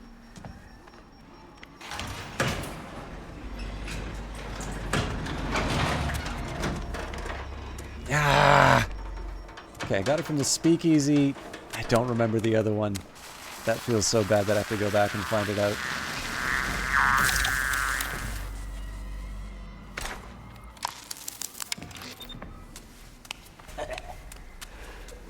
That's fine, I'll make it work. If I need to recover stamina, I'll just hide in the barrel.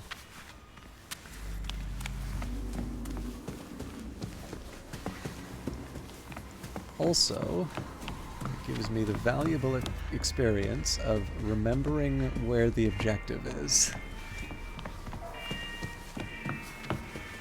Right, community center.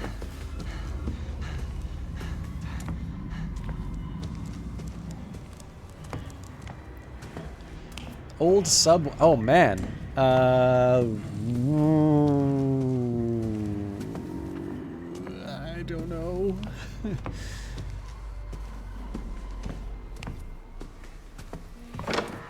I know it's like the...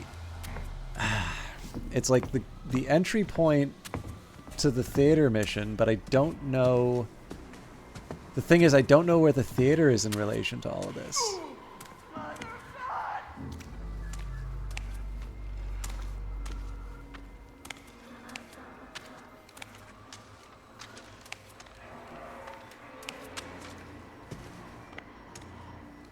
Okay, that was the fire station, so... Yes, I realized there were firefighters hanging outside of it, but... The other thing I don't like about these, if you use a brick, you lose the whole brick, even though it's a two-use item. Okay, so there's the theater. But we're on the wrong side of it.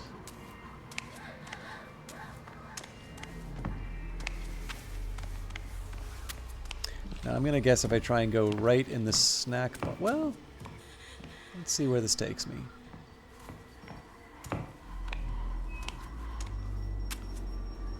Yeah, it closes off a right-hand move, but it does seem to be pointing me somewhere.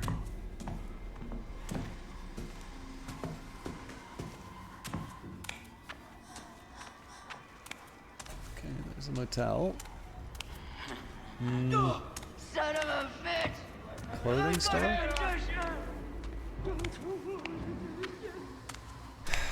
Okay, so this is nice of them. Is it really just a question of the sewers, though?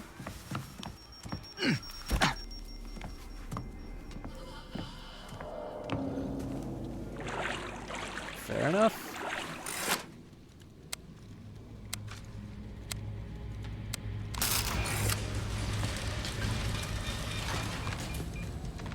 Again, one of these things I am happy I am learning in the safety of the introductory levels rather than the pressure of something that matters. Okay, I'm gonna make my life a little easier by clearing that.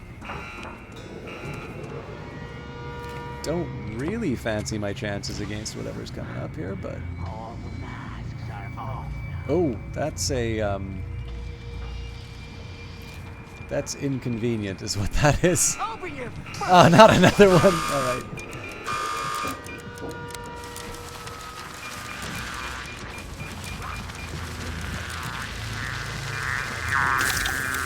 Because I can.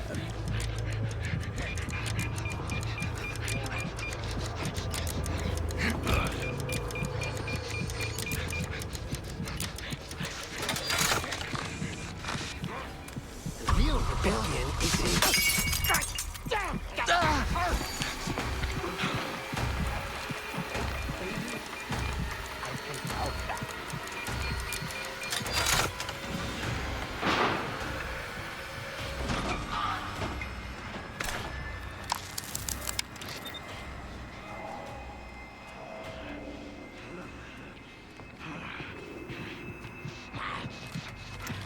So as long as I get a good read on where that guy is, we should be clear of the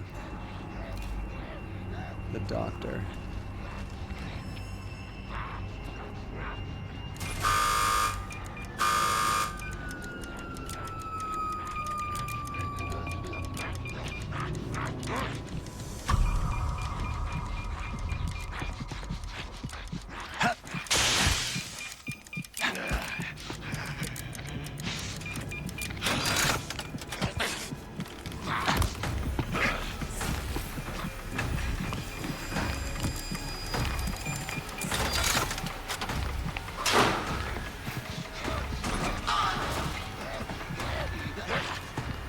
This is the advantage of not having that mine lying around there.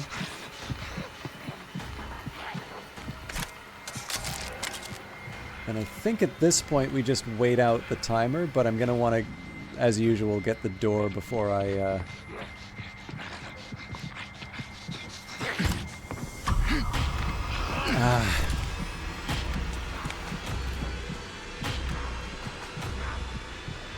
We'll be fine.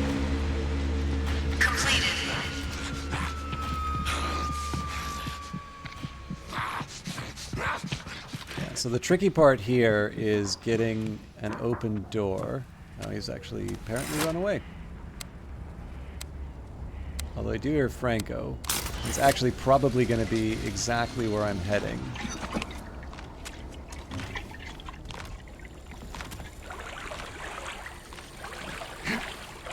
I always feel bad about those.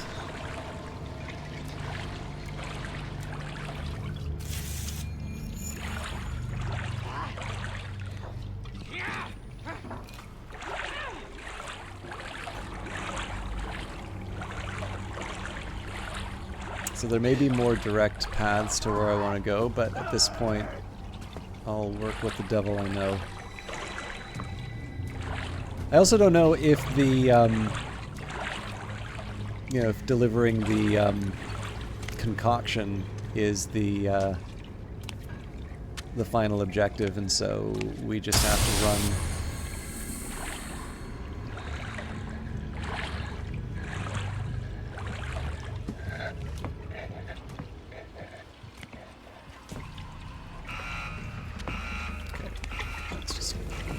Here. Okay, I'm creating a small risk for myself by doing this while there's an enemy active, but...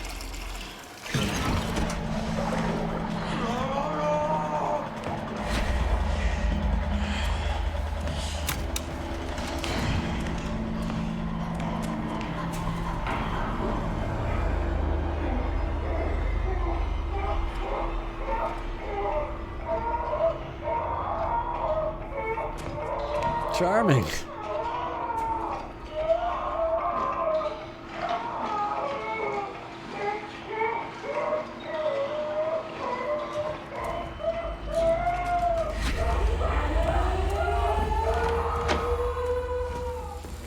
Damn it!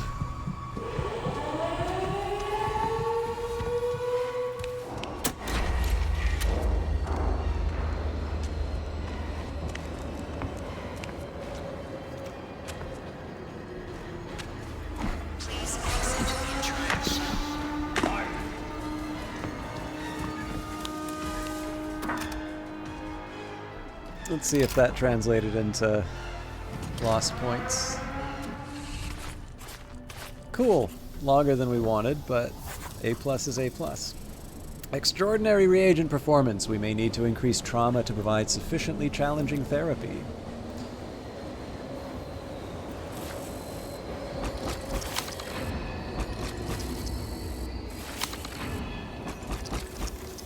The one thing that does make me feel a little uneasy is the lack of padlocked doors. So I'll go back to the weekly tasks and show what that looks like. But again, making progress through the new stuff is kind of that's the main one I'm looking for. I may also take a small break after this. I don't think I need more coffee, but Damn near perfect. I'd almost think you're the one teaching me. getting rid of the existing coffee is becoming a bit of a priority.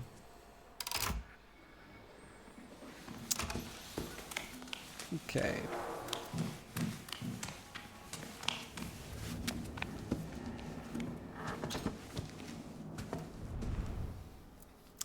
So yeah, daily tasks, finish those. Weekly tasks, we still need 3 more padlock door. Actually, oh wow, that's everything. I think it's reasonable to expect that we can do... Oh, I forgot, I need healing items. Okay, maybe I should... Yeah, that sucks, because there were definitely a couple cases where I took some damage and I could have recovered it. Fair enough. I will keep that in mind for future ones. I feel like I can do 18 if I don't do... So here's the thing for me. Probably if I stop streaming right now, I'll just sit down and do more of this. So I might as well broadcast it. I don't know if I'm going to try escalation therapy because I've definitely taken longer to get through the existing missions. But I feel like this is potentially achievable.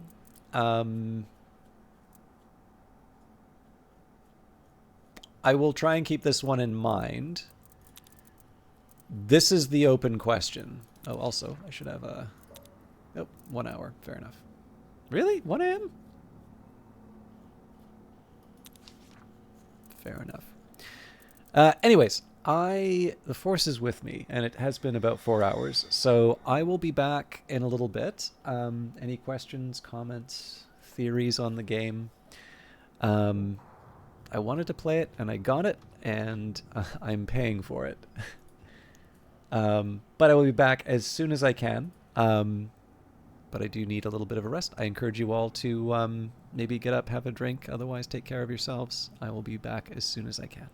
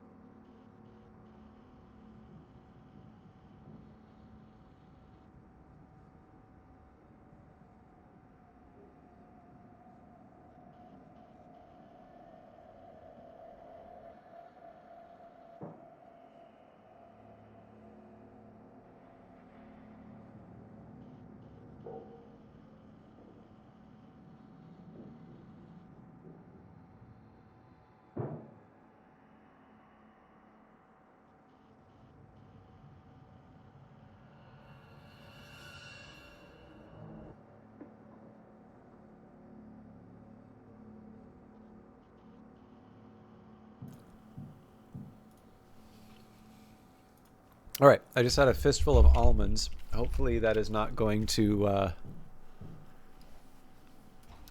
translate to the microphone, but I apologize in advance if it does. So we should be, again, keeping in mind the goals here: padlock doors, healing items, and just more trials. Let's at least see the end of downtown. I think we're on the last one. Yeah, traffic the product. There can be no health without profit. Encroach on Franco's territory, distribute Murkoff's experimental opioid, and take his people's money. Dependent consumers breed healthy economies. Oh, I've done this one. This is very straightforward. Also, some of the audio is quite funny if you are a complete degenerate, so enjoy!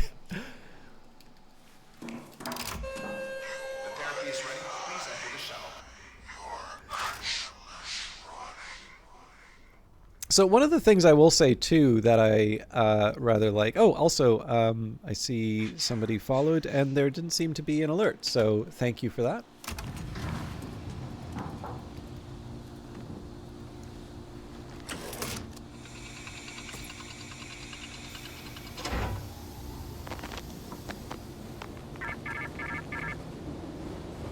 You are the pharmacist who pushes the drugs that ensure a healthy profit.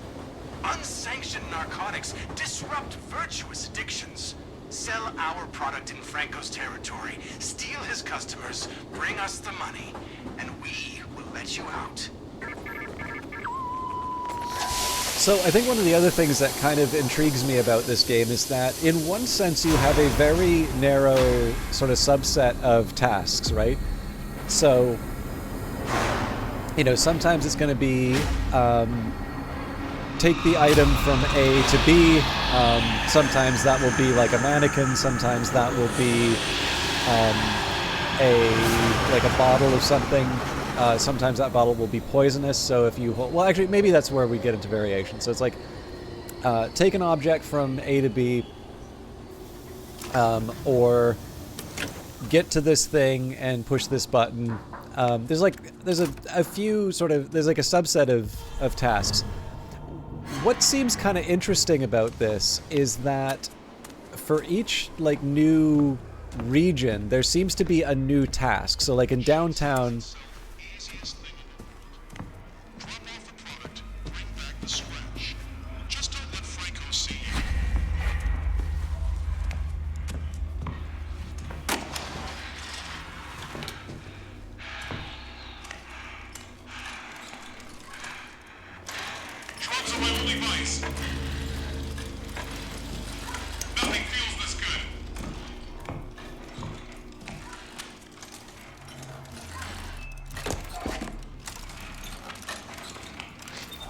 all right, take the proper door. But yeah, so you know, you've got like a handful of little tasks that you can do, and it feels like each of these like new levels, so like downtown versus the police station, that's going to introduce a new task. So I haven't seen the like stay in the region for the fixed period of time to accomplish the objective. But they use it quite well, and it's funny because I can actually see a few different cases where being like locked in with a tough enemy will be really, really nerve-wracking. So I imagine they'll probably do that well in the suburbs and the mall as well. Okay, fire station, motel, and snack bar. I don't know if that's the same each playthrough, but this is just so I can run with the drugs.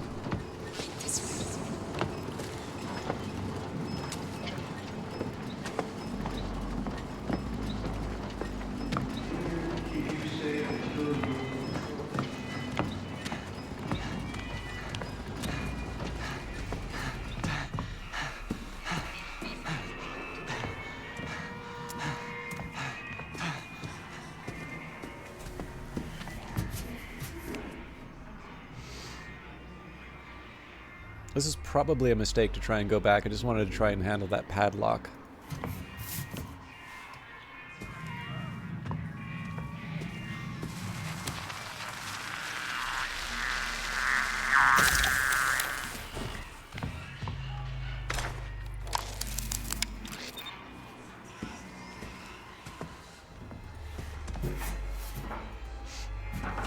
Haven't reset yet.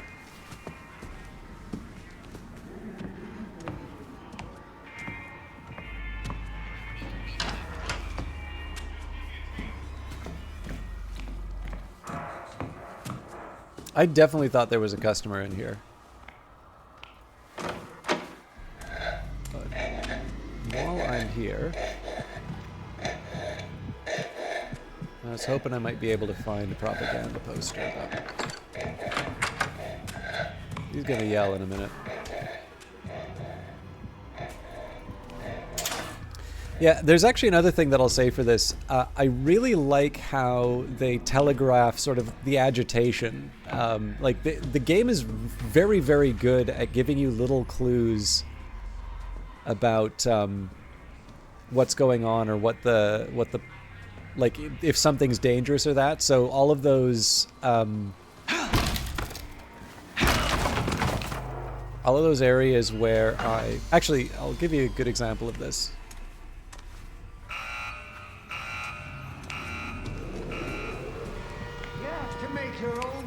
So hear that?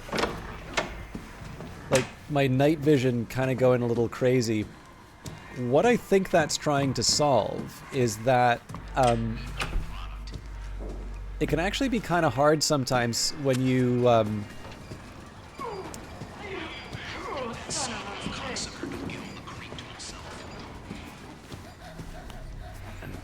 drugs, please. Oh, that sounds like Franco in the there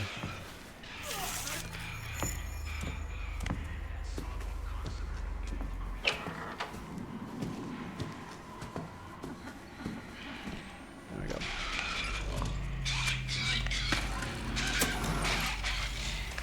Just give me a taste. I need it. Take my money. Only 1 to 3 on propaganda posters, so I'm going to take a minute in here. Just, well, actually, let's drop off the money at least. All right. Yeah, I said this is a straightforward one. I'm taking my sweet time, but it's also because I want to get the objectives. I wasn't expecting to see one of those. That's interesting to know there's more than one way to do those.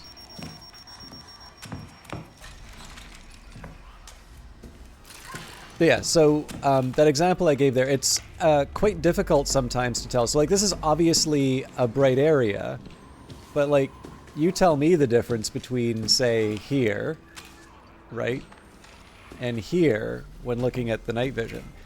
It's not complete, like it's not that you can't see a difference, but the difference is subtle, and so they added that audio hint. Likewise, you know, sometimes it'll be music. Sometimes it'll be, you know, the noise, like the breath of the enemies or things like that. But even for the like the screaming enemy, it has increasing levels of agitation, and if you pay attention, like it should not be a surprise that it's about to pop. No, you'll probably get caught by surprise because you're worrying about other stuff. Like Il Bambino.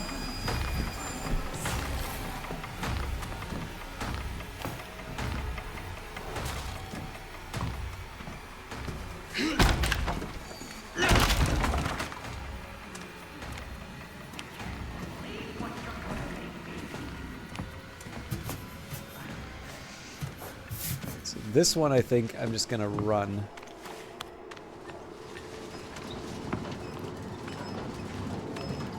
If I see him, I make a speedy exit, but... Okay, I'm getting tired now, so... crap. Okay, don't care if I'm getting tired.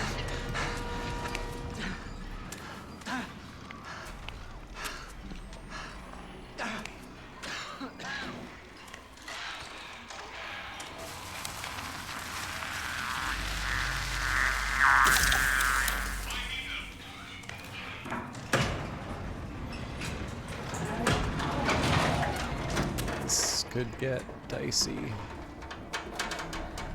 Okay, let's go for it. Down.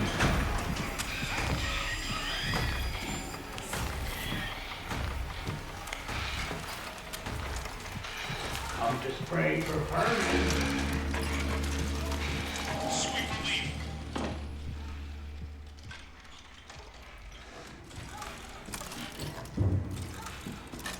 Now I could theoretically just jump out the window here, but if the if I misjudge, that's a that's not an easy mistake to fix. Also, still short a propaganda poster. We're almost done the run, so I would actually be willing to delay the finale to find another propaganda poster.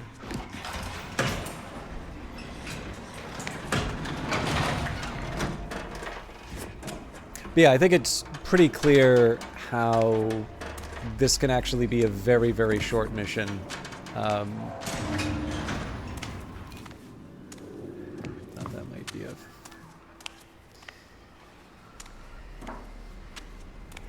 Alright, so that's Franco. Oh, there we go.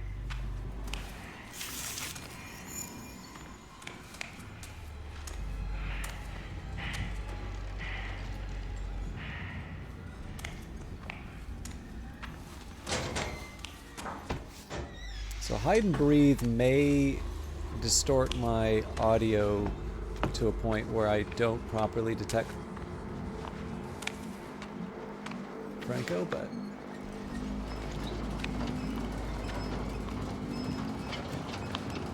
there's another propaganda. Cool.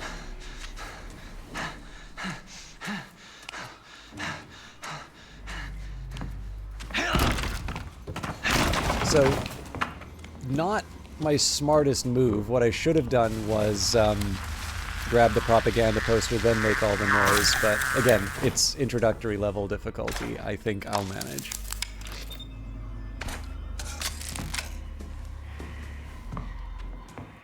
Okay, we're safe. Well, not safe, but like relatively. All right, that not so much.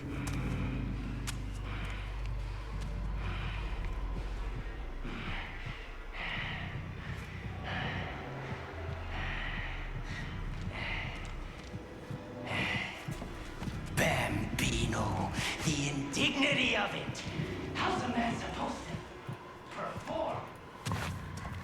There is a bit of a backstory for that. So this is the other thing, right? Like, I don't want to suggest that just because you write backstory for a character that, you know, makes it okay or like it's a profound statement. So you can write characters that do anything, right? I could theoretically make a character that like screams at the top of their lungs.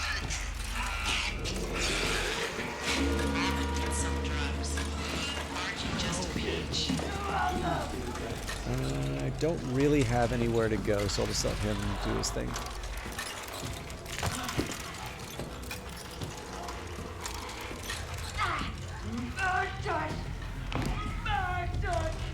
Yeah, like I could have a character that like, I don't know, is so constituted that they like scream at the top of their lungs while running towards the character or the main character. You know, until moments before. What is that sound?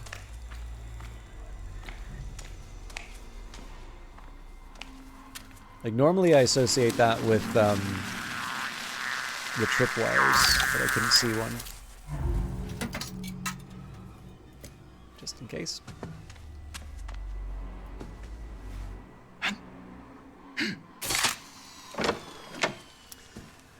But yeah, so the you know, the comments on his manhood and performance. Apparently, the in the comic, I believe,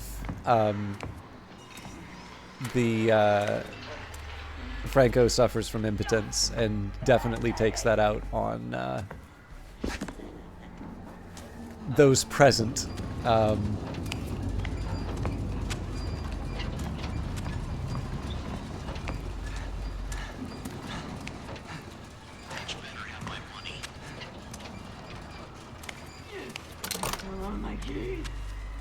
So it's just one of these things, right, where you've built a certain personality, you know, it explains the... Oop. Okay. I'm gonna do my best with what I got here. That sawed-off cocksucker don't get all the cream to himself. I'm getting away with murder here. Franklin thinks he can keep an honest man from making a living. Sometimes you don't sound like you're joking.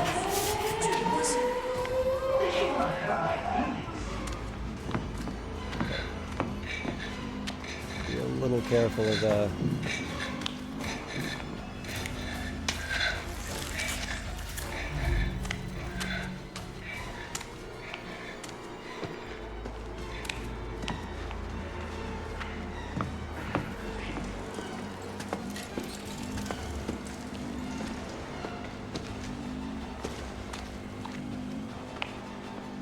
I got all these, this adrenaline for nothing. Obviously, I thought I knew this level a lot better. Oh, here we go. Right as the adrenaline wears off.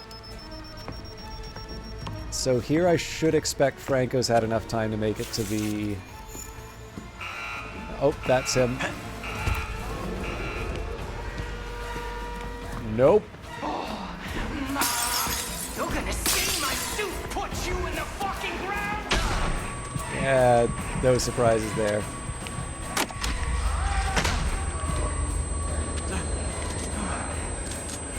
Julie, probably shrimped up in the cold. Oh, crap.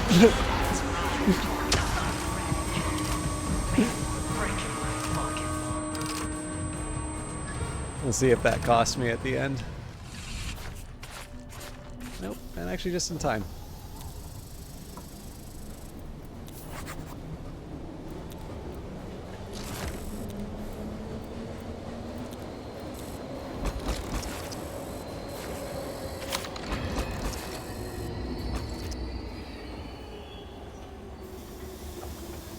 I should at some point try and figure out what contributes to the performance. I think the highest I've gotten on something is 2,000. Usually I don't get those on the 15-minute ones, but it's also because once I know them, like, they'll be done anywhere between...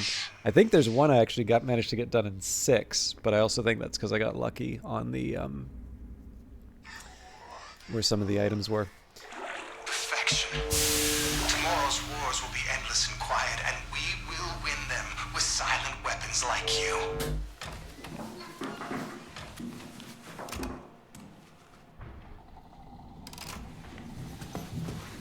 You're getting better every day.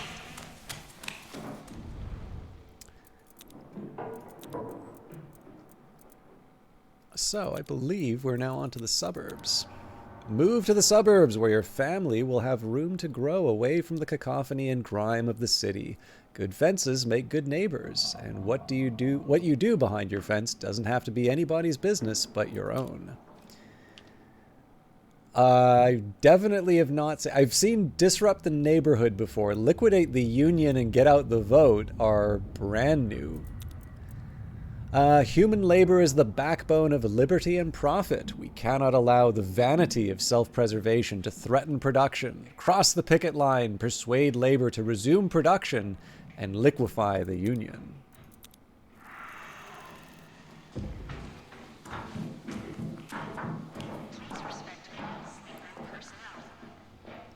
So this is a bold choice to do at 12:30 at night. Just because this'll probably take me an hour. I also don't see how the suburbs would have a lot of padlocks, but...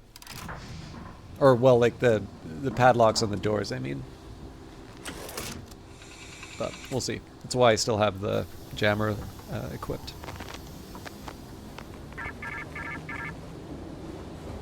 You are the scab that heals the wound. The union is the putrescent sore that infects with notions of a livable wage and a survivable workplace.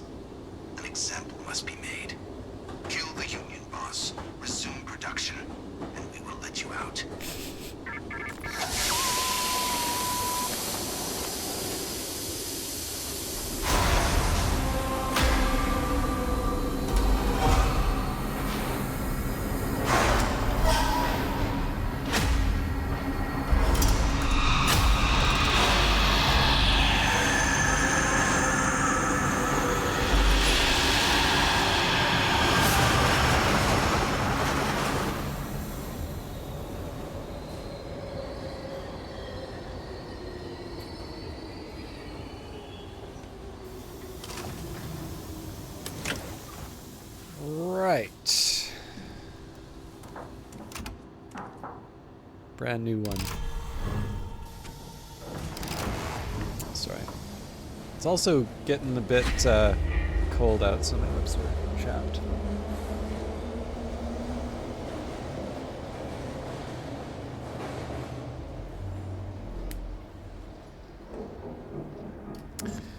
Here we go. So again, it's also been a little interesting. They lie, they die. It's been interesting to focus so much on the jammer. Simply because I tend to start off, like, usually I'll have a maxed out. I might as well just wait at this point because we'll get a refresh.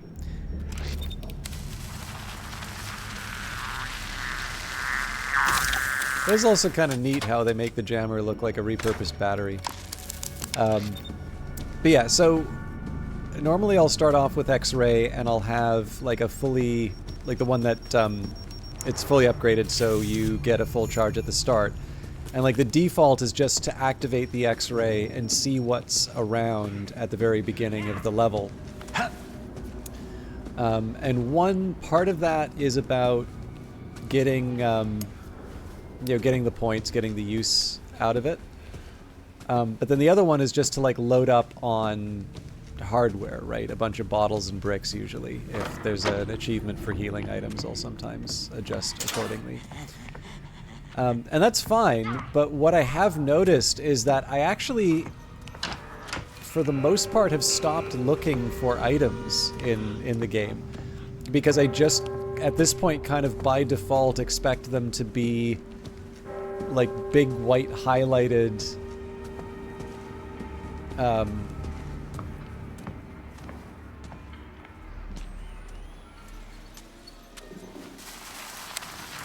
like basically look like this first aid kit here through the wall. And because the recharge doesn't take that long, like, you know, I just have that thing constantly running, and so it's a no-brainer to usually find whatever I'm looking for. So it's actually why I'm kind of happy to be working with, I think that's Franco?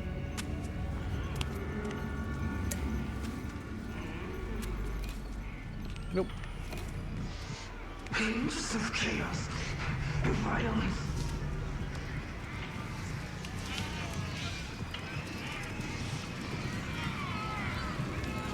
Sunday is the Lord's Day.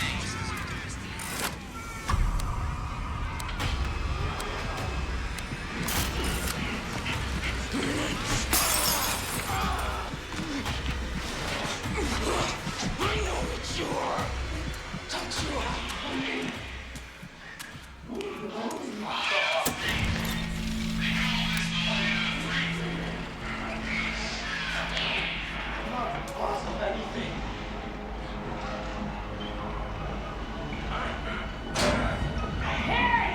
Who pulled the fucking plug? That speech was fucking beautiful! The fuck is wrong with you? You scab motherfuckers! You trying to break the fucking line? Gonna get my friend comfortable, then you think so fucked.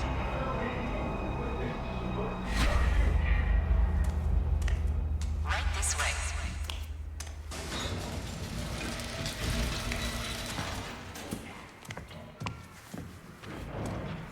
I feel like they really did a great job casting Franco. American dream ahead. Access forbidden until reports of poverty and dissidence cease. Match the symbols to the frequency machines shown on the TVs and complete them in the correct... Right. Yes.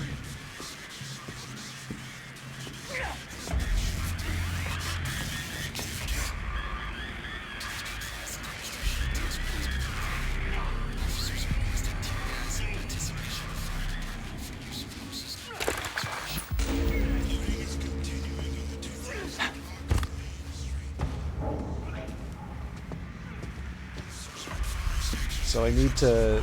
So I believe if I get the wrong one... Okay, that is the spade.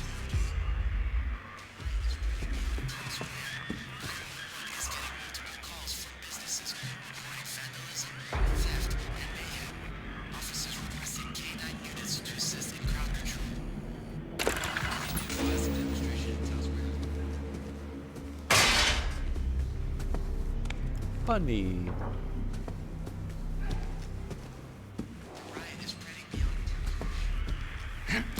So I think you get I think you get electrocuted if you do this in the wrong order. So this is a nice little way of doing this, right? So so the first one was just like, yeah, hit this button, or like do this one. It's the only one available to you. Just, you know, do the task. Next one is like, do you know how to do it in order? And then this third one is to say, do you actually know that you're supposed to find the symbol? Okay, that's the bunny. So I'm kind of curious what this one was.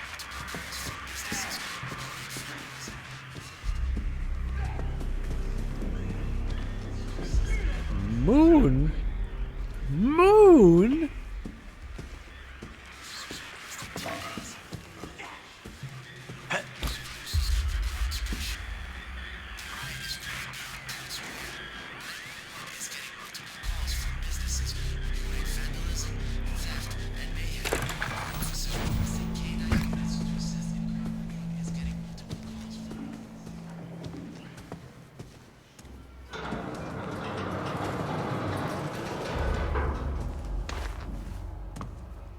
But yeah, so as you can see here, when talking about sort of the white flashes for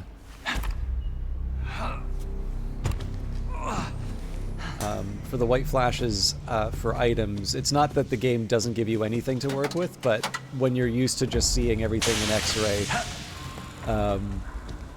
it definitely leads to bad habits.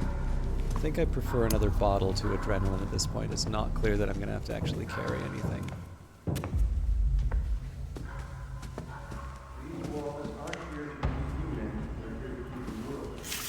Pretty generous with the propaganda, too.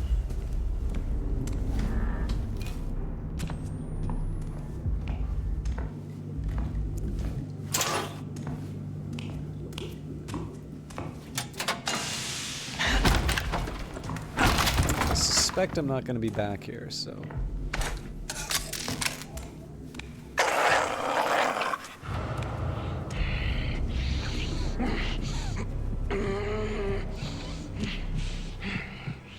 You're gonna be fucking sorry!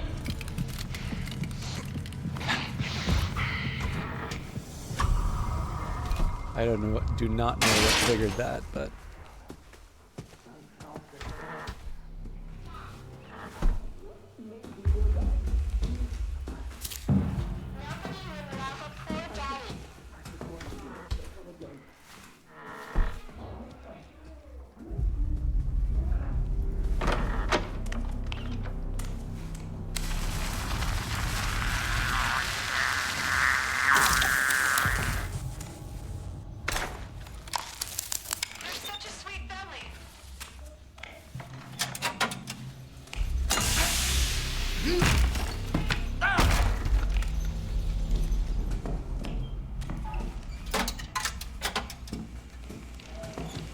Not quite ready to pull up the garage door yet.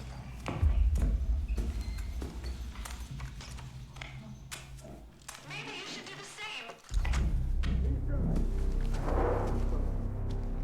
same. This is the room with the kid, right? Yeah.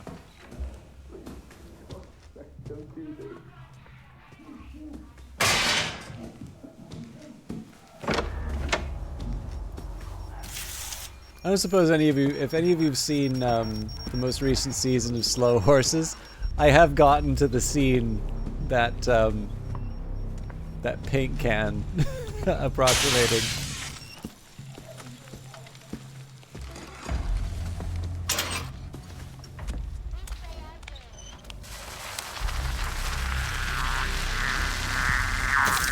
I don't know if it's guaranteed every single time you open one of these locked toolboxes that you get the recharger, but it's consistent enough that I've been able to rely on it. Oh, there's our friend. I just want to see my children. Just leave me here.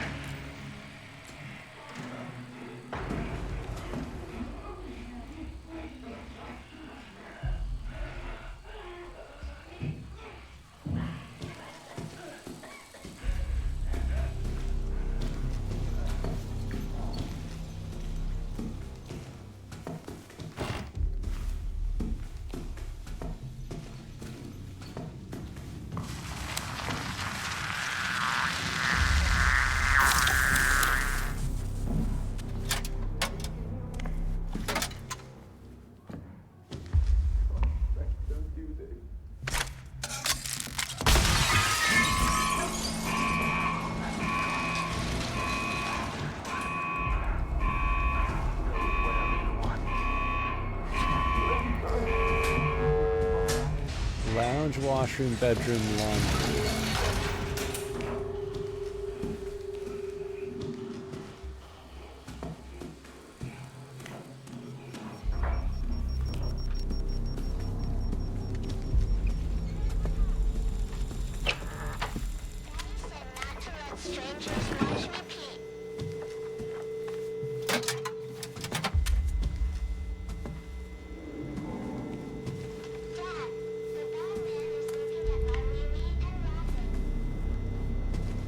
Oh. Okay, so 5 is the top one.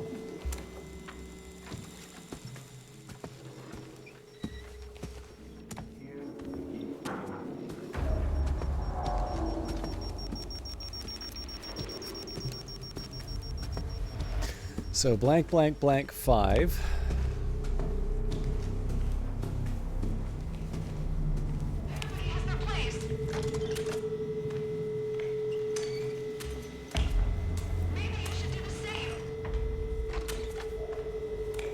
I'm so bad at finding these.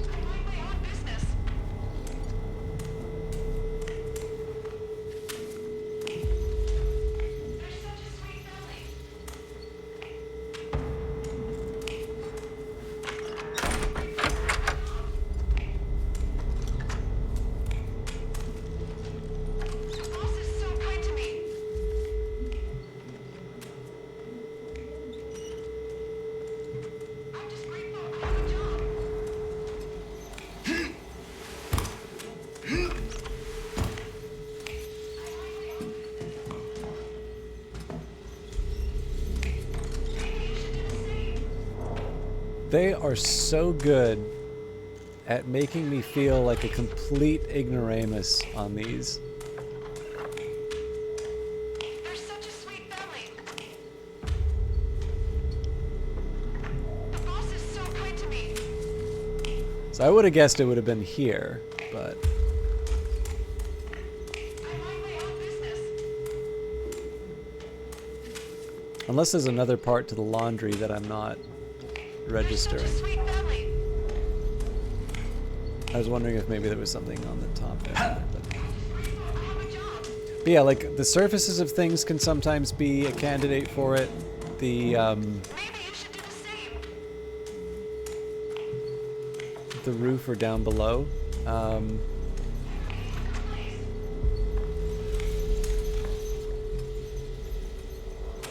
There we go. Okay, 05. Bedroom next. This is bad in a few different ways.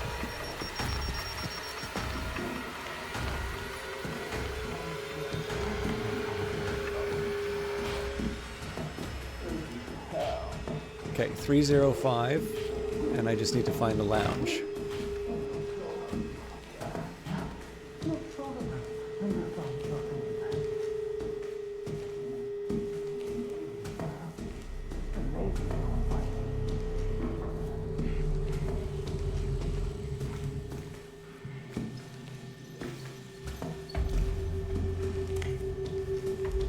Nine 305.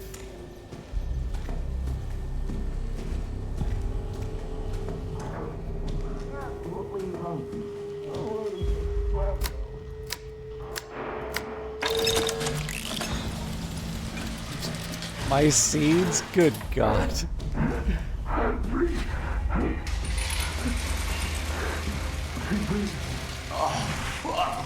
Stay close to the escort vehicle to keep it moving forward. If no one's nearby, it will slowly roll backwards.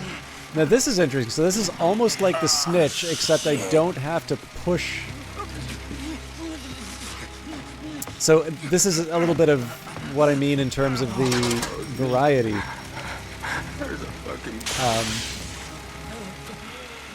Like instead of having my attention limited to lugging a vehicle again, this is kind of combining the room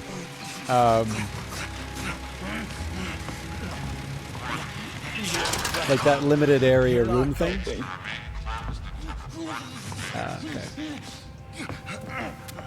I'm gonna let him do his thing there, and I want to explore. I want to see if I can open that up.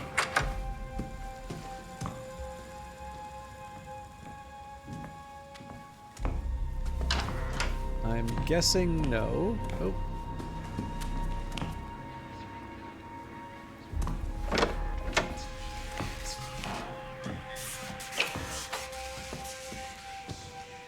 I probably should have registered the symbols too.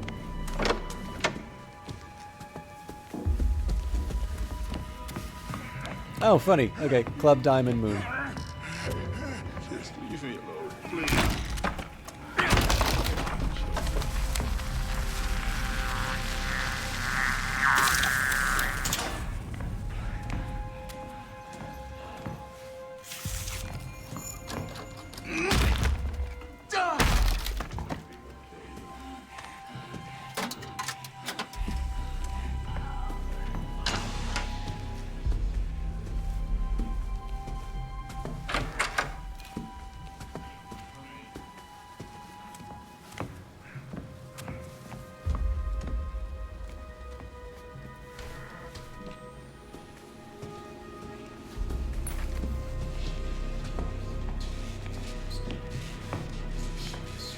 So obviously I still need to find the diamond and moon, but let's work with what we got.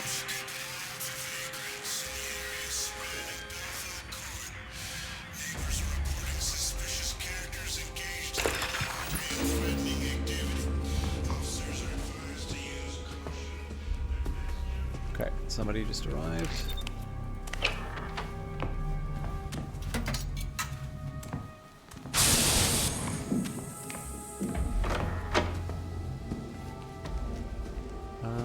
Let's see if we can find the buttons. Well, how will I ever manage this?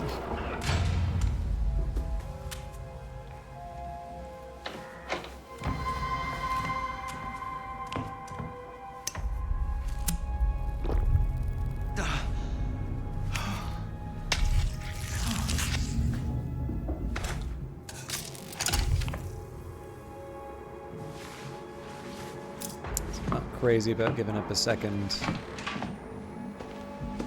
slot, but actually I should just double check. It is the yeah, it does have to be the jammer rig, so maybe I don't want this in my inventory. Well, we'll give it a shot.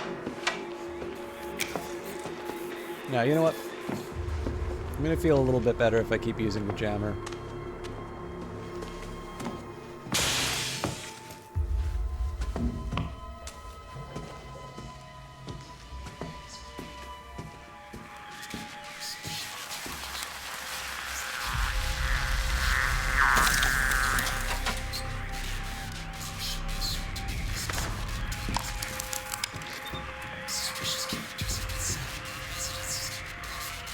So we gotta find diamond first.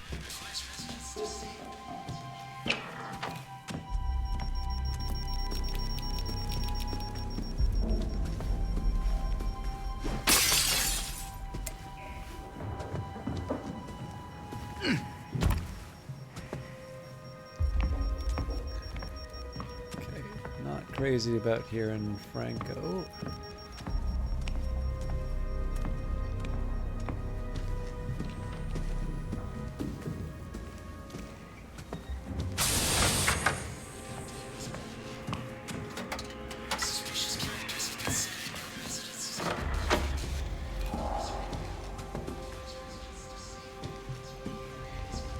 Obviously the spade isn't what I'm looking for, but it's just nice to get that registered.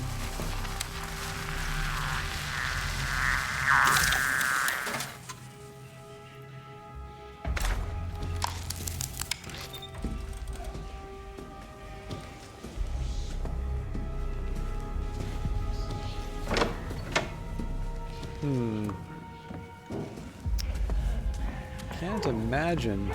Well, we'll see what the Fallout shelter gives us.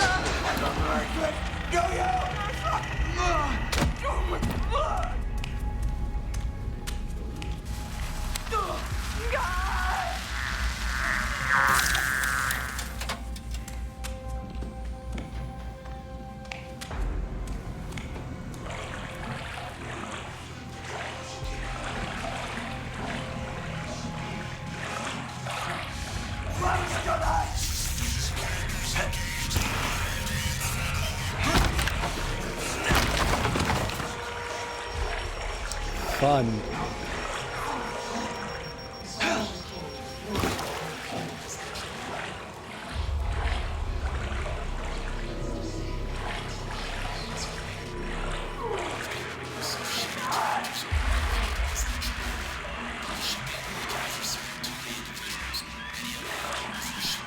This is actually going to make it pretty hard to see if there's a baddie nearby, but...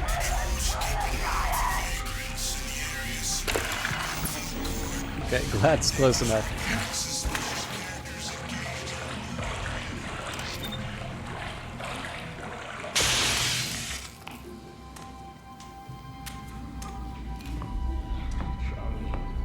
I almost forgot that it wasn't the spade I was looking for, but the moon, but... I think it's turned it into the white... No, it's right here.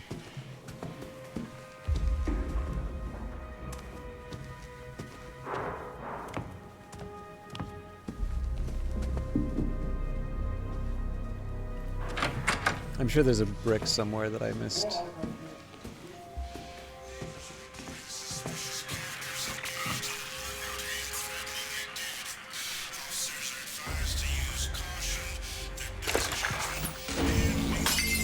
Oh, didn't mean to do that.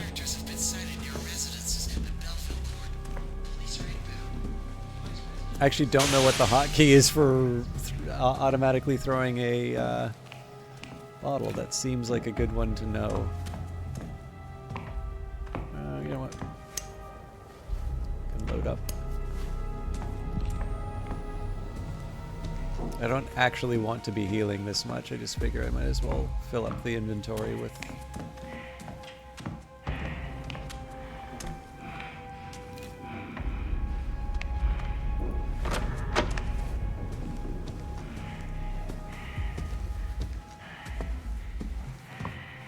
This might get awkward through this window.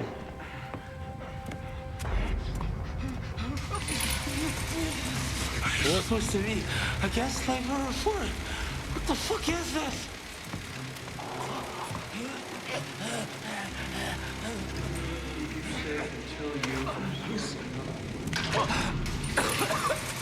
Whose side are you on? I can smell the meat. Oh, Jesus.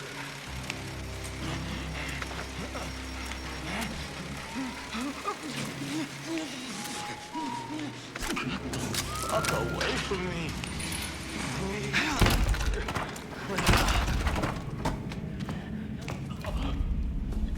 I'm gonna be sick.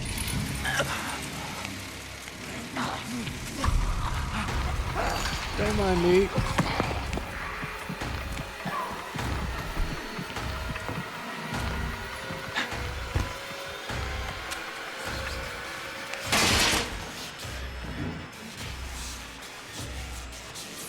Oh, interesting. We're gonna have to deal with a...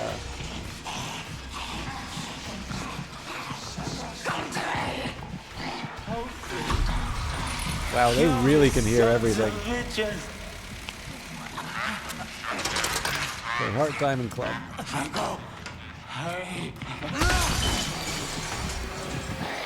Oh.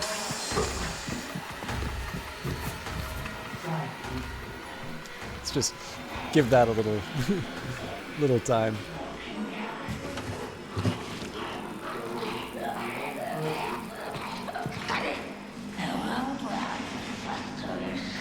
So I believe that headset she's wearing, That's what you need to do. means she has very acute hearing. I have no idea how I got away with that, but I'll take it. Also, I think I'm remembering the old code, so I'm gonna double back in a little bit.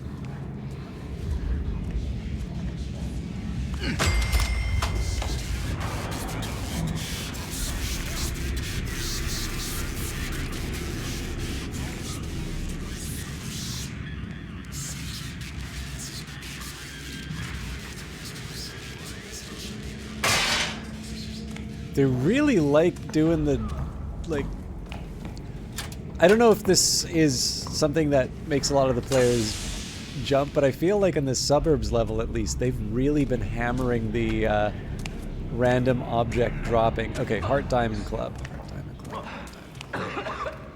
Who's fighting on?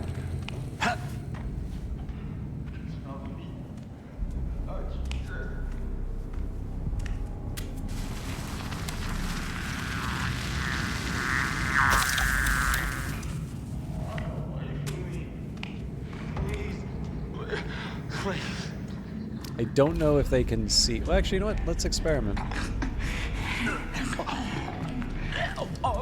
Dominic. I'm sick. Supposed to be a gaslight number 4. What the fuck is that? I'm not having the easiest time finding these other radio stations.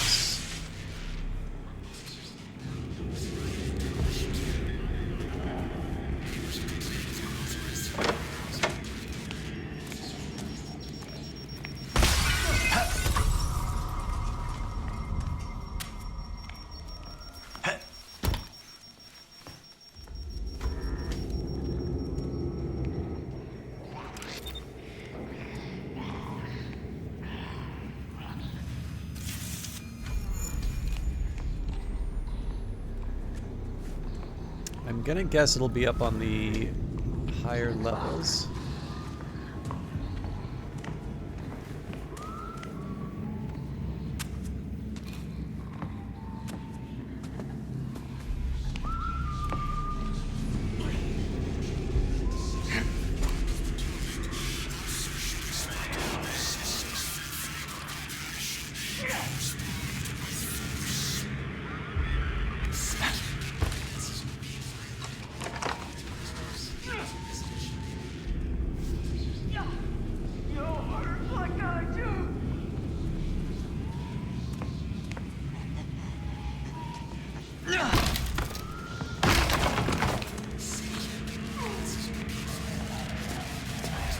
If I have to, but...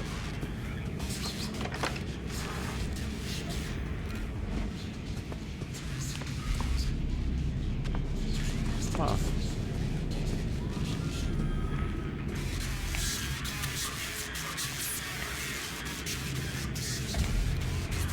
Oh, there we go. There's the heart. Oh, Heart Diamond Club. We got it.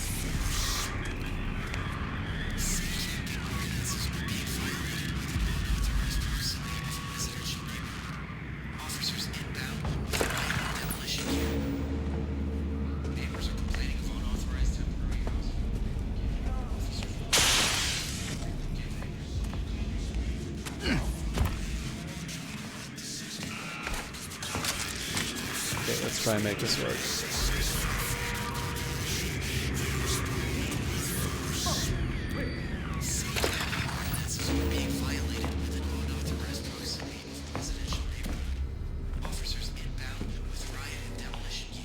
Okay, gotta get back upstairs.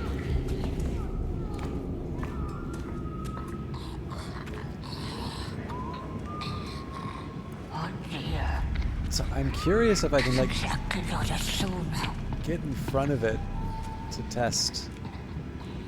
Like I don't exactly want to go out of my way to I don't want to go out of my way to provoke the enemy, but this seems like a really good time to see whether or not it can actually see me. Because there's a couple that do appear to be blindfolded, but do actually chase me when I'm out in the open. But I think the point of the like hypersensitive hearing, well, I don't know. Let's not guess.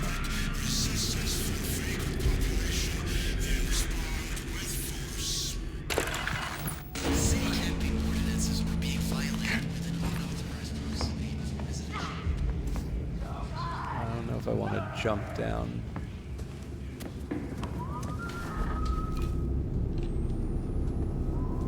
Yeah. Made it.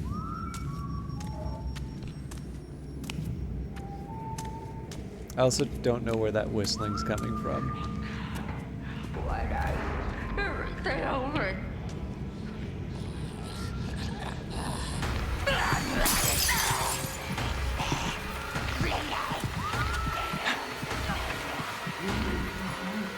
So that answers the sight question.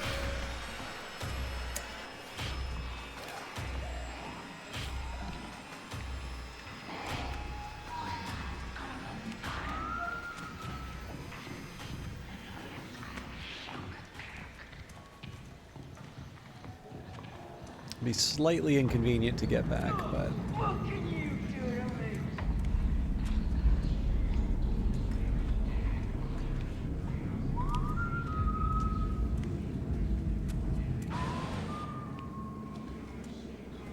should be able to jump through a window in here.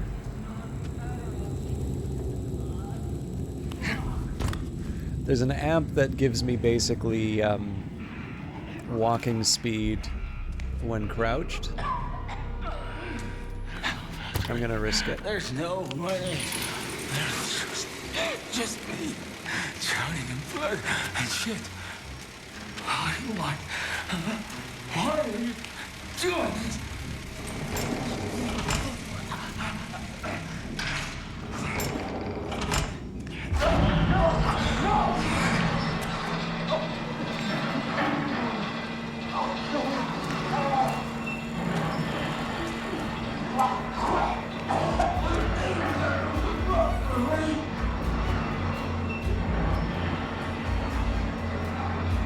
Are we grinding up the workers? Hit the correct safety sign. Use a projectile to hit safety equipment signs that correspond to...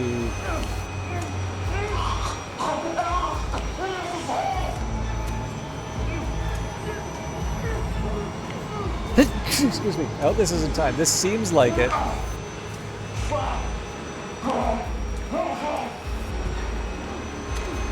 Oh crap, it is timed.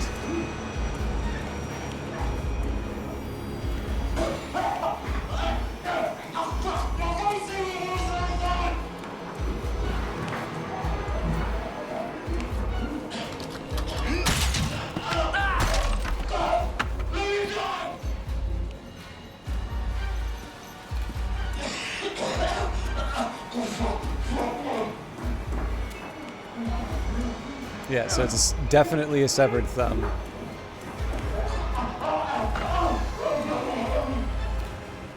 Okay, that's good to know that there's also other runes with these things.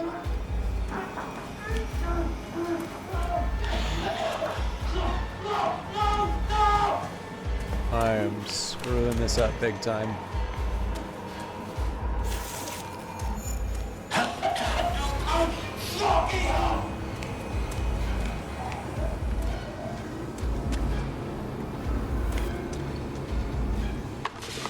You're kidding me.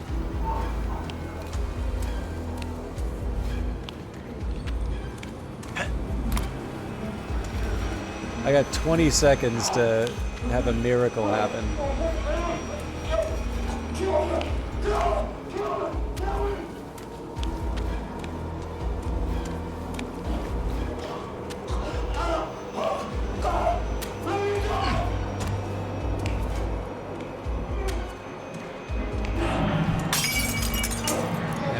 That's not it.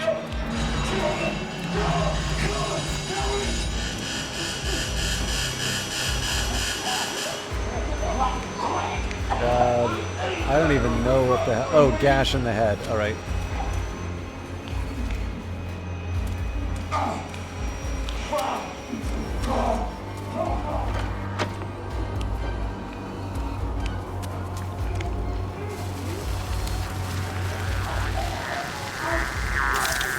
Why am I doing this? Partly for the battery, I guess. Partly because I can.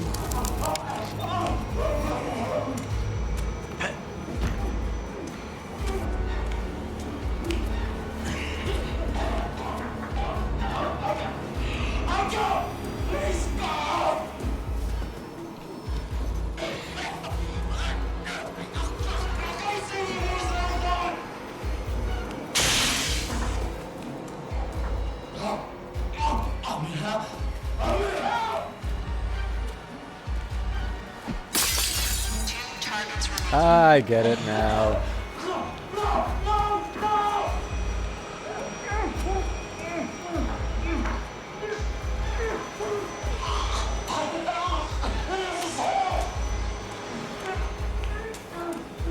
Wait,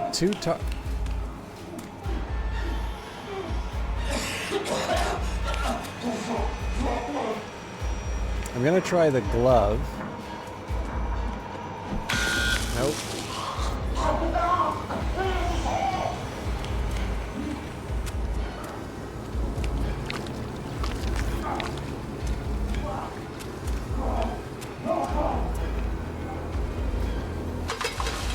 God, I am bad at that.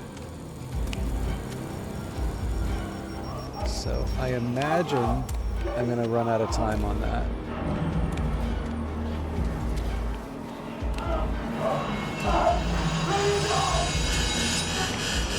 Okay, severed ear.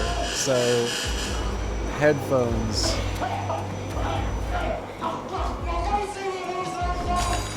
Two targets remaining. 2 more headphones.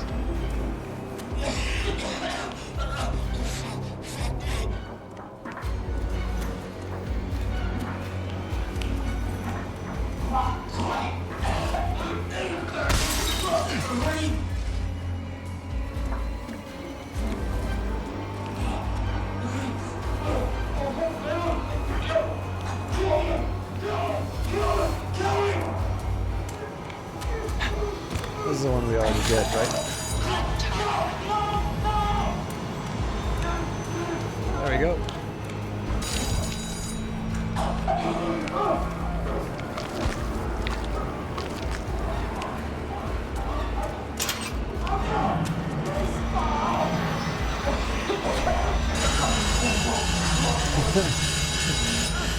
Alright, so it looks like these things are changing all the time too. So, not the easiest thing in the world, but... Oh, okay. So it's not just the one, it's actually the whole set that changes. There we go. So again...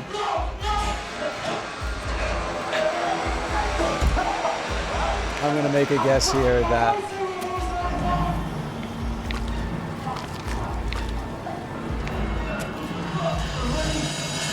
vests.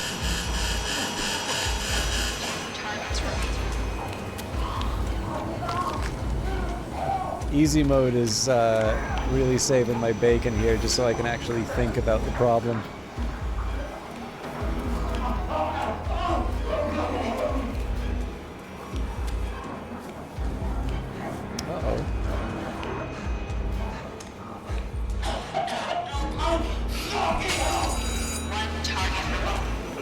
That's inconvenient.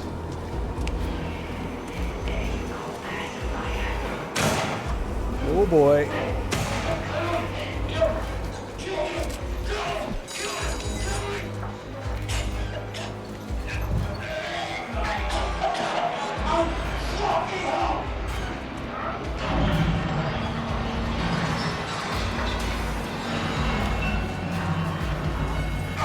Okay, boots.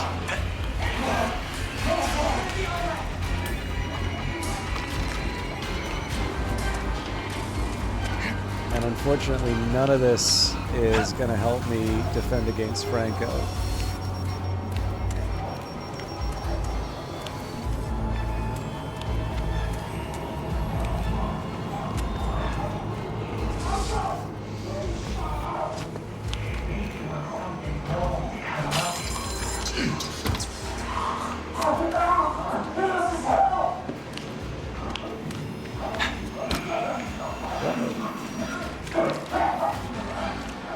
He definitely saw me, but should be able to make it.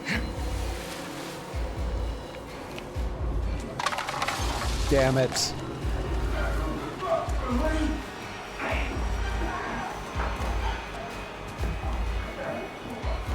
Where's the boot?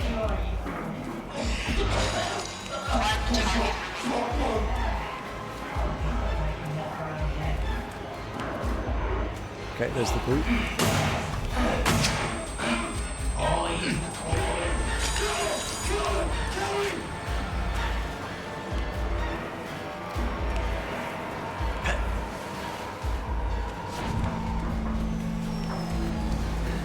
Made it.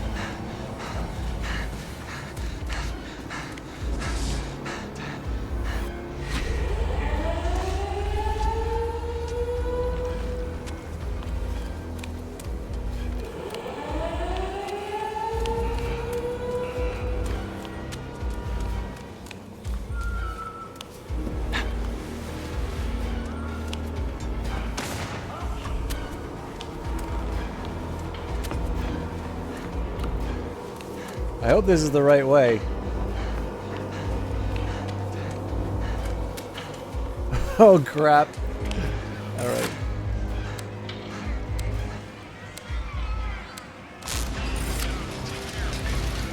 Obviously did a big circle. Damn it! Okay. At this point I'm just gonna leg it.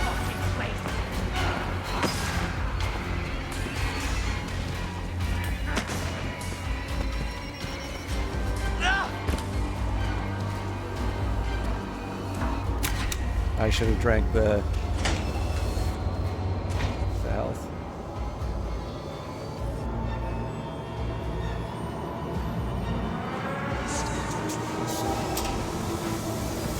Okay, so I can definitely see where I can do better in future on this, but hopefully we got the A+. Hey, we did! Actually, we got that done more or less in time. This one scares me. So, receive damage in 3 sound traps.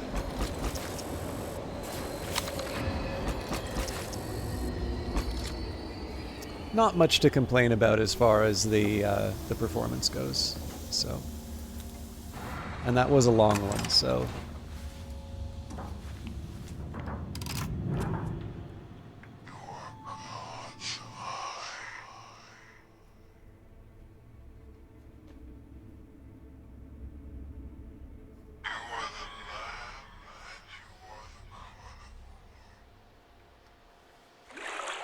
This look easy.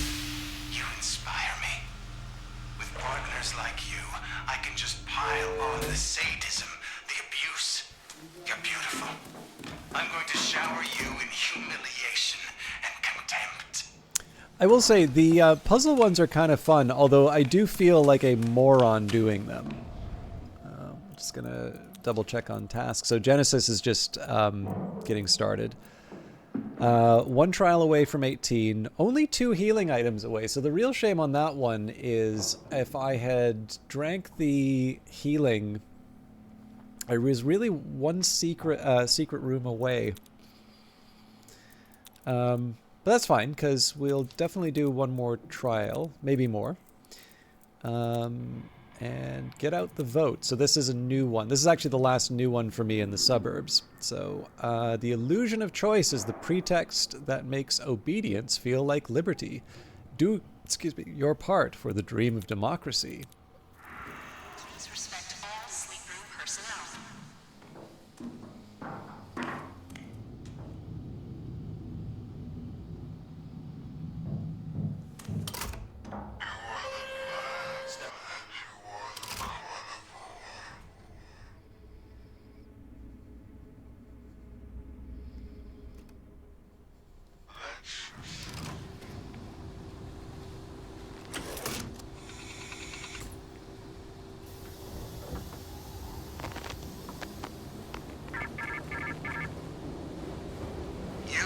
The better angel, on the shoulder of the responsible citizen. When voters insist on the hypocritical weakness that puts history before nation, take their privacy and give them judgment. Pull the citizens from their homes, gather the votes, and we will let you out.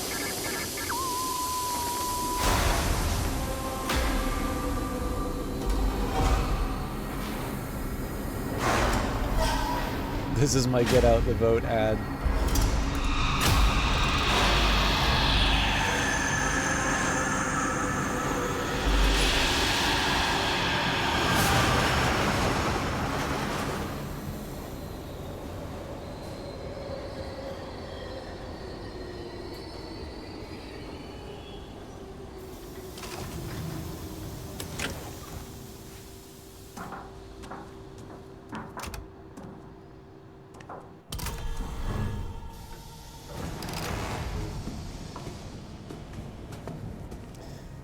So again, trying to find any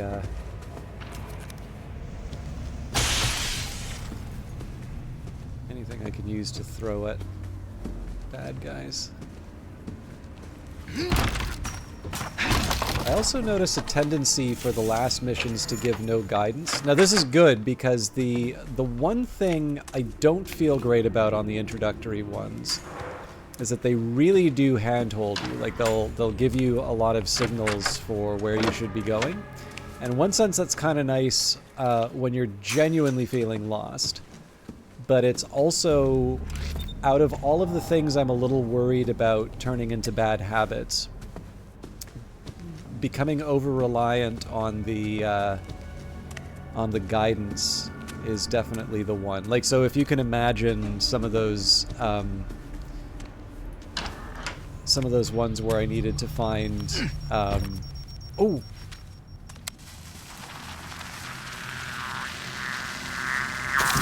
Happy day! I guess I can even see what's inside it. Actually, the one thing that is funny about this, I'm not entirely clear what getting out the vote entails. I think that's by design. But yeah, anyways, like I was saying, the one thing that I am quite worried about, it's probably going to ring at some point,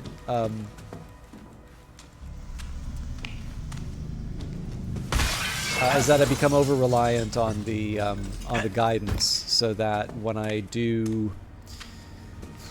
I'm trying to think, there were a couple that were actually quite good at, like, pointing me to, like, hey, dummy, maybe you should check out the, you know, X, Y, or Z room. You know what,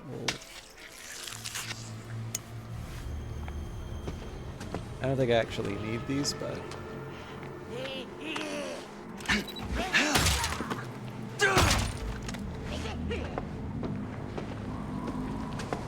I also feel like a couple of these rooms might be from Outlast 2. I definitely feel like I've been in a school like this before.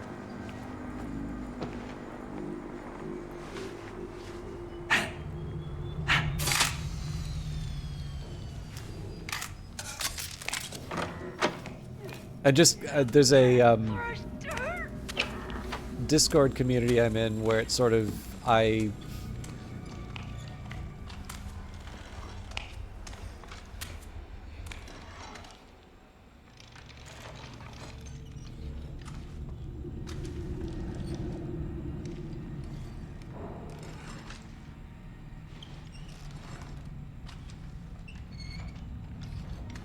think it's take the queen to the pawn here, right? Because if that captures... Yeah.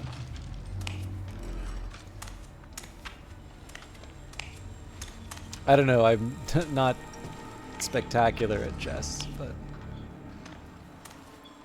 The challenge I run into on those, or in most cases of chess, like,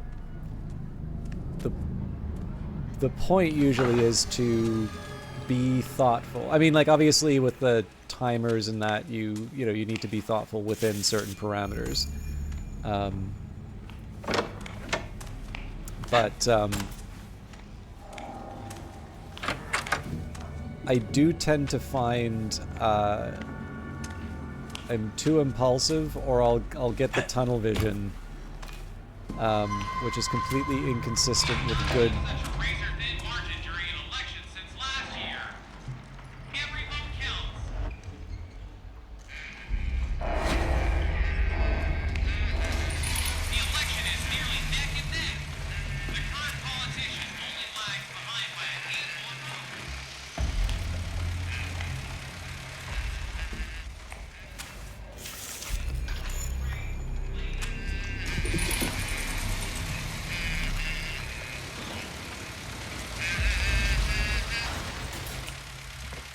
Did you know that the poem that is the basis for the Star and Spangled Banner was actually written while the Canadians were bombing the hell out of Fort McHenry? In fairness, it was the British. Canada wasn't a thing yet, but...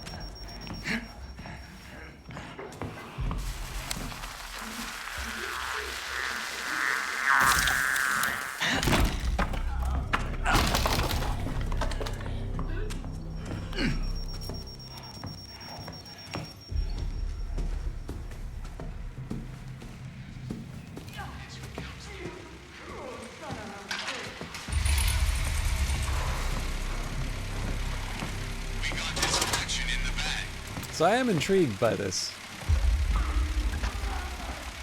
Obviously, the push the. Good citizens who don't vote aren't citizens at all. Knock,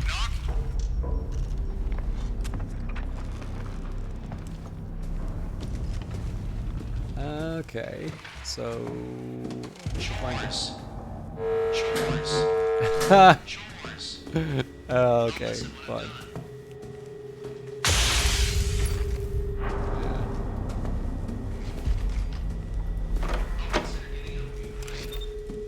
Okay, so blank for blank blank.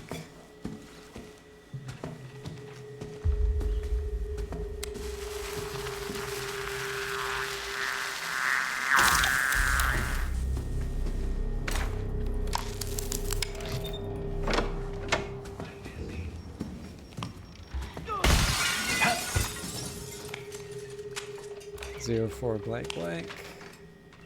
I'm sorry. I can't go to the door right now. Too much to do around the house.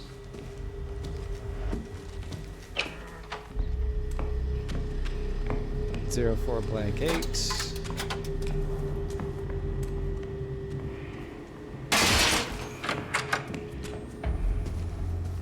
Okay, that's not it.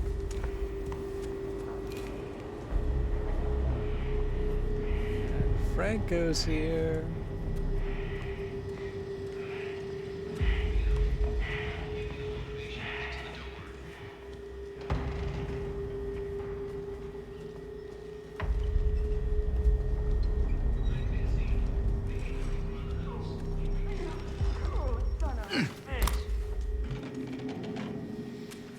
I'm sorry.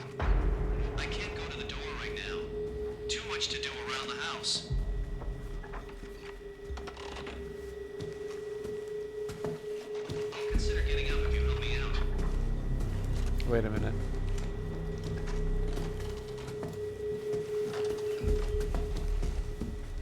Yeah, 0428. Okay. Chores. Chores. It's my permanent brain, but listen.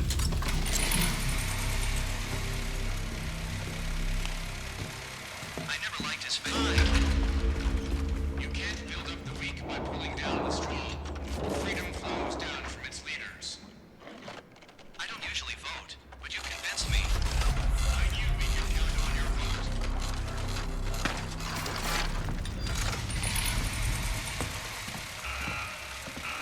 This is exactly how Mamdani won New York.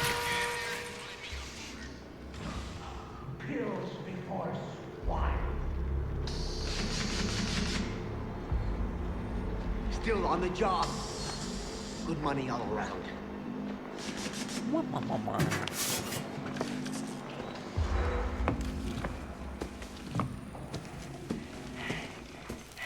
Busy.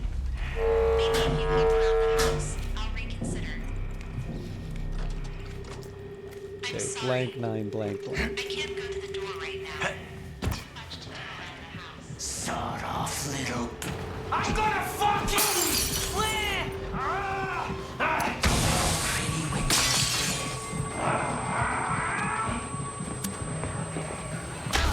Ah!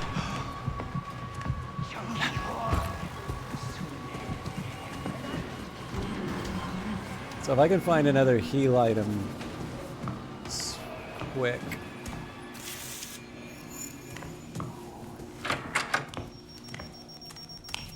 No, too late.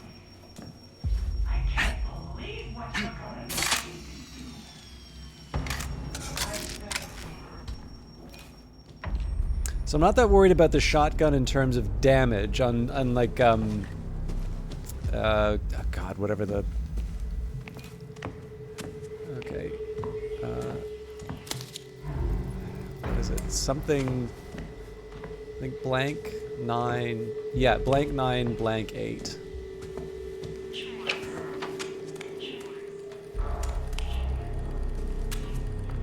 Okay, blank 9 7 8. Mind heading out? That won't give me the motivation to get to the door.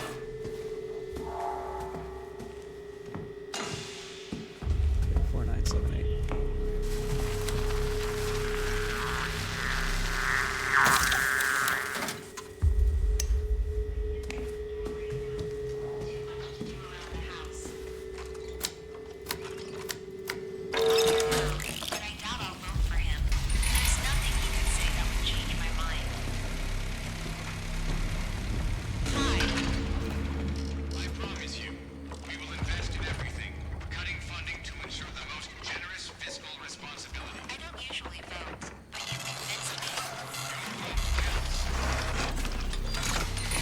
I actually really like the ballots look like Canadian ballots. Hands to shake, babies to kiss. What the fuck are you doing? I'm not voluntarily taking damage. He's already gonna do enough terrible stuff to me.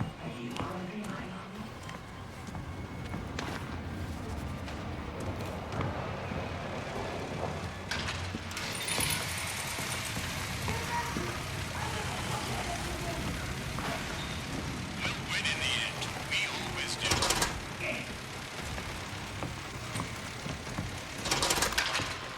Knock, knock. I'll consider getting up if you help me out. Mind helping out? This actually, Give me the motivation to get to the door. I don't think this is intended as such, but this does feel like a satire on a lot of RPGs. This feels like me playing Skyrim sometimes. Okay, 8 blank blank blank.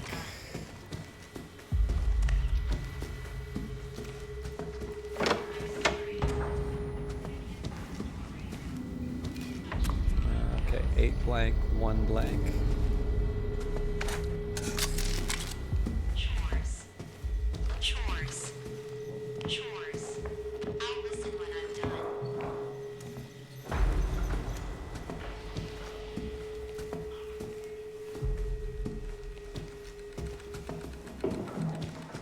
I don't want to ask.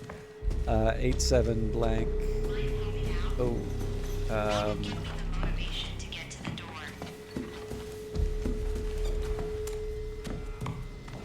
crap. 8 7 blank 6. I'll reconsider. Damn it. I got turned around, so. Okay. I think it's. I'm sorry.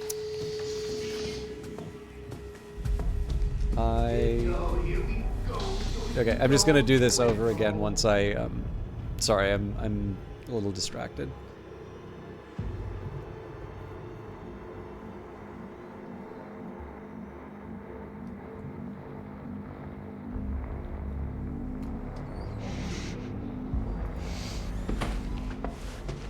Okay, so blank 7 blank blank.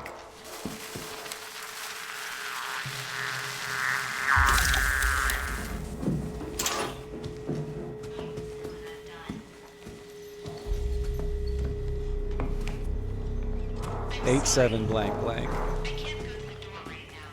Too much to do around the house.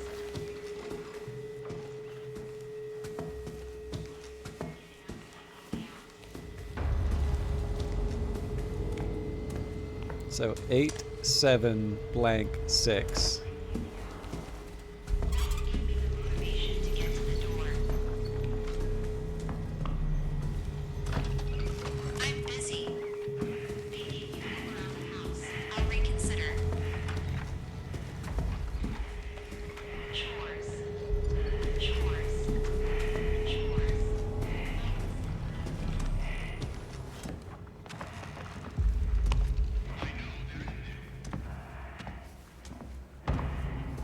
8 7 1 6. Find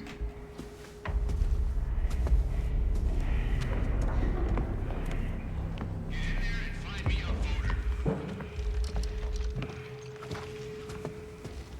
Give me the motivation to get to the door. I never liked his face. I wonder what this is like to play on console.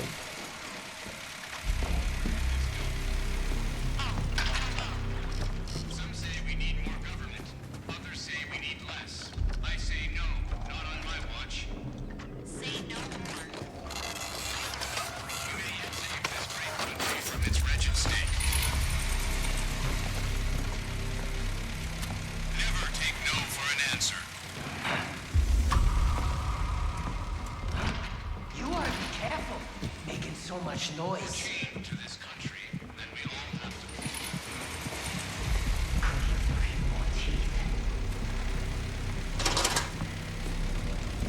Hearts and minds. I'm gonna try and push this as hard as I can, but I'm gonna have to run if someone catches me. Babies to shape, hands to kiss.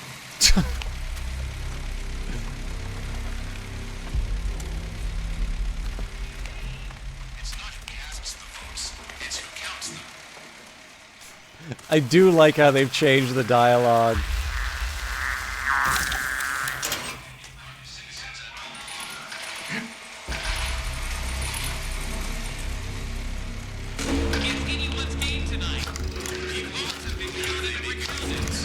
America!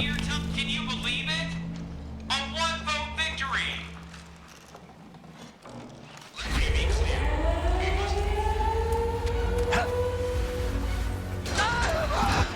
Sacre bleu! Oh, damn it. If I'd been thinking, I would have taken some damage and then I could have, well...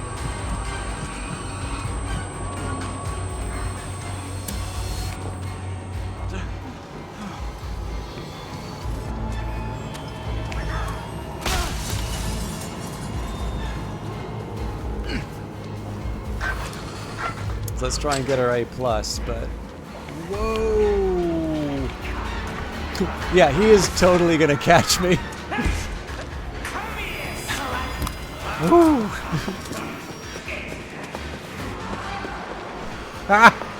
Oh, this is gonna get weird.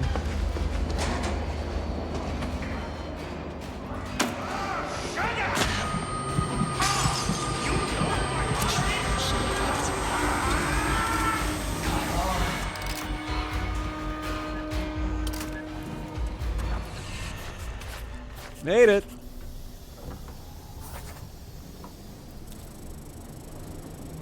Alright, so suburbs are completely covered, and looks like I actually got some progress on the event as well. I usually like tallying up all the tickets and stuff like that over at the end of the session. So the question is whether or not I'm going to try and do the mall.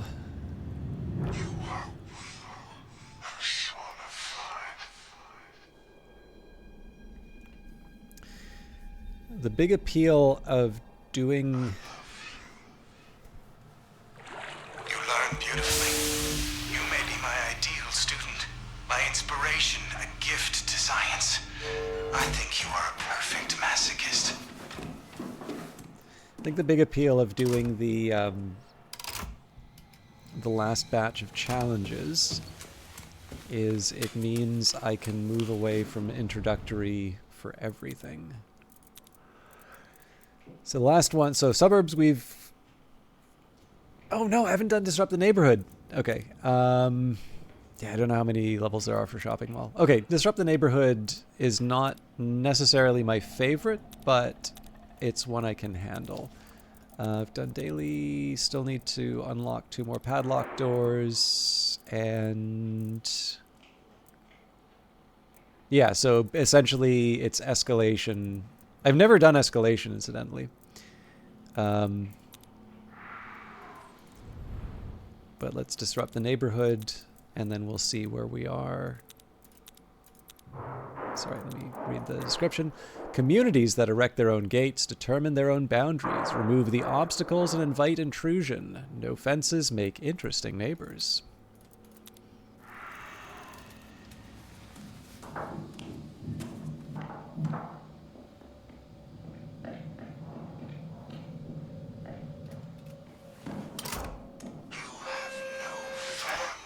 I'm genuinely split as to whether or not I want to try and do the shopping mall tonight, because like I'm already 2.5 hours past when I would normally finish. But it's also a chance for me to like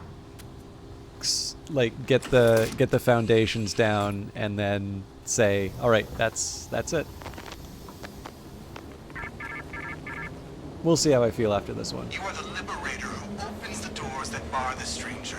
Privacy and property are antiquated ideas. Be naked before the world, own nothing, and profit will flow from you like blood. Open the gates, allow us in, and we will let you out. So I believe there's multiple gates. This is a little bit like the Mother Gooseberry one. If I recall correctly, there's multiple gates where I have to do that sort of symbol matching like last time. But, how was it? Yeah, so I do the symbol matching for like Yeah, no, it's basically just like instead of disabling the triggers for the gates, you have to find the symbols, and the symbols are behind black lights. So I believe you also need to activate 2 generators to actually know what you're working with. So it's a lot of running around and like identifying stuff, but this should be more or less straightforward, assuming I don't. Although I don't know what my padlock opportunities look like.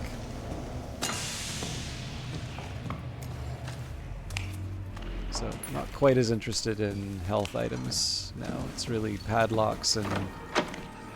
Fuck you, God. I'm licking you. or specifically padlock doors. But realistically, any chance to use my device.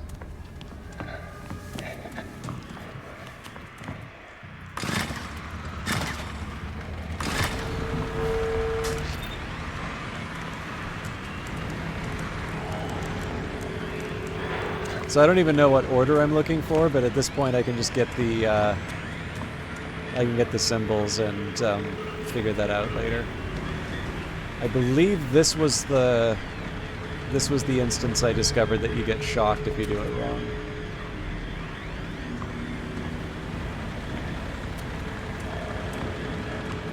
Alright, so we are looking for Bunny Heart Club.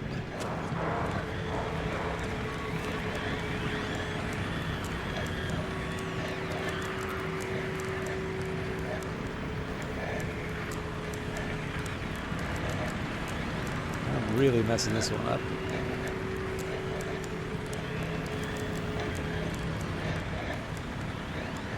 Well, that's as wide as it goes. Okay, close enough. Sorry, Bunny Heart Club?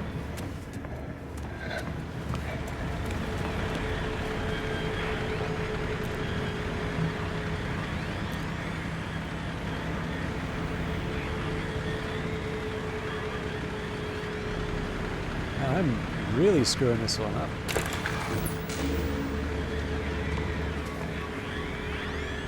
Still feels pretty generous with the... like, we wouldn't need the generator here, but...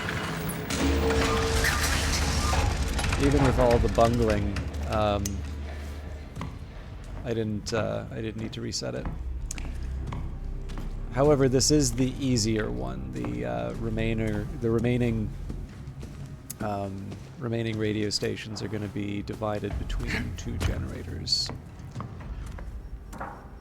Oh, but fortunately, it's only 2 more. So.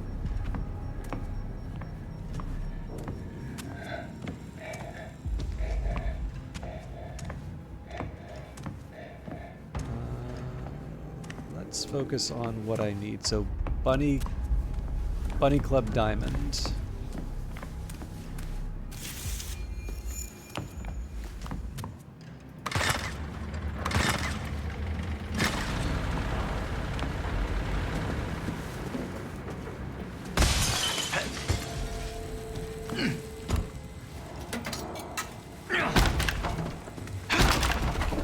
Okay.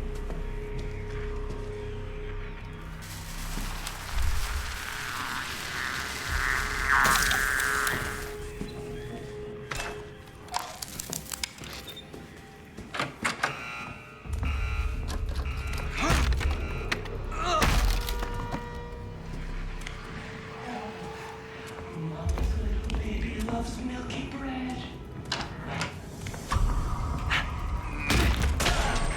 Damn it.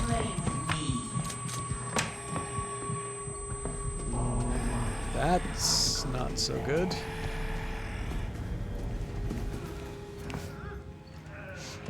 Gonna climb right into your belly. Get all warm on there. Break your fucking balls.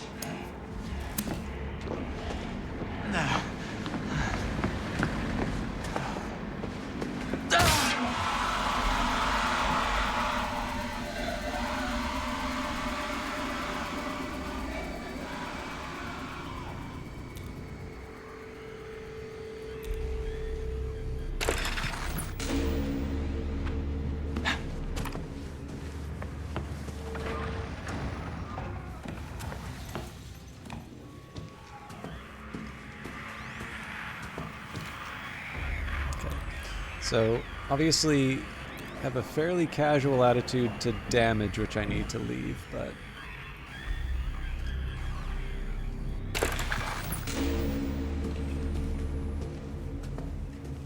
Otherwise, we're doing okay.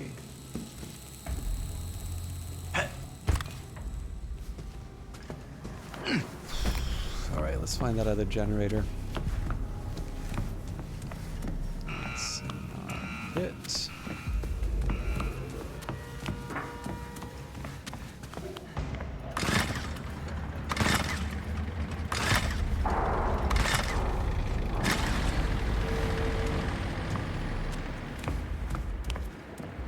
Kidding me. Nice.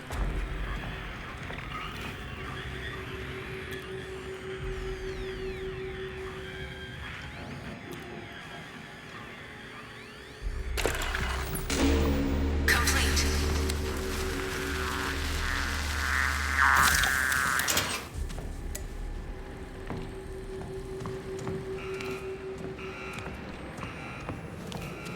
That's probably Franco.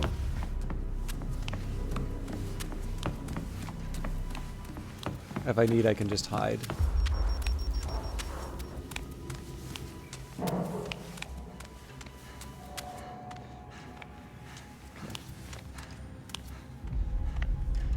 Now, it seems to me like I shouldn't be rushing too fast through this, because I need to find at least one more propaganda poster. Although the ideal, of course, would be to get this done as soon as possible. Still, I don't think it hurts to take a peek.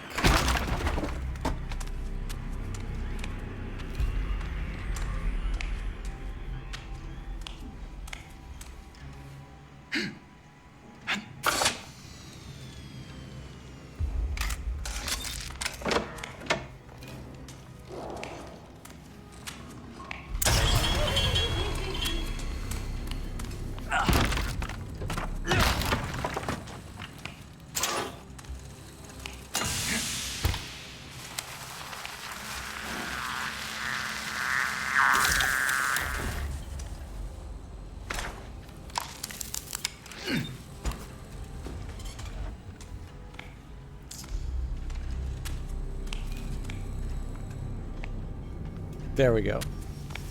I always feel so bad whenever I like put the run on hold to go after secondary objectives, but in this case, it's practical. I'm also going to take a minute here and find the next gate, because I don't know what symbols I'm looking for, and it would be nice... Oh, that makes me happy.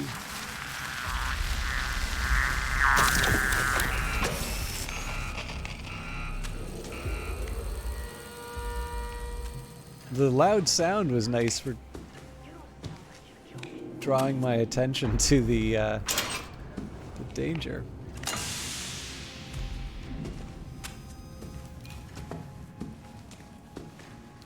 Alas, I still do not know what symbols I'm looking for.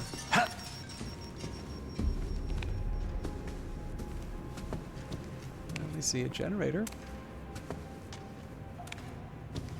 There we go. Oh yes, I remember trying to get out of here. This is gonna be fun. Heart Spade Club, nice. Oh crap.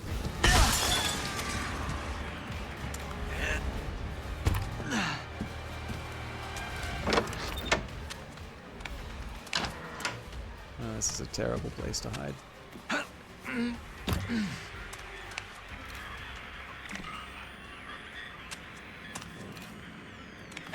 Okay, can't hear the bad man. Open up some options, and let's see what we're... God, I don't even remember what the symbols were.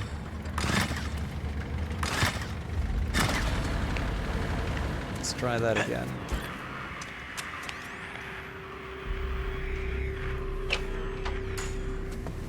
Sorry, I know I say them aloud, but I actually...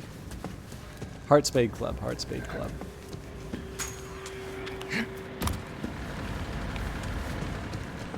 Doesn't mean that I've actually registered them, I just say them.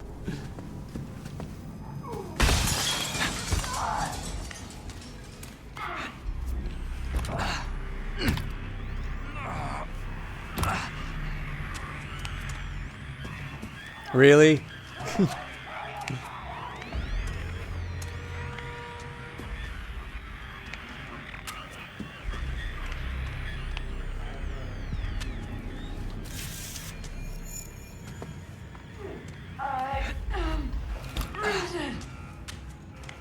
Okay, well it clearly can't be through that. Is it just a red herring? All I want is... You think I can't get it up? Right. Come out, I'll show you. Let me show you something! Okay, let's just get out of here and find something new. Oh, how much you want to bet I just had the wrong...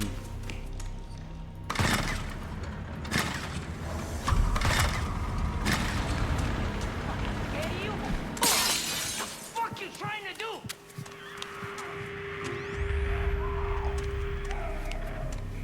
It's terrible for my ability to hide, but...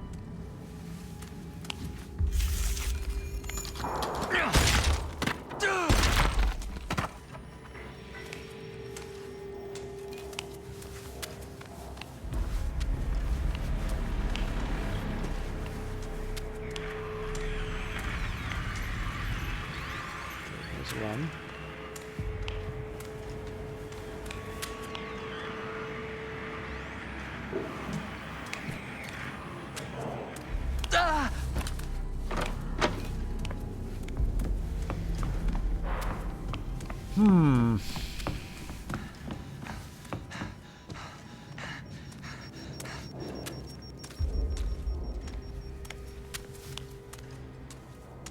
Get a little more energy.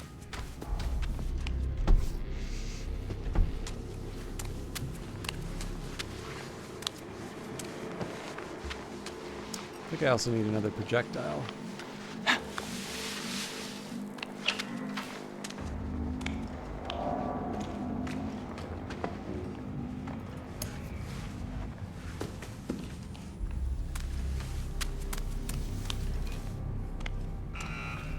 Damn it.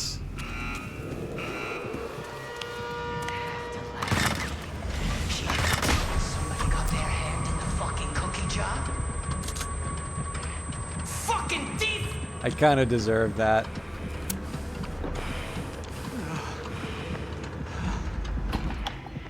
Who's a succulent little tree, huh? Fuck this.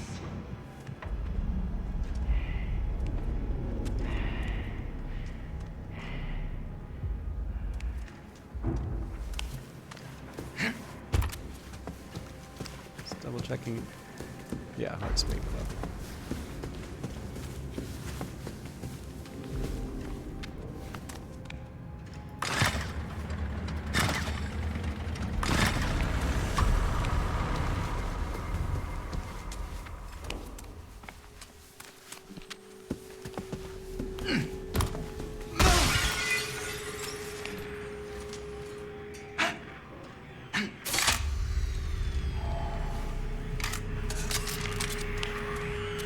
Okay, so there's the heart. I'm gonna try and tune this.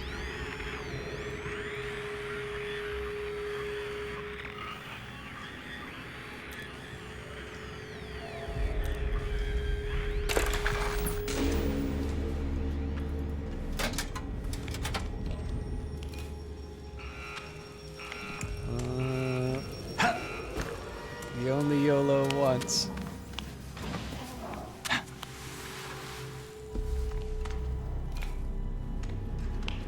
Wait, I already have the spade in the club, don't I?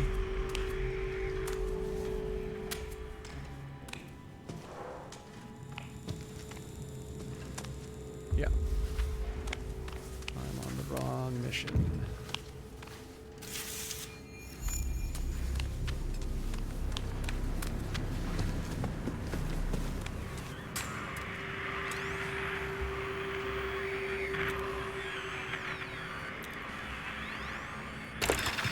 Okay, it had mercy. Alright, doesn't matter that that crapped out because we just need to find the club.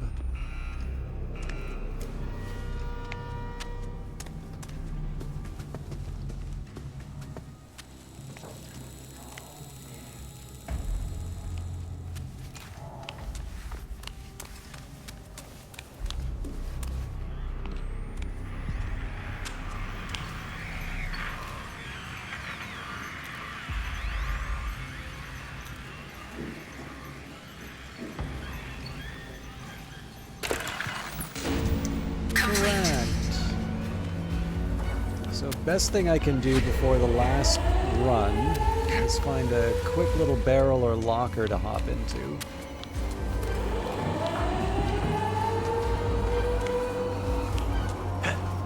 Like that.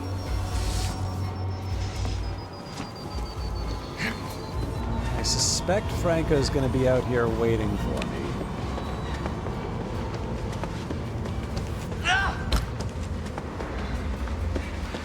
Surprising, but I'll take it.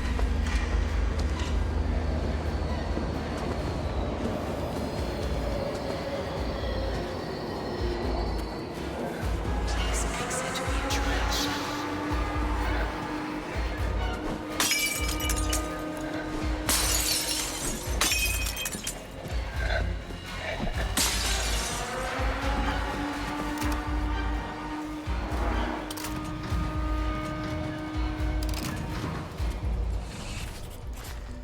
Alright, a little over, but... that one's really, I think, more of a patience test than anything.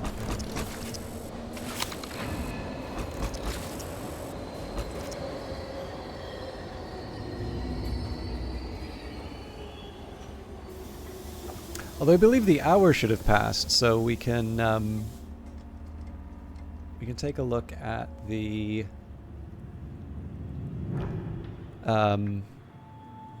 take a look at the daily drop.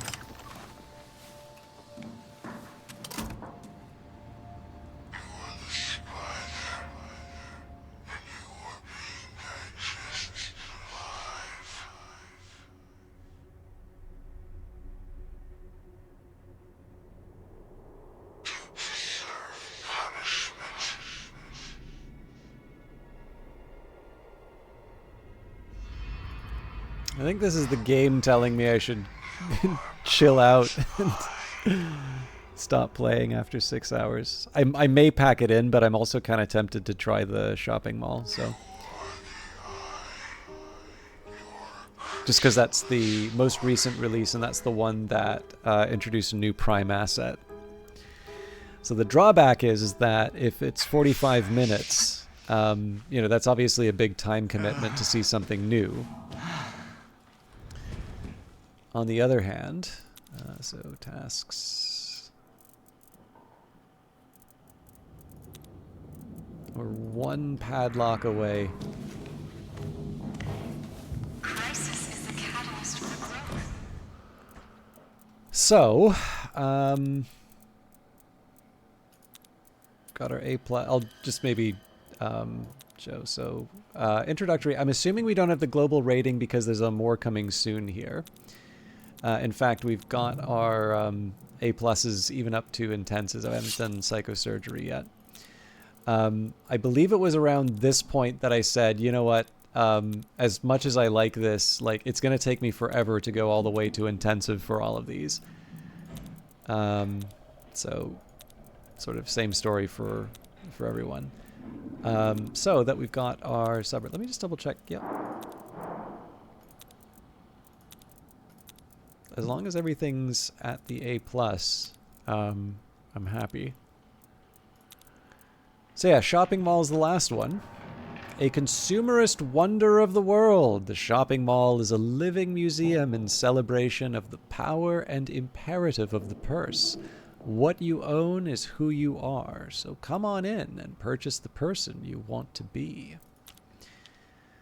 Oh, interesting. It's just kill the politician and investigate the... I still never know if it's... I always heard Minotaur, but I think the island's name is Minos? Or the king?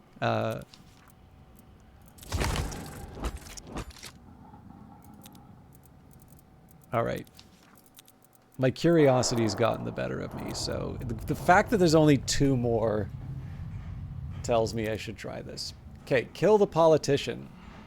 At the intersection of commerce and politics stands an unholy union meant to lull you into a false sense of security and control. Vote with your wallet and show the world what you stand for.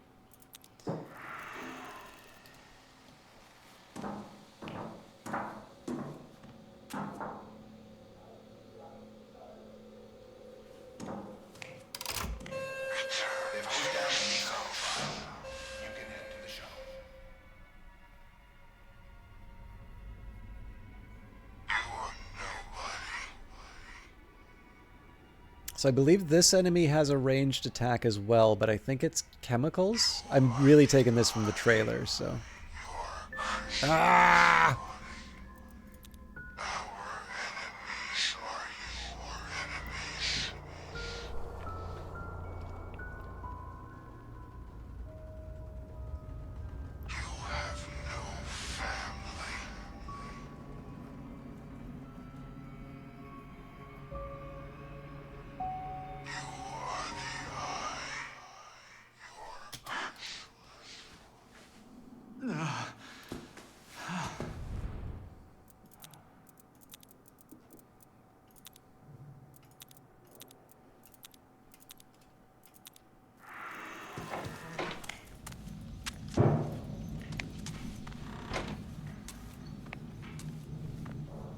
Crisis is the catalyst for growth. You may now enter the trial shell. So I will confess, I'm interested just as a purely, like, just more so out of curiosity. Like, I suspect Red Barrels is, like, they're not Electronic Arts, but I'm assuming that with the success of this franchise, they are also, like, a reasonably sized developer. Let me let the briefing go through. You are the cleansing flood that washes away the lies. If the people are allowed to choose leaders who poison the well of obedience with the bile of history, then we must drown those leaders in that self-same bile. Kill the politician, cleanse his bones and flesh, and we will let you out.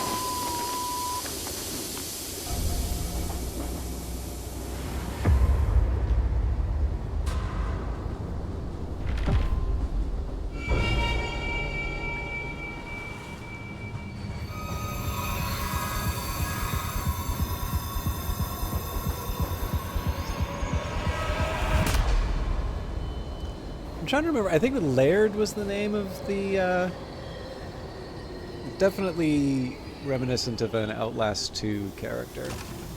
Anyway, so, you know, Red Barrel seems to be, like, reasonably well, well positioned to make, like, they've always made high quality games, but, like, the sort of thing where you'd say, like, some developers would say, I wish I had the budget to do that, is sort of what I mean. I do not want to imply for a second, I don't know, you know, how profitable this is. It's possible that they make, you know, take every dollar that's made for these games and immediately throw them back. And so, you know, effectively the company's operating at some, like, razor thin margin or whatever. But one of the things that does intrigue me is the idea here of I really need healing items.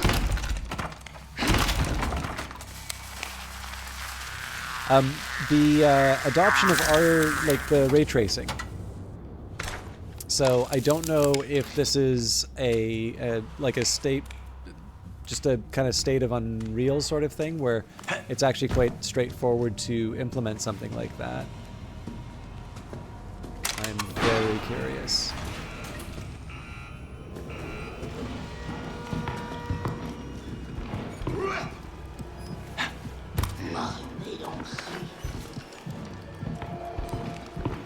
You are kidding me.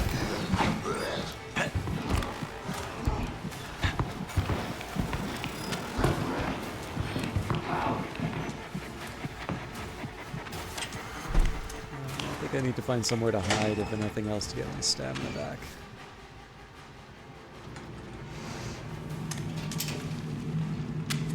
But yeah, so I like seeing my reflection and stuff like this. And it makes me wonder, like, is this a hard thing to do in general, or is it the case that, like, Unreal, it's just, you know, make sure you implement it right, but... Okay. As long as I'm not a dummy about this, I should be able to...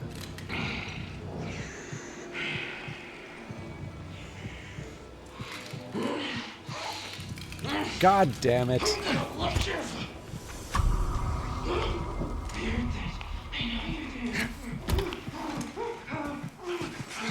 Think you can hurt me?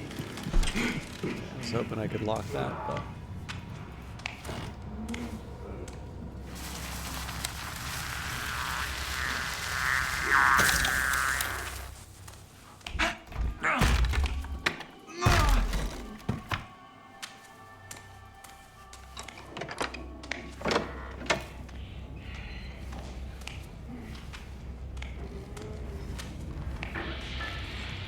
So the fuse is going to be an interesting one to deal with.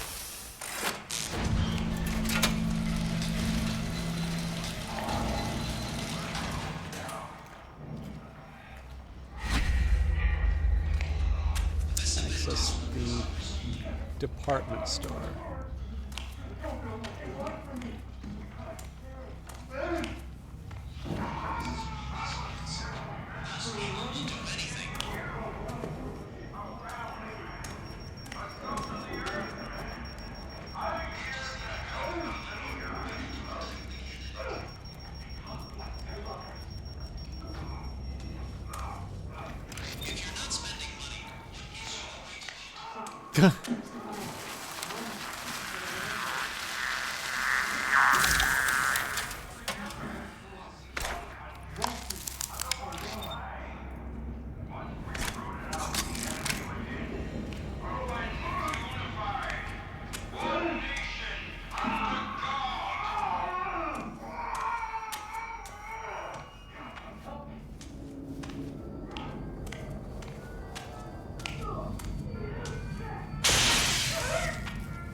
Yes, even in the game, I can't resist going to a bookstore.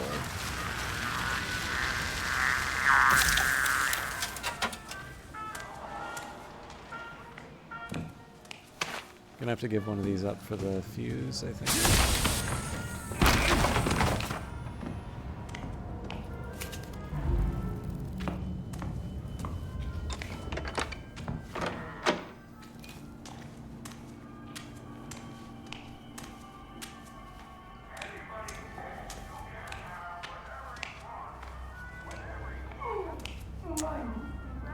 Alright, well,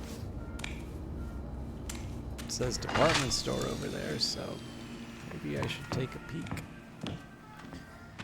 I am, of course, still looking for propaganda posters. I'm too short. Alright, I'm gonna... Oh, crap.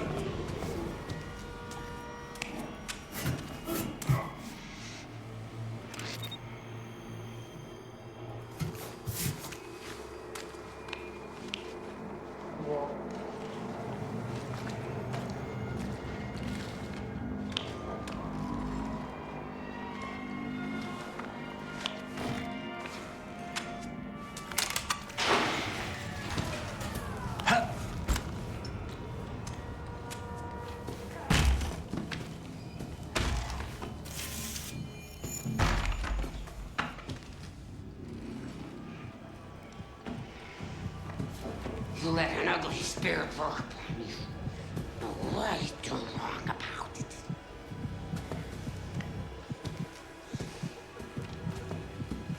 We all know just what to do to you.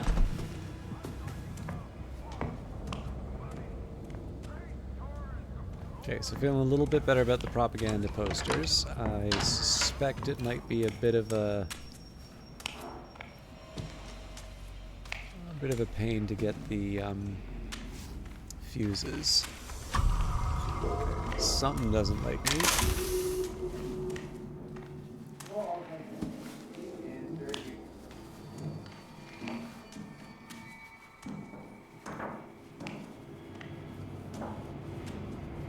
And this comes back to the thing we were talking about before. So the easy or the introductory mode is definitely quite forgiving in terms of letting you know where stuff is.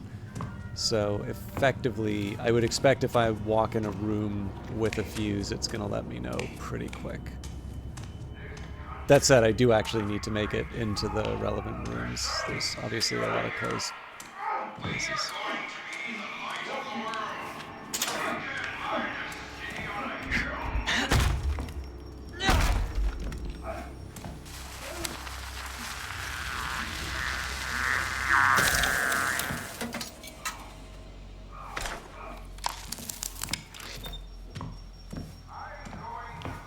Well, let's just make sure there's nothing special in here for me.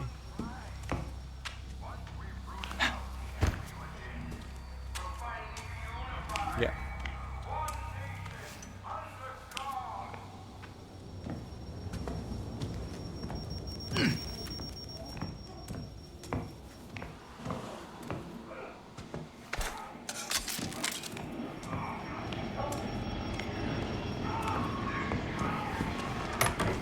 That's the new Prime asset.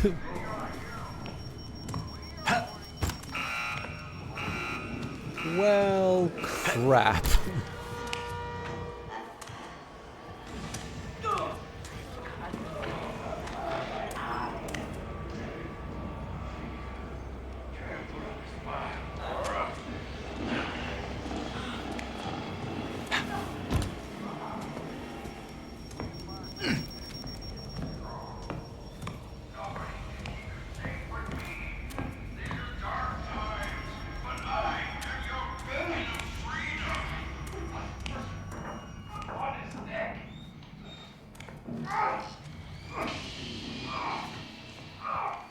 So I don't exactly want to follow this guy the whole way through, but...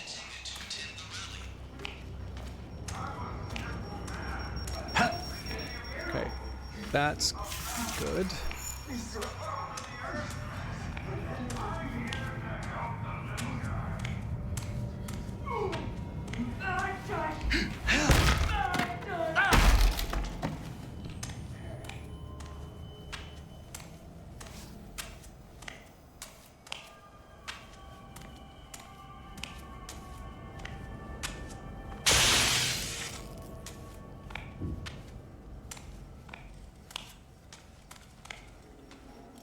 The fact that the bars are already down here suggests that there's no fuse.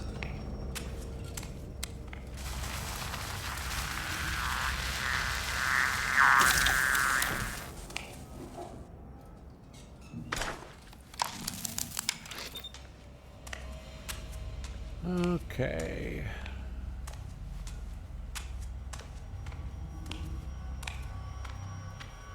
I mean, it's nice to have these little areas in the back to scurry through, but doesn't really bring me any closer to a fuse.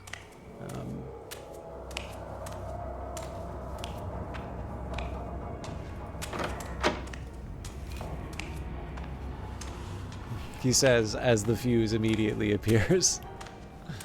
I'm going to assume I gotta run through the... It would be interesting to see if I could, Don't look at me! Don't you fucking look at me! Oh, come on! Oh, I was gonna say, I thought they just stopped right in front of the...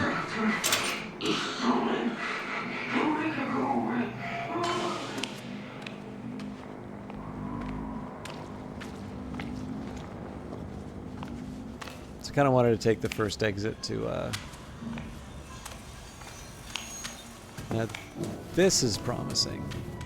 So normally I wouldn't want to give up a second inventory slot, but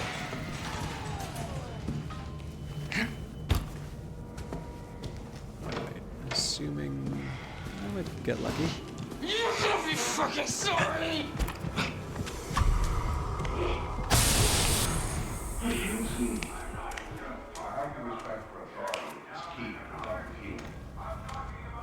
Huh.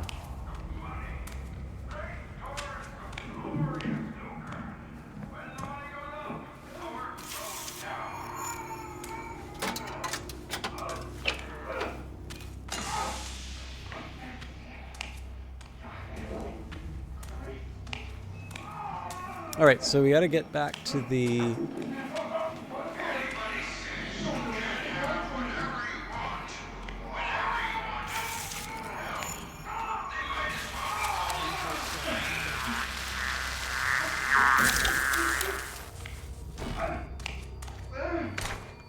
I need to get back to the department store, but it doesn't seem like this is the way. Okay, made somebody mad.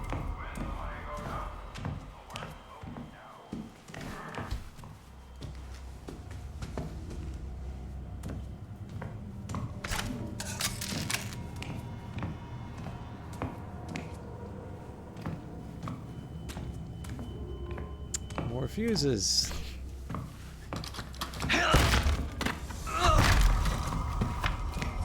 That's gonna be one I refuse.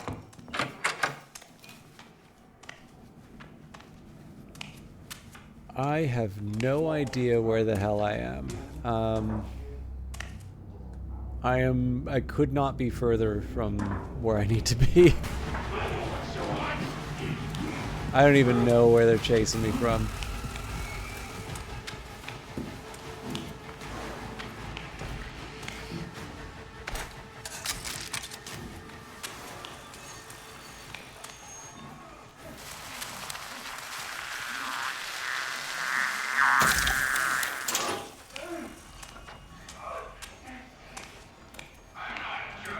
So obviously, like, that's a way to handle that problem. I'm not going to say that it's, you know, completely reckless.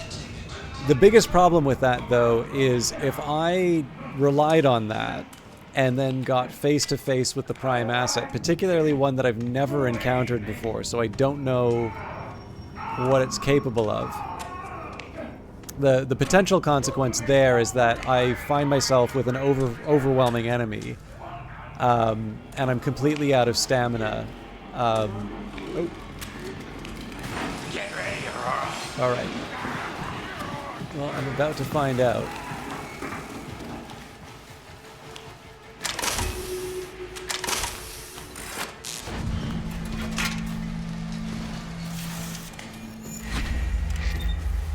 Spend $40.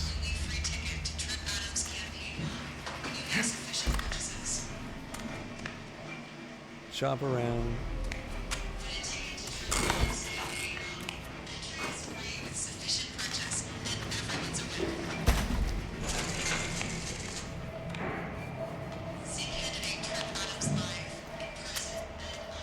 There's a limit. Is there a limit to the number of things I can put in? Every customer is a winner. Try your luck. Free ticket to see Journals.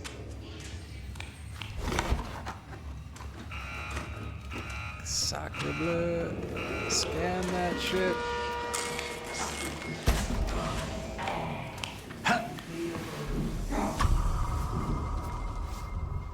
We're just gonna take some time there. Yeah, so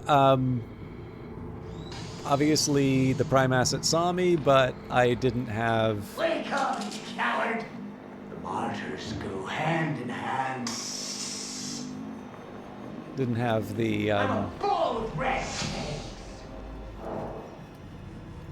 the pleasure of seeing the horrible things it can do to me.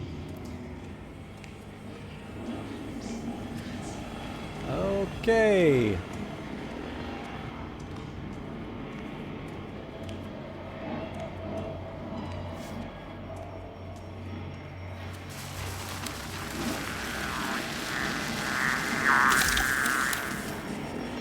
Sounds like they just keep getting closer. I'm hungry. I know when you're hungry. You starve.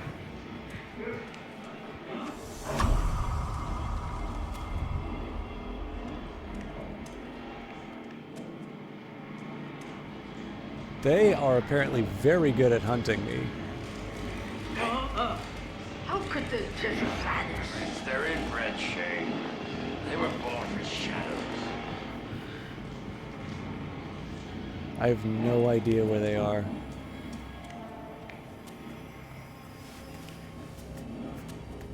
This is one of the things I always find most interesting about these games, particularly the Outlast games. Anticipating what like the death scene looks like has consistently been more alarming to me. Okay, I'll ignore the 99 cents. That is always consistently been more stressful. Okay. Oh, are you feeling well, darling? Well, my stomach is a little off. Too many eyes. Too much jelly. You have to be cautious, dear. You'll make me sick.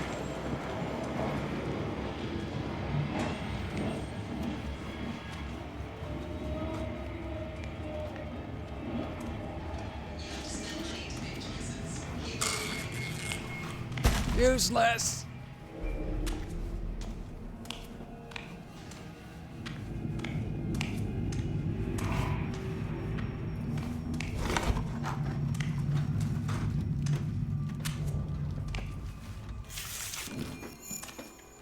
But yeah, so the anticipation of what could happen to me is Open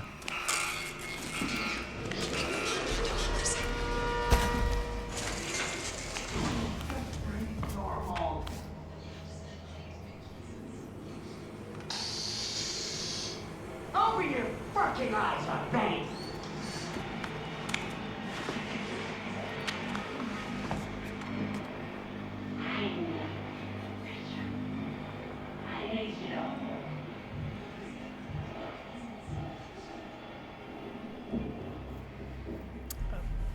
doesn't strike me as particularly fun to have to deal with the potential of psychosis and the saw.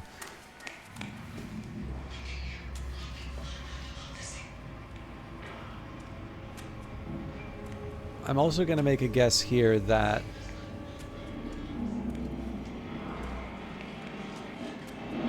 okay, this one's going to be a bit of a risk.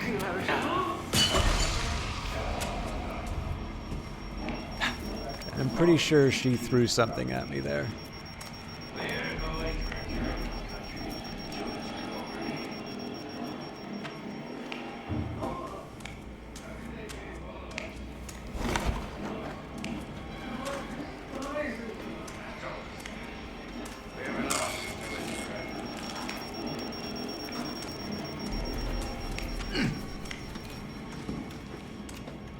Obviously, I'm getting a little braver in terms of some of my moves, but...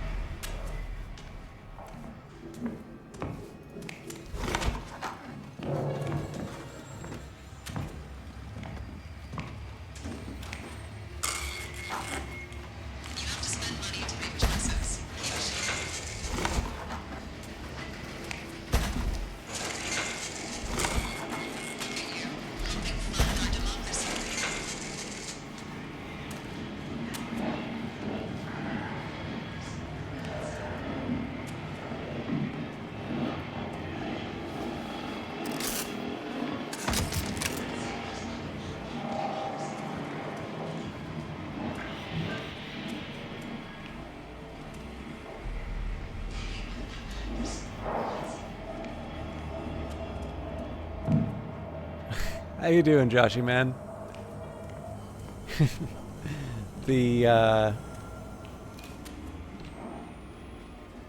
This is a relatively new addition to the game. Alright, I can work with that. That I'm slightly more worried about, so let's just see what they do.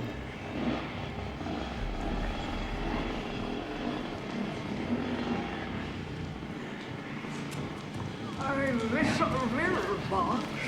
I miss looking you in the face like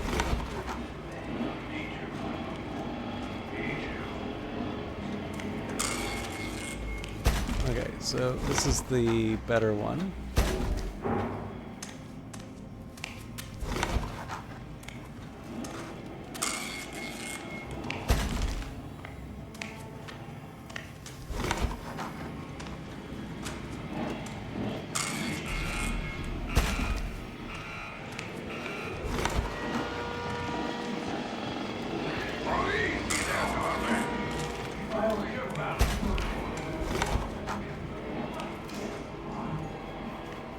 Yeah, I'm definitely going late, but that's partly because I really like this, and I'm close to finishing all the levels at least once.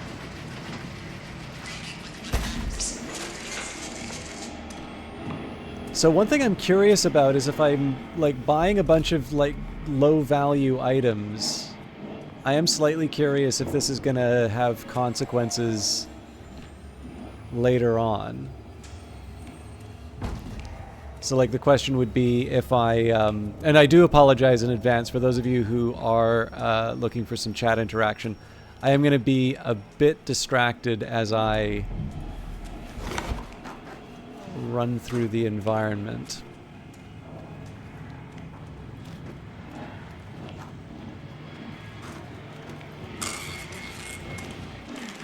What a lovely smell. Oh, don't be crude. I'm freshly bathed. I bet your potions, dearest. Even if your wife leaves me, have a weak knee and Lester lamb or nitric acid to get the breath and encourage the beast to suck it in. lovely. Okay, so that gives me a little more freedom.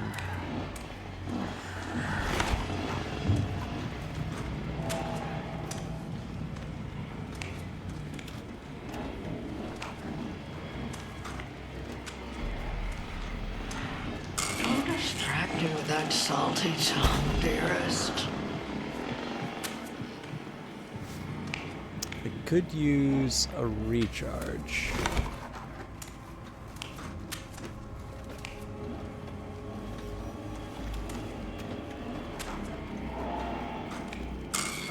Okay, that seems to be a good one to take. Maybe move that ahead until they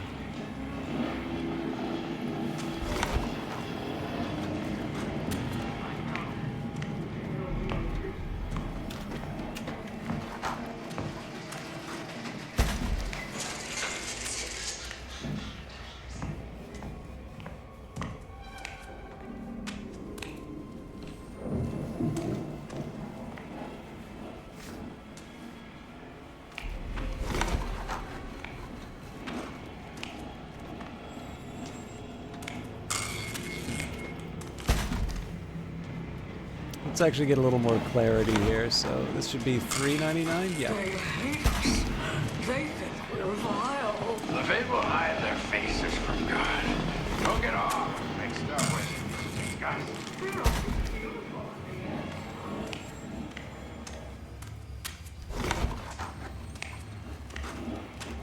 I suspect I'm spending a lot more time here than would normally be appropriate, but I think this is just because I don't know, again, if there's a penalty for doing too many boxes. Watch those fingers. I was only scratching.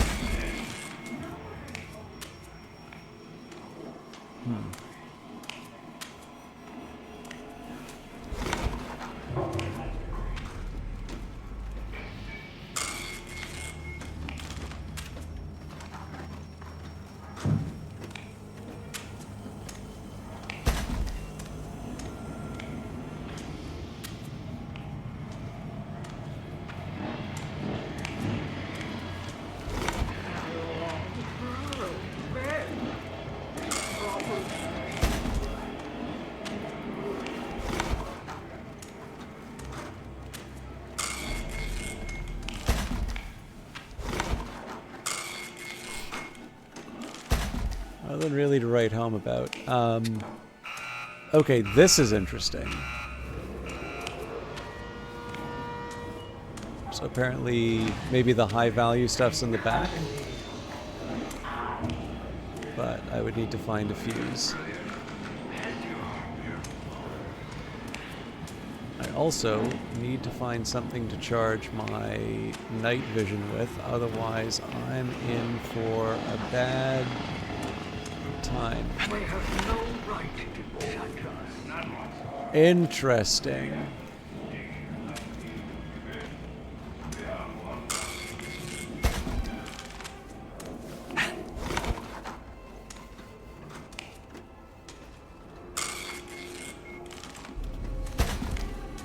All right. Oh wait, but yeah, so find one in stores. Like, if I have to run out of the department store to do this, I don't know if I want to.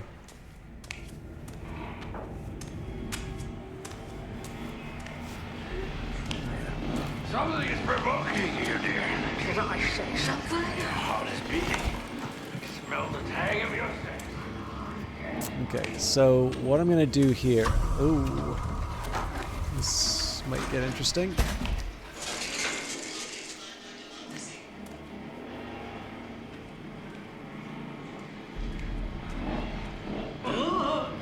You see them from up there, love? Turn me around. I think close.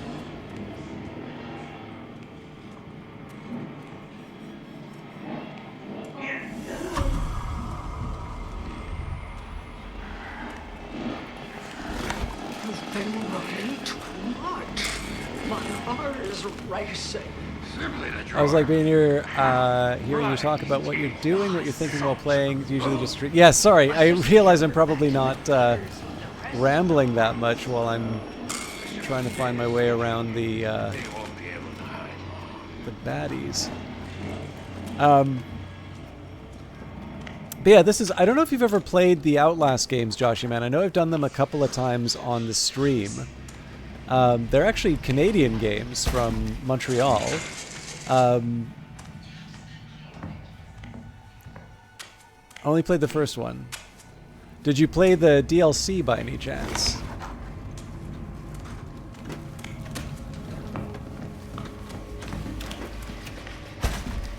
So, I mean, we're not that far off from 40.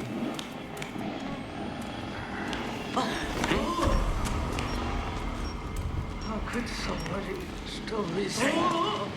You're seeing things again. You're beautiful in the shadow, my darling.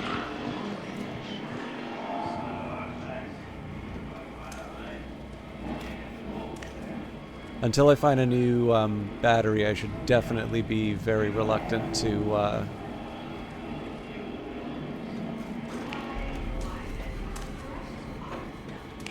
do the night vision.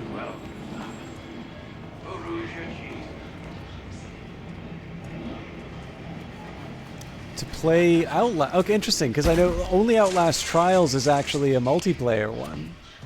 But yeah, no, like, Outlast is, like, in one sense, a gross, really intense horror game. And yet, it's one of the ones... Oh, gotcha. Okay.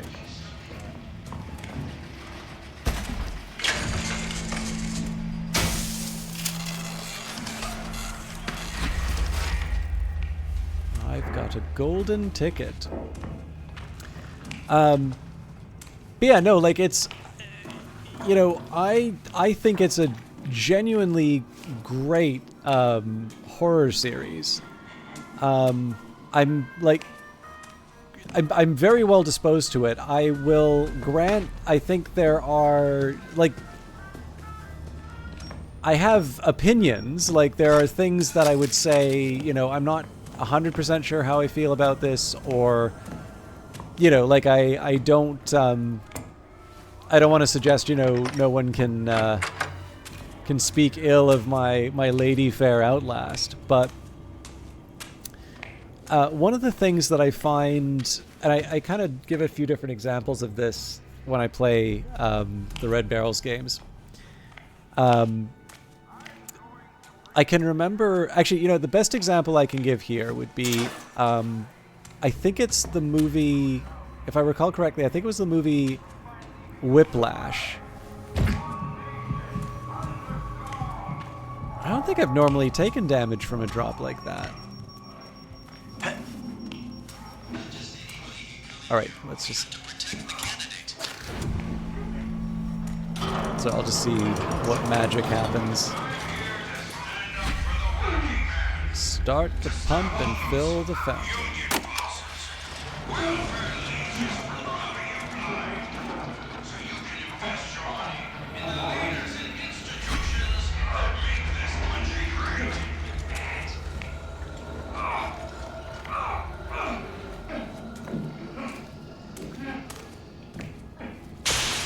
Yeah, so I remember watching Whiplash with my aunt, who's a an Anglican, or used to be an Anglican minister. I think she's retired now.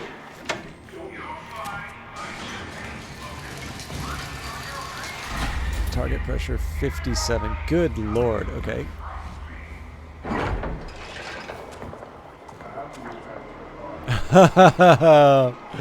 All right. Didn't know this game wanted me to do math. Oh, I gotta do that for 4 of them. And I really need to sneeze, so... Sorry. I still need batteries.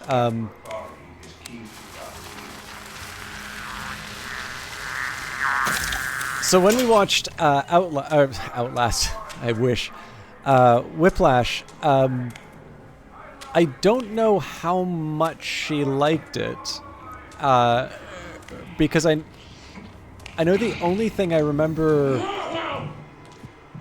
really remember her saying about it was, you know, I don't understand why they needed to do so much swearing. They can't hurt you, they can't. Yeah, and Al Jabra.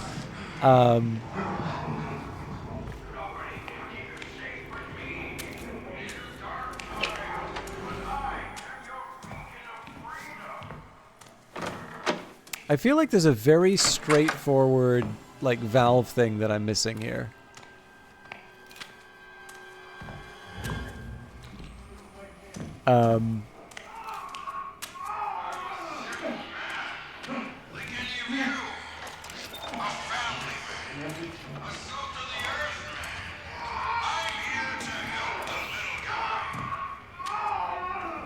He's got my vote.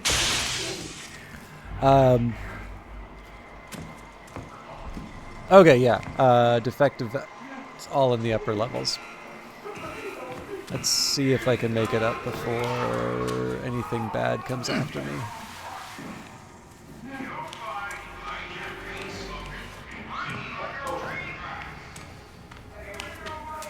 I probably should have looked for more specific... Ah. Well then.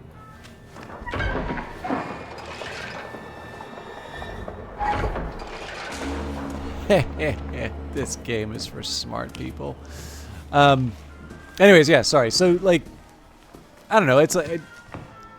I'm going to assume that someone did not get the same thing out of a movie that I quite like if their first question is, did they need to have so much swearing? Incidentally, my answer for that for Whiplash is yes. Because I think if you look particularly at some of the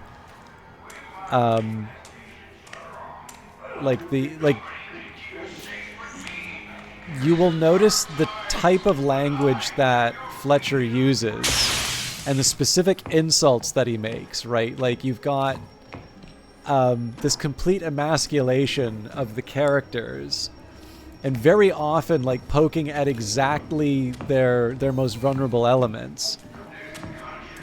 And I really do think... Sorry, I am taking a minute here. I really do need to find some more batteries. I don't have to, like, completely run all over the environment, but...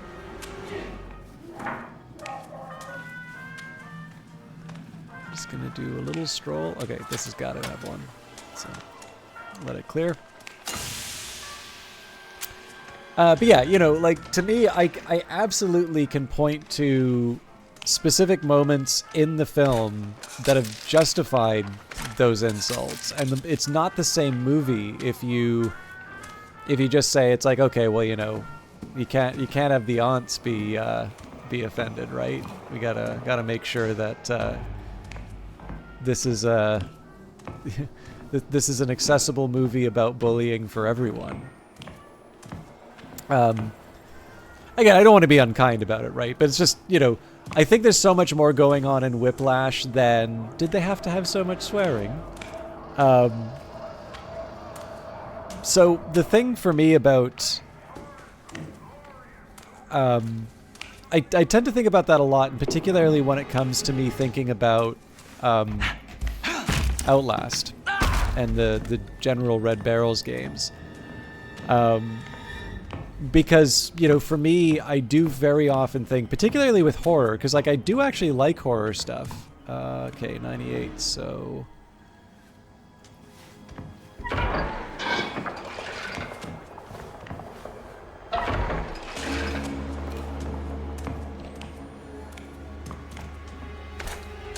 Probably shouldn't be wasting batteries like this, but got a full charge. But yeah, I do frequently think about the horror I like and the horror that I don't.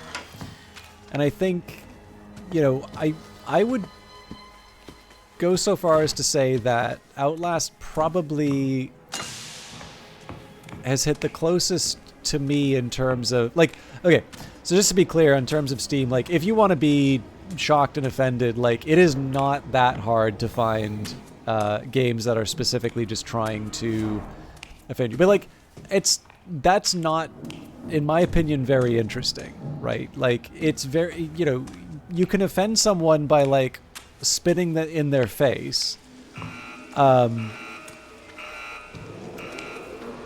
And you can even say it's like, you know, oh, what, you can't handle it, old man? Like, sure, okay. But am I just supposed to go back down now? Because I definitely don't see any lit...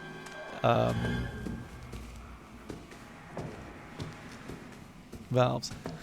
But, you know, like, the fact of the matter is that someone is actually completely justified in being upset with someone who is being openly disrespectful and, like, and seemingly for no reason. And it's less a question about whether or not you can, quote-unquote, handle it. And it's much more of a question as, like, why am I wasting my time with you? Not intending this to sound like I'm speaking from any kind of experience or something like that. But, like, offense is not, in and of itself, particularly difficult or interesting. And likewise, you know, there's a bunch of games which can be, you know, quite unpleasant. They can be offensive. They can... Sorry, I just want to make sure that I didn't have any baddies.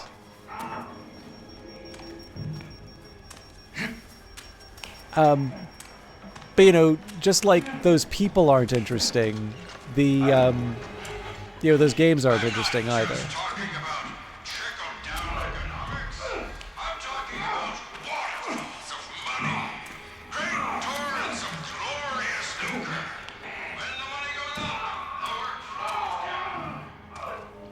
I feel like I'm missing the map now.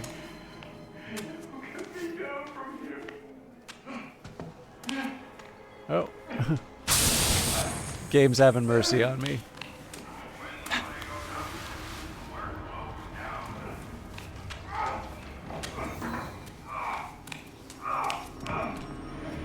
Okay, I was here. 79... Oh. Okay.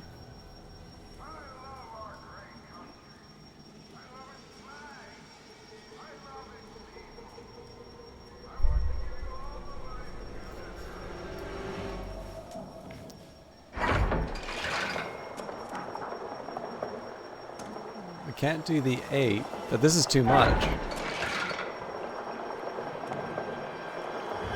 Yeah.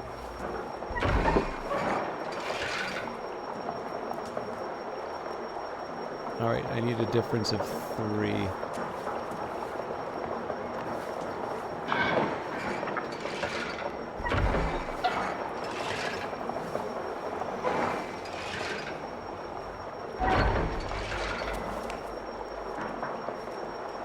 Am I really this much of a moron?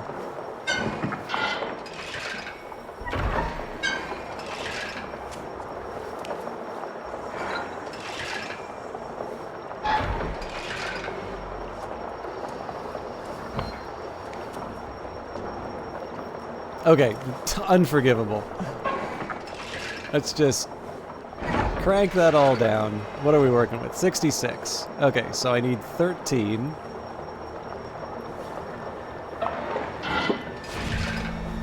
Yeah. Sorry, I'm totally not thinking straight.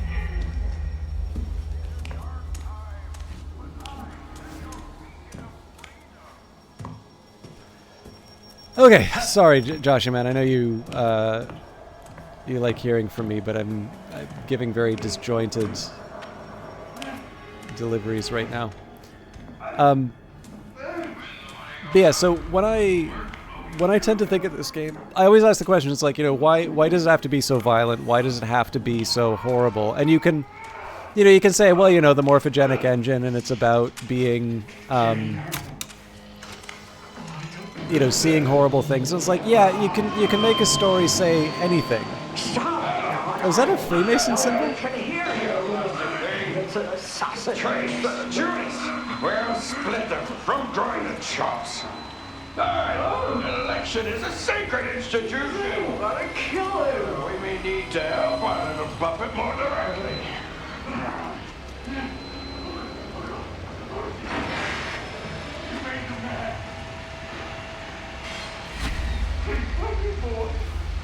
Don't let them do this. What?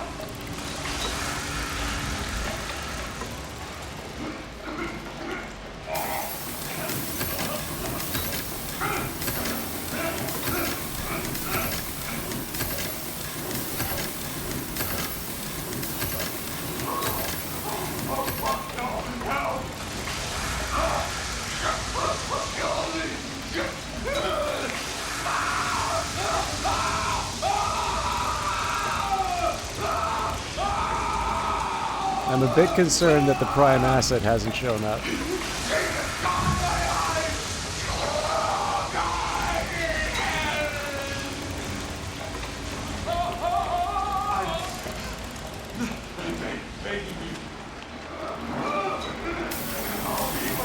There they are.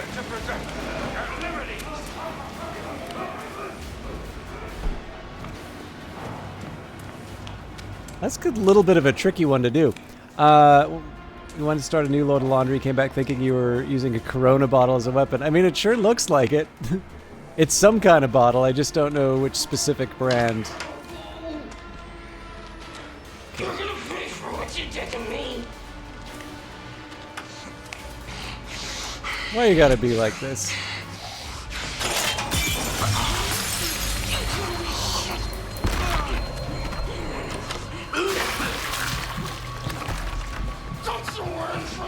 Okay, I don't know where the poison came from. It could be the prime, but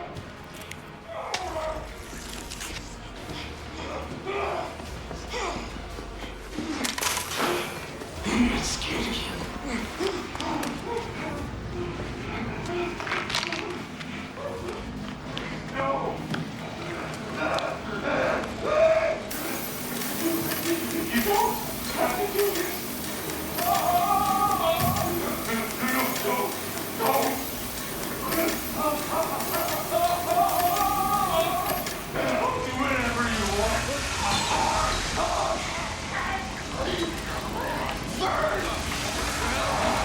crap.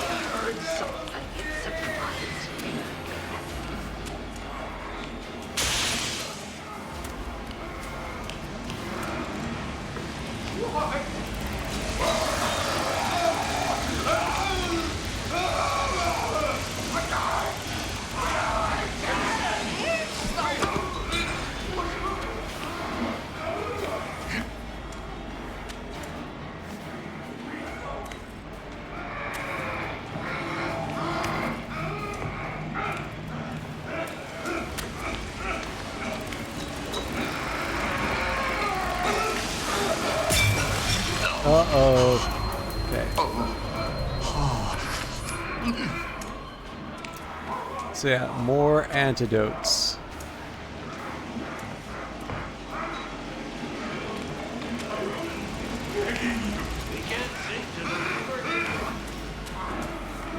I think at this point I kind of need to lure them away from the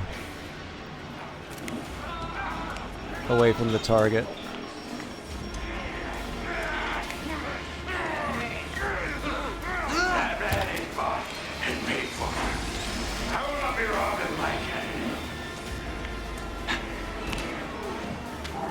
I do like the idea, though, that he's protecting his political investment.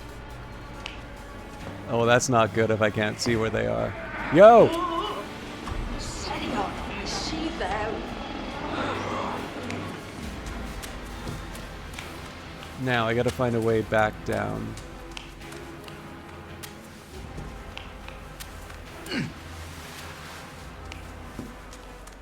You know what? I'll take the damage.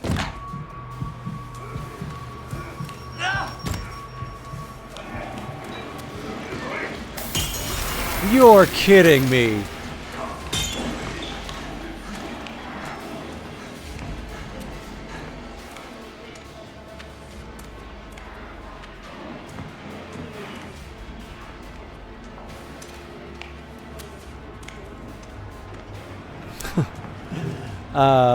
All right.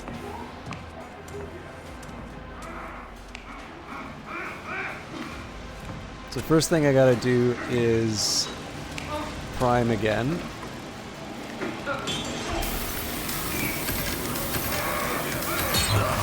Ah! It's a bit more accurate than I, oh crap.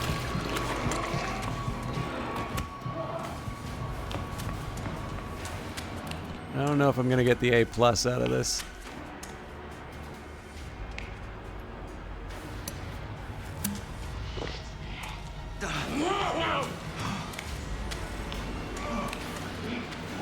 Are you okay? You respect your betters.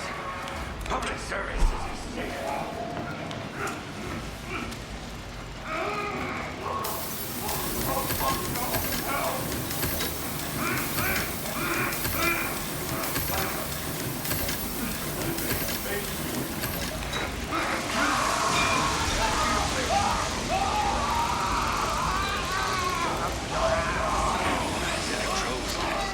I hear somebody creeping around. I'm just gonna do a full loop here. Got it.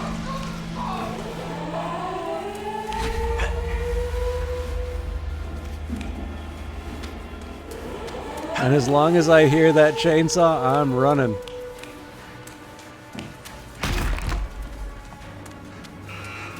That's probably them.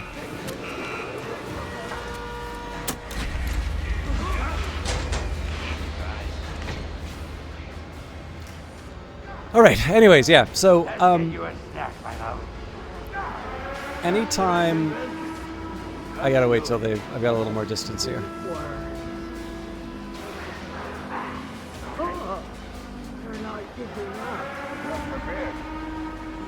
Anytime I see something like Outlast, you know, I do kind of remember my aunt's reaction to Whiplash and similar, and sort of say, it's like, okay, so why? Don't you fucking touch my sister! All right, let's see how we did. Oh, we got it. Actually, not that far off what the time is supposed to be.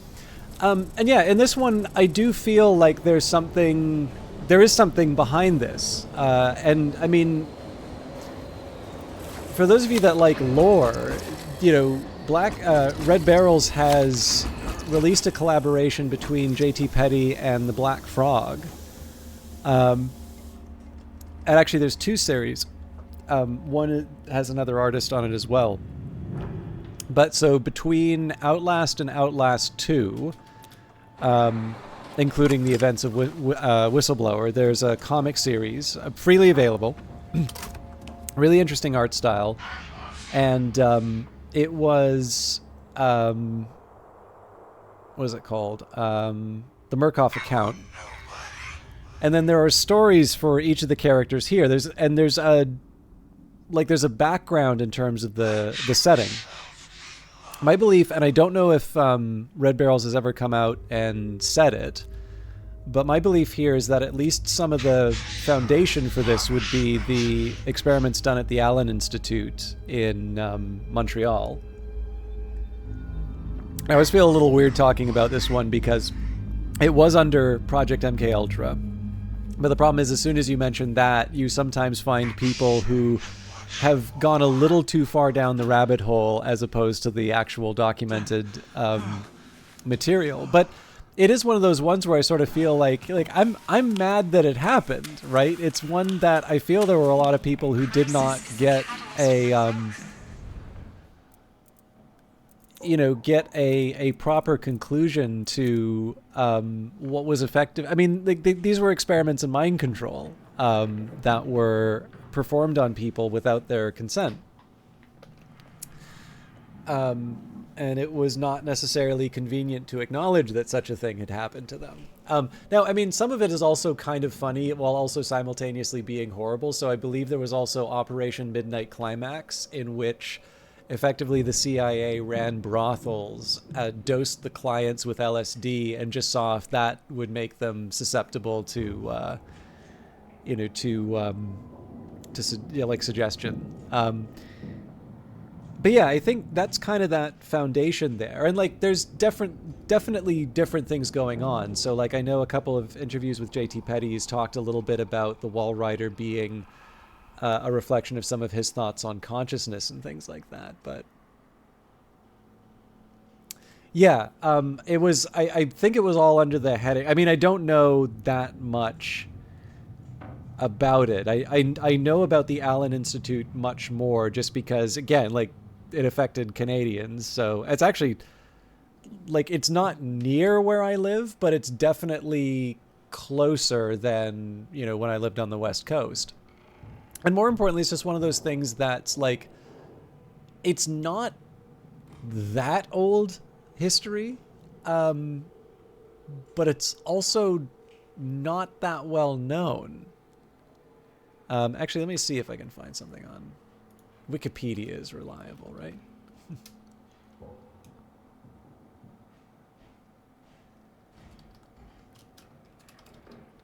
I know I've brought this up before, so I don't want to go too far into it. But yeah, so the top line of or top part, I guess, of the Wikipedia entry. Donald Ewan Cameron, 24th December 1901 to 8th September 1967, was a Scottish-born psychiatrist. He is largely known today for his central role in unethical medical experiments and development of psychological and medical torture techniques for the Central Intelligence Agency. He served as president of the American Psychiatric Association, Canadian Psychiatric Association, American Psychopathological Association, Society of Biological Psychiatry, and the World Psychiatric Association. In spite of his high professional reputation, he has been criticized, among other things, his experimentation on adults and children, administering electroconvulsive therapy and experimental drugs, including poisons such as curare and hallucinogens such as lysergic acid dithalidomide, LSD, to patients and prisoners without their knowledge or informed consent. Some of this work took place in the context of the Project MK Ultra program for the developing of mind control and torture techniques, psychoactive poisons, and behavior modification systems.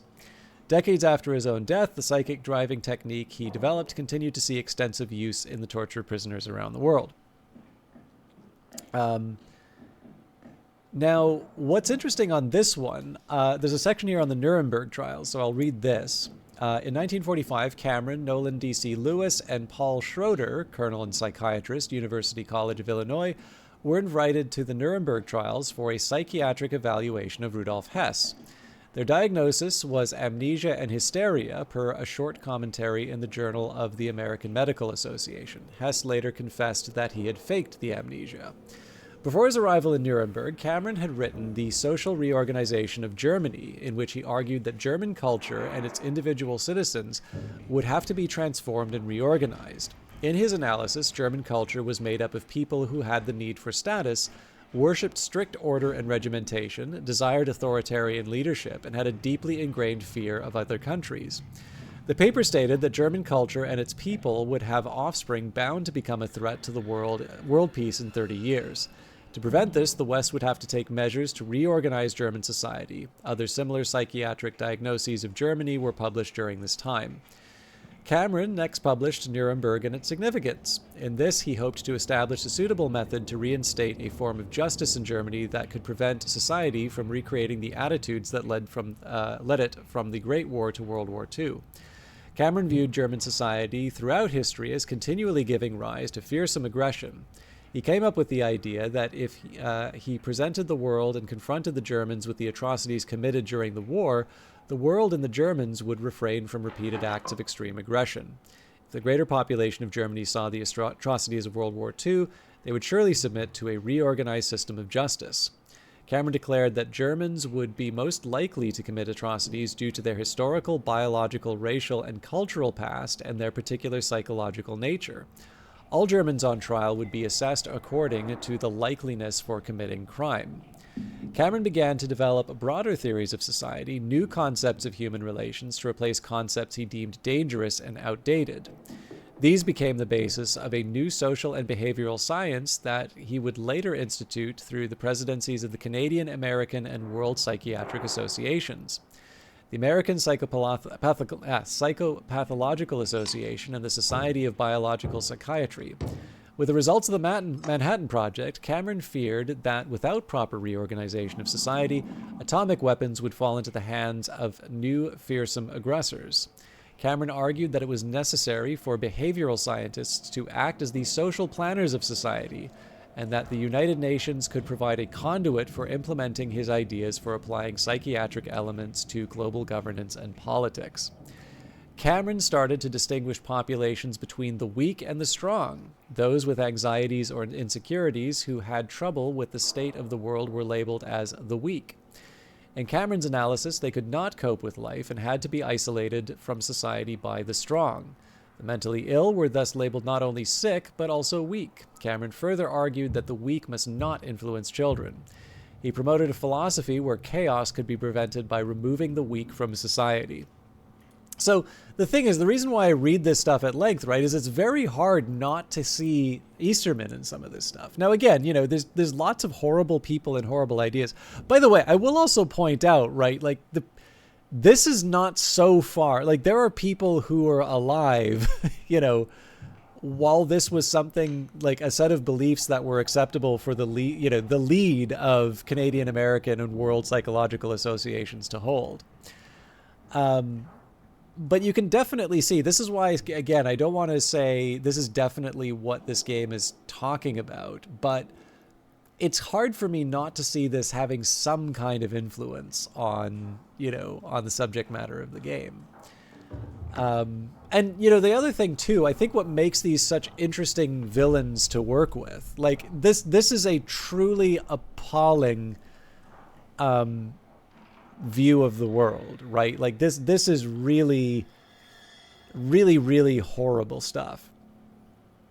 But you can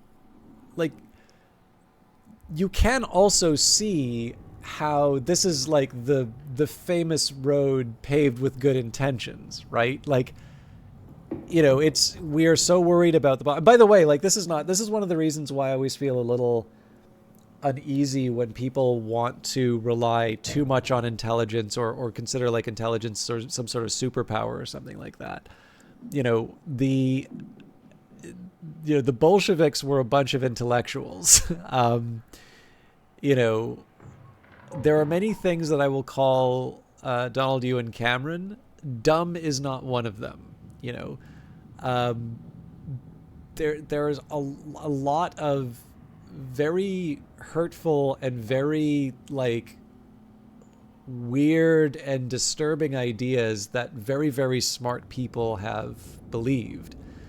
So, you know, like, again, I think it was Bertrand Russell at some point had argued that like a preemptive nuclear strike against the Soviet Union, you know, while terrible, was, you know, necessary for the greater good. And he later pulled that back. Like, it, you know, it was something that I think he felt was very happy that people did not follow. But, you know, Russell was not exactly, you know, an obscure or, you know, or unintelligent individual. I mean, he's an incredibly smart philosopher. But, you know, the fact of the matter is very smart people can sometimes believe very dumb things. So it's one of the reasons why I find that one so interesting, which is you can see this incredibly dark view of the world and the sort of thing that we like. This is like Bond level villain stuff, right? That we need to really understand the human psyche in such a way that we can, you know, we can shape a better human to protect the world from annihilation. But again, if you really feel that, you know, we can't be trusted with nuclear weapons, that it's only a matter of time until a murderous regime gets a handle of them, like maybe that is the lesser evil. Maybe that is the sort of thing that'll actually drive you to make those choices. So, like I said, again, I'm imposing a little bit more than maybe necessary for this game. But I do think it's very hard not to see that stuff in at least, you know, some of the material. And then there's also some of the things like I think Wernicke is a product of Operation Paperclip, which was definitely much more about you know, physics. So like Werner von Braun is probably one of the figures that people think of in that one. But, you know, all of this sort of stuff is mentioned inside of the documents that you find through the game, which is something. It's something I find interesting, right? It's not like this gives you a history lesson, but it does create a certain, you know, there is sort of a certain foundation for this story, which really gets me coming back and like wanting to find the extra papers and such. Anyways, it's very late, but I have only one more left. So let's investigate again, I still need to find out if it's Minotaur or Minotaur, but you are the bystander who refuses to limit the crimes witnessed to your dim and lying eyes. Condemnation, like murder itself, is only a matter of provocation. Bring the muckraker the evidence, and we will let you out. So again, what I'm doing here is just clearing out the last of the introductories. I want to get an A+ in everything, and then we'll do standard and intensive in the future. Although I may do that on my own time.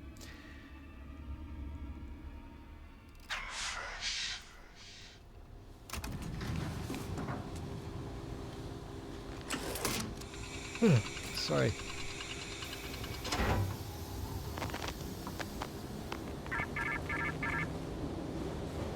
You are the bystander who refuses to limit the crimes witnessed to your dim and lying eyes. Condemnation, like murder itself, is only a matter of provocation. Bring the muckraker the evidence, and we will let you out.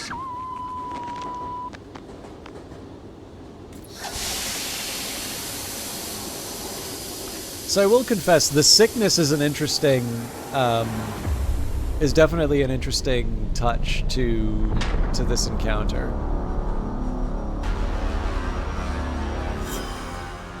It makes me think that I should probably keep a couple of antidotes.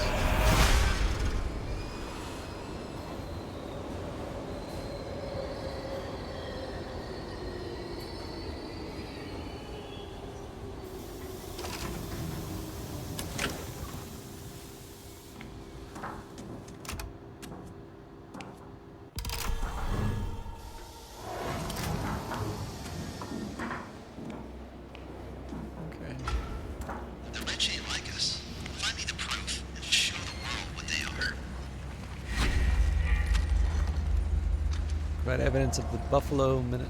Bring me the dirt on the Buffalo Minotaur. We're gonna drag those freaks through the mud. Yeah, it's, you know, it's funny you mentioned that, Joshy man, because I remember having a chat with someone, a friend, when I was overseas, and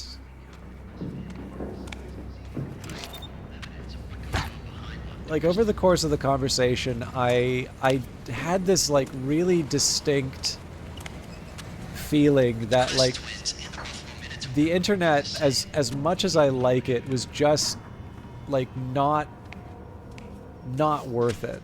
Like the stuff that, you know, like just the bad, you know, is far worse than the good. You know, it's just, you know, we can't have nice things. And you know, I didn't really like fully commit to the view with the you know, with my friend, but like it just, you know, I just had this really distinct feeling that it was just never going to get any better. But like that's obviously not the right way to think about it, right? There's the, you know, there's the good, there's the not so good, and that maybe the internet itself is not the problem, although, you know, like,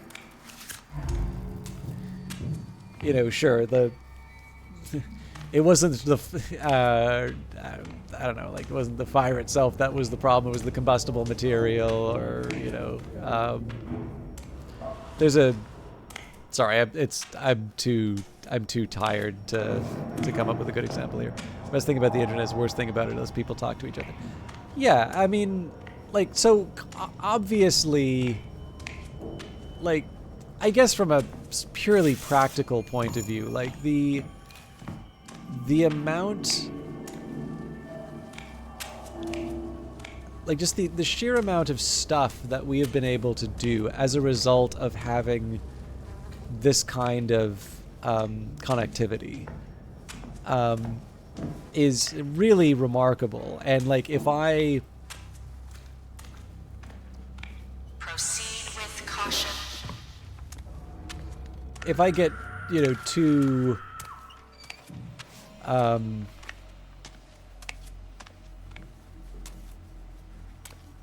don't know, if I go too far down that road, like essentially what I'm calling for is the, I don't know, like the abolition of this source of great prosperity, right? And that has its own set of costs. It's not that,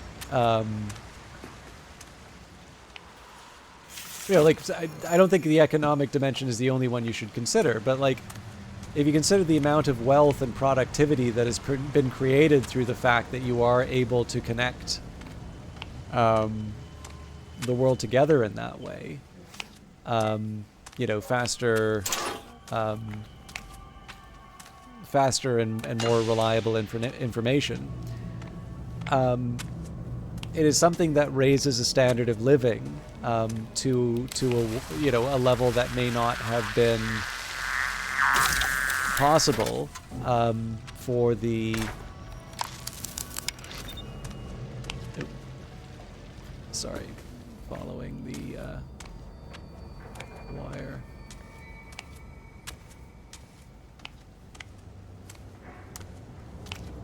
You know, and so like the question there would be, you know, if I think, like sometimes I think it's like, okay, well, you know, if a recession happens, this is, you know, roughly the number of deaths that you might expect, you know, surplus to other, you know, other conditions. And it's like, you know, okay, so you pull away that gain, you pull away all of that, you know, all of that stuff you gain from the internet, you know, is that the price you're willing to pay, right? You know, the stuff that doesn't get done, the people who aren't able to, you know, benefit in that really tangible way. And then, you know, I kind of get over it and I, you know, say, but the funny thing about all of this is that I'm still really struck by Ursula Le Guin's short story, The Ones Who Walk Away from Romulus. So I like that one quite a bit because I still don't really know what's going on here. Like, I'm pretty sure I'm going to need to get a fuse from somewhere other than here. But I guess I can start with the evidence.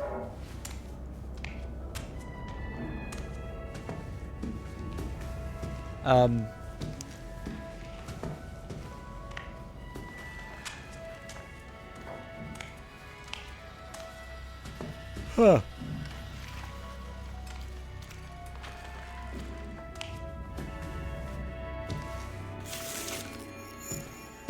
So that's one which is a pretty, I would say a pretty effective challenge to utilitarianism.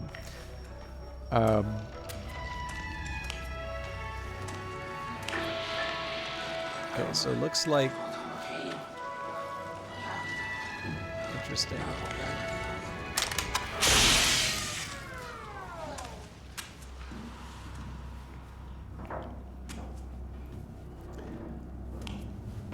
And, you know, I think it's fairly easy to take that story and say, you know, this is, you know, this definitely will challenge a very common kind of...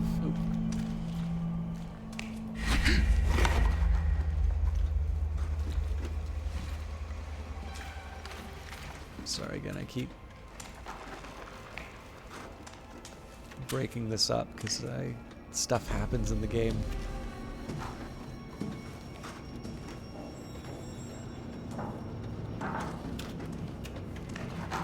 It is going to be interesting to see. I actually like the premise behind this, right? You create, you know, you're getting the evidence to the muckraker,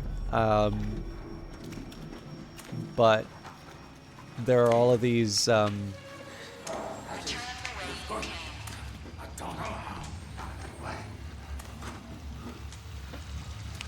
there's all these like obstructions. Okay.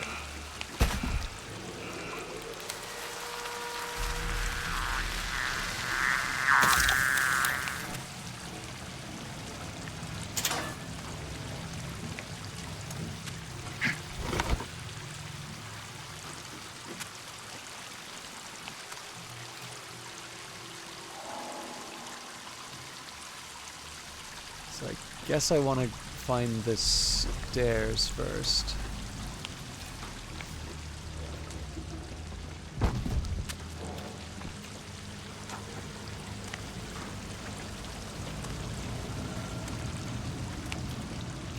But yeah, anyways, so again, it's a little bit like most things, you know, you can find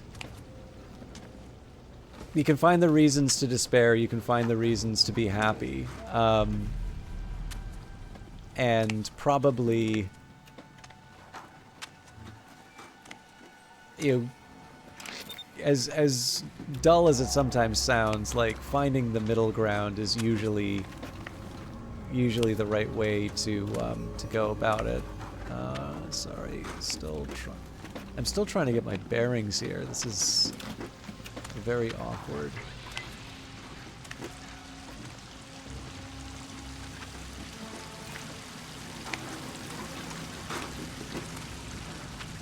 Okay, so I'm going to drop this in front of the map as soon as I can find it again. So I think one of the first things I should do is start getting some fuses.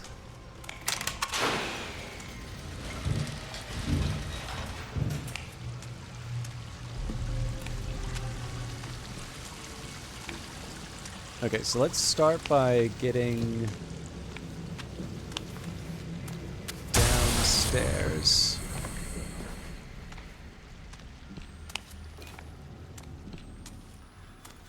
Sorry, the point I wanted to make about the ones who walk away from Romulus is just dying on the vine right now. Okay.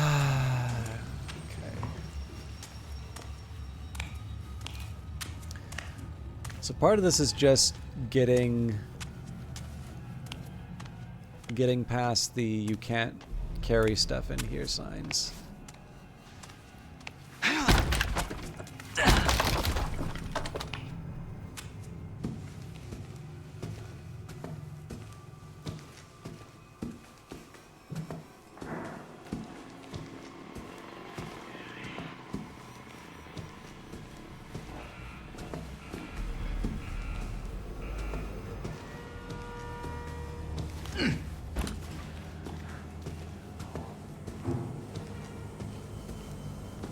Double check that there was no. Okay.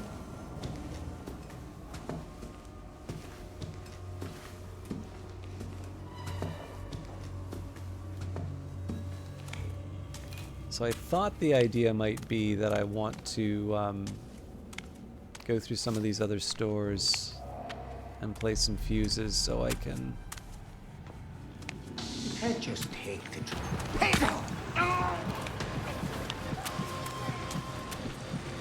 So I don't want to make too much noise because then I'll just attract the prime asset.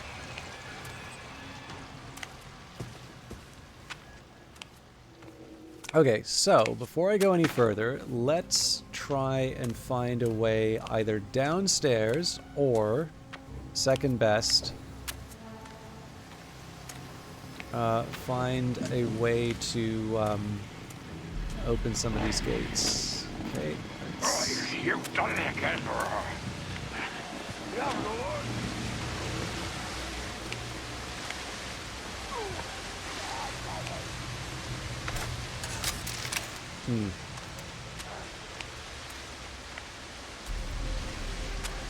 Okay, so to me, one thing I will say,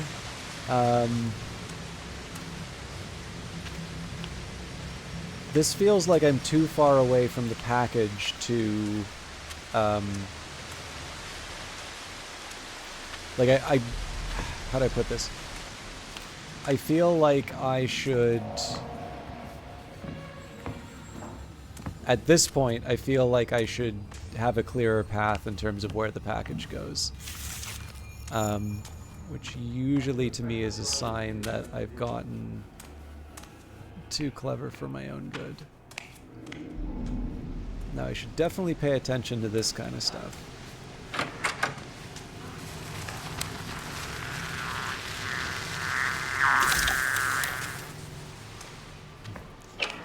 Quite the opposite.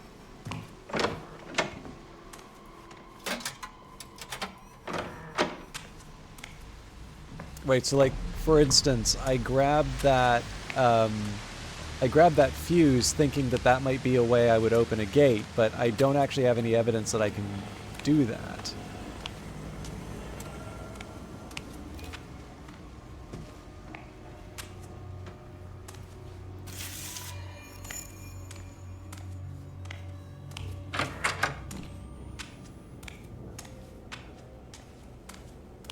I can, however, put a fuse in here. Fascinating.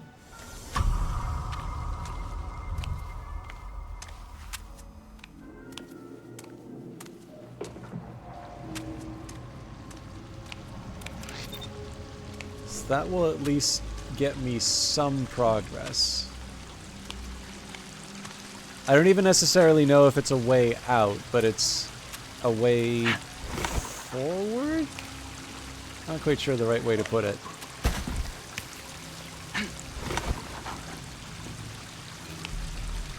And then I believe... Oh, wait. This is inconvenient.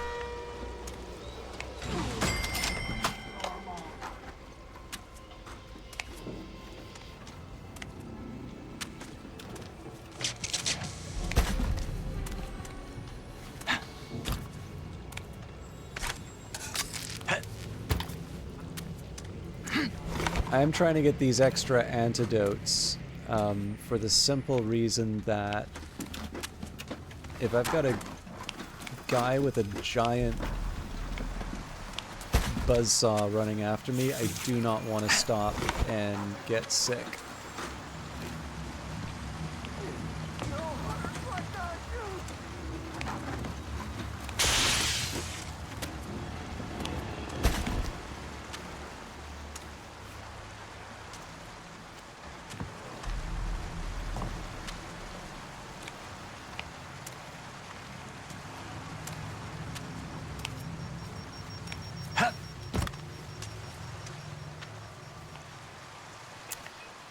Okay, so I'm thinking we ditch the... Yeah. We ditch the bottle.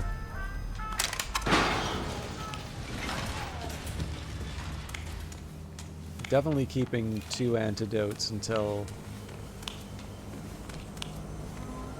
I know what I'm dealing with the conjoined twins.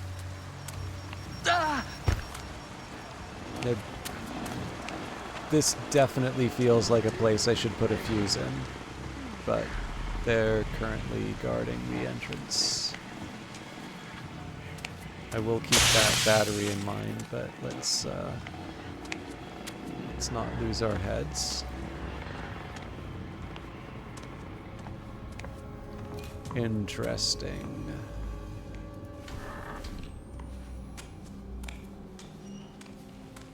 Okay.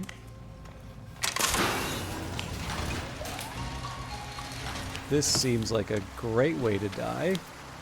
I'm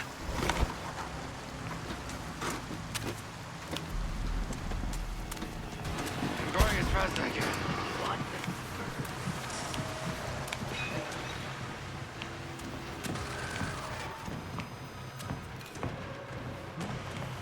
Grab one of those. So unfortunately, the I didn't get the battery.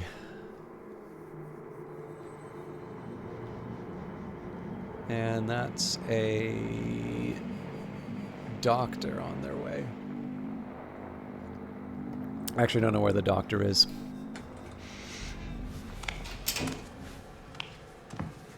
I'm willing to put a little risk into that.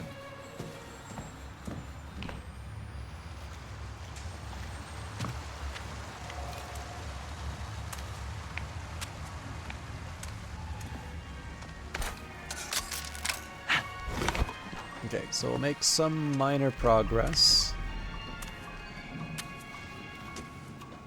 I always have the outside option of yanking the fuse if I hit... Yeah, well, there's the limit there. How much you want to bet that's not the limit, and I'm just imposing...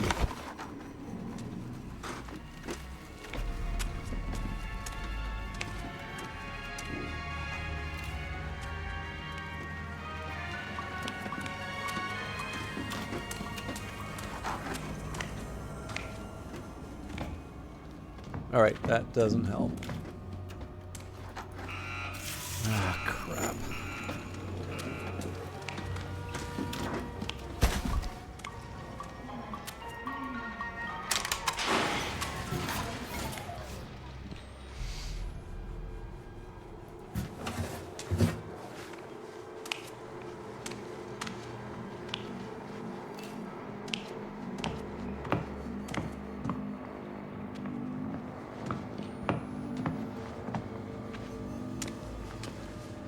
Alright, so I guess the next question... So one thing I should do is just see where I am...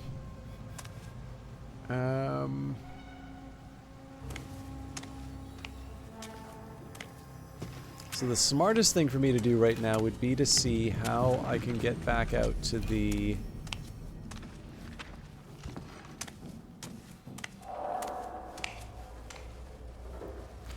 So I guess the first question is this a... Yes, it is. Okay. So, with that in mind, let's... That.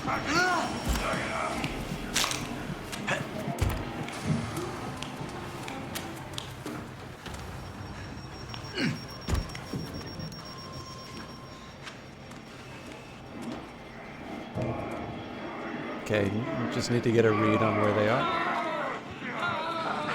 They only know what they're afraid of. Would you like to be my sister? I have no idea how they saw me, but...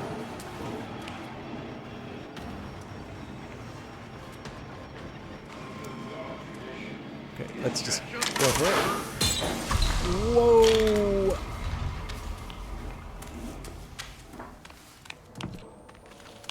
So I made a bunch of noise there, but I did also make progress.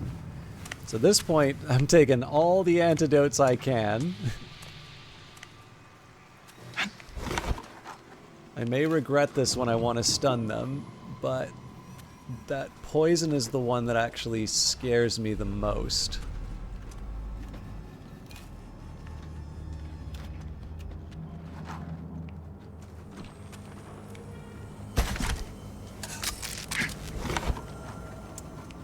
The one thing I do find a shame, Joshy, man, I just know I'm not gonna, like, I'm already failing to be coherent at the 7-hour mark, 7.5-hour mark.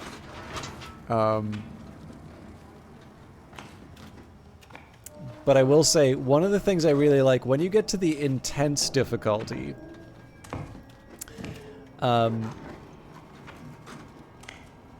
there is a chance that this character, which is basically like a Terminator, shows up.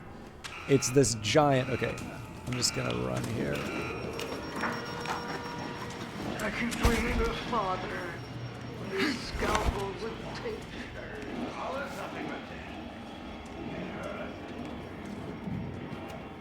I wish I could have gone into a hiding place, but... It's time we cut the Crest family down to size. Cool. This might just give me the bullets. What a goddamn tragedy. You know what? So I should hit the button first and then go for a fight. No, so it's, Get your... Okay, I need to be real careful here. See ya. But yeah, so like there are these giant enemies in this, but the Terminator one, like, always zeroes in on your character. So like scary music starts playing, this giant with like obvious night vision just starts slowly walking towards you, and it does not matter like where you go, it will always keep walking towards you. I then found out that there's a story behind it. It's a character named Henrietta, and is actually someone attached to a character who you encounter as someone who assists you. But like obviously when you don't know what you're expecting, it's the higher difficulties definitely lead to the very suspenseful and you know, memorable parts. So I am like, I'm happy I did this. Wonderful. Perfect. Beautiful. You are the hope for a better tomorrow. But at this point, what I'm hoping to do is I'll basically do a variation on this where I do like everything on standard and then look for actually, what are my tasks like? I just need one more padlocked door. So I'm going to try and find a 15-minute one.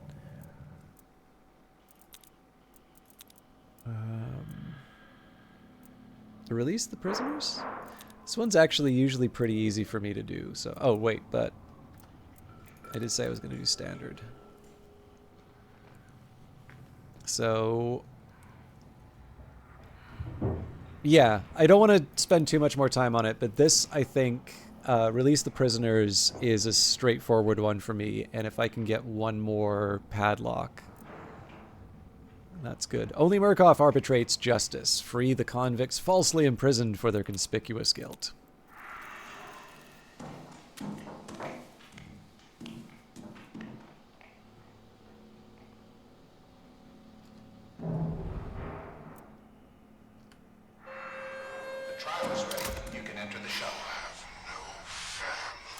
Again, when I said my coherence is starting to drop, that's usually not the sign that I should be doing another mission, but at the very least here I'm doing something on standard difficulty. And this is a pretty straightforward one to run. Obviously I'll want to get the secondary objective done, and I will want to try and find that padlock, otherwise there's no point in doing it. But you are the hand of freedom. When you release others, you will find release yourself. Unlock the prison and release the guilty. Then we will forgive you and let you out.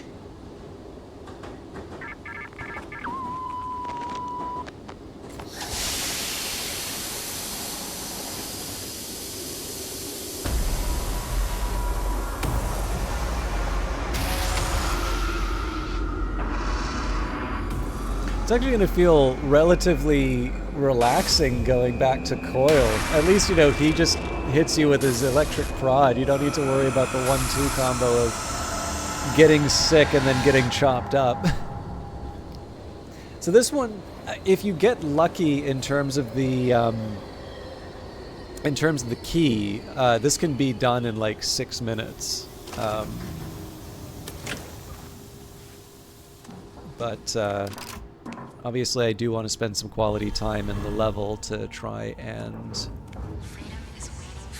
get my task done. Oh! Oh! Oh! Yeah!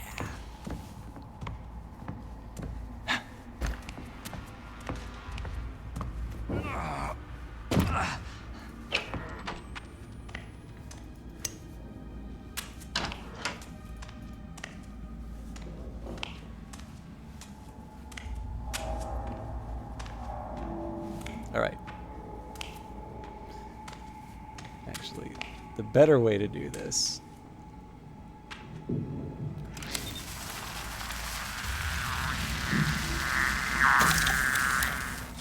I was gonna say, like, watch, this will be the one time that there isn't a recharger in there.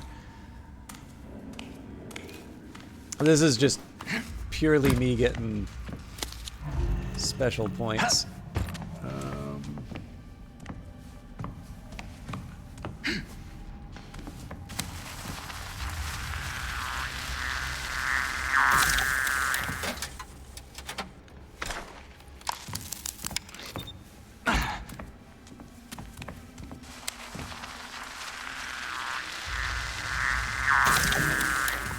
There we go, task completed. So I think all that I have left would be the escalation ones, which I'm mildly interested in, but I've never done escalation, so I don't know if I should, I don't know what to expect. Or if this is, I think this is a gift. So let's find the security room. Hang on, not so fast. I also need to find, propaganda posters.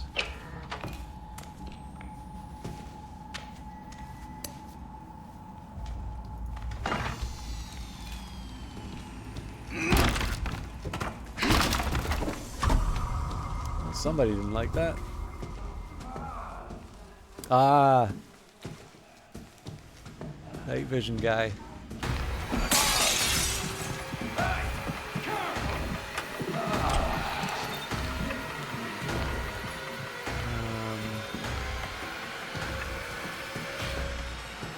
None of these are good options.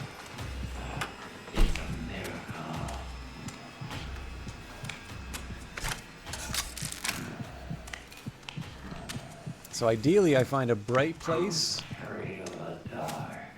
Works like magic. You'll be a night owl. Great fucking bird of prey. See, I do want to mess around in that area. Okay.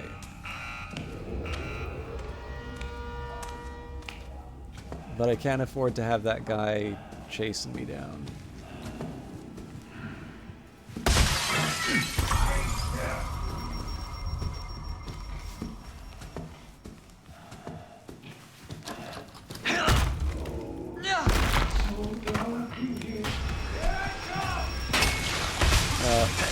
I blew that.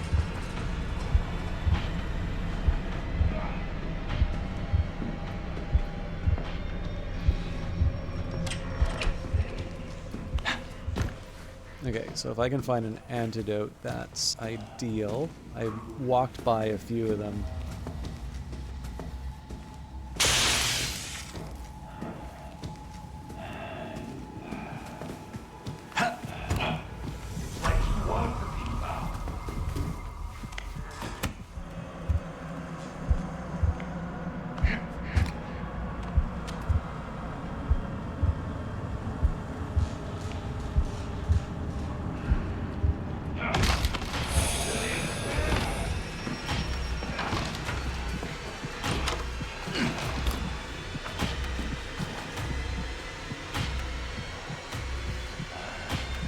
Hey.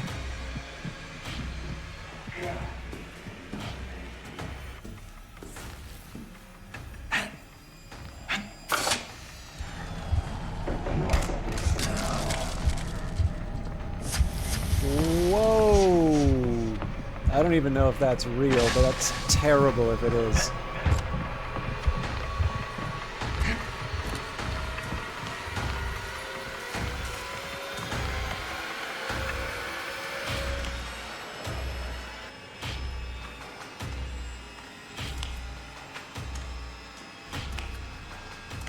Alright, I gotta find something to deal with this. I'm pretty sure that special enemy wasn't an actual thing, but I either need full psychosis and, like, work through it, or... The only thing is the only reason I went there was to get the stupid propaganda posters.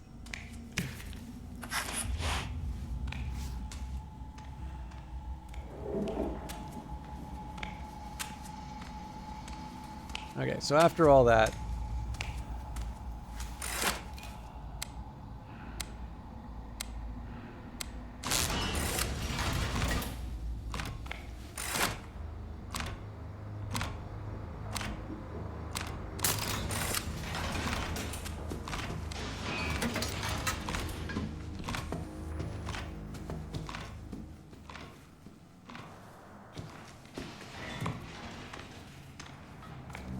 Again, this is more because I can rather than because I have to.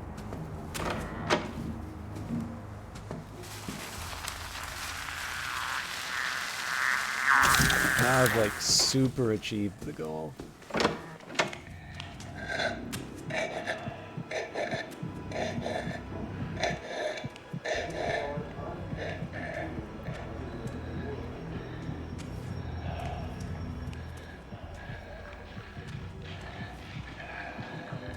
Okay, so none of this helps me.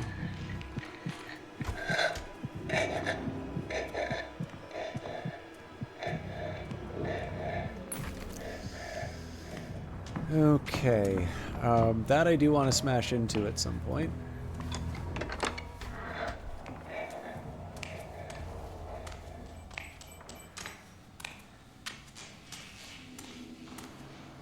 I do find it a little odd that I haven't found any propaganda posters yet. Like, to a point I'm a little worried that maybe I'm looking for the wrong stuff. Oh, crap.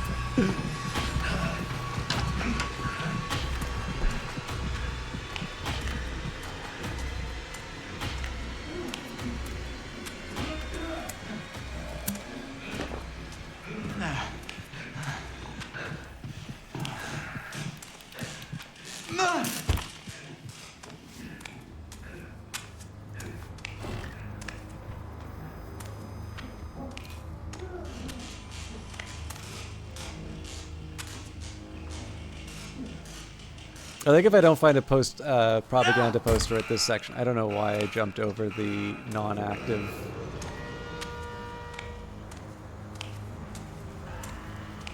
Alright, that's one of the flame ones that I was wondering if it was. There we go.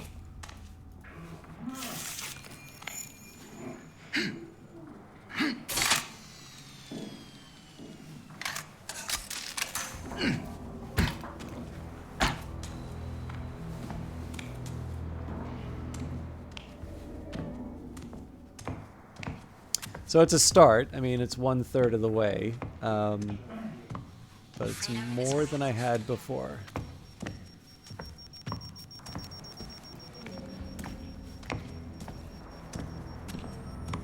So we'll deal with some of the baddies in the area. We'll double check that I'm not missing any obvious propaganda posters. God, these are the cells. This is like the end of the level.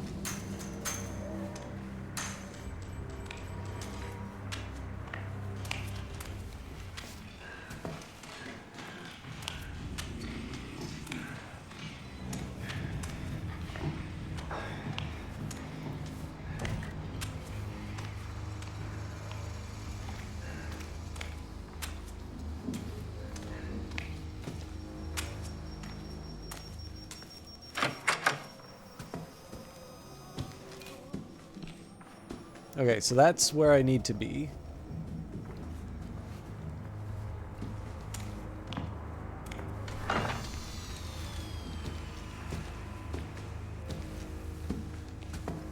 Alright, fair enough.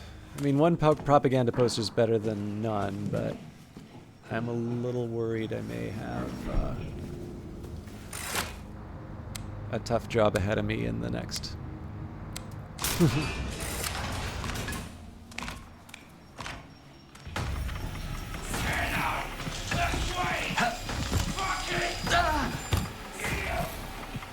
Yoink.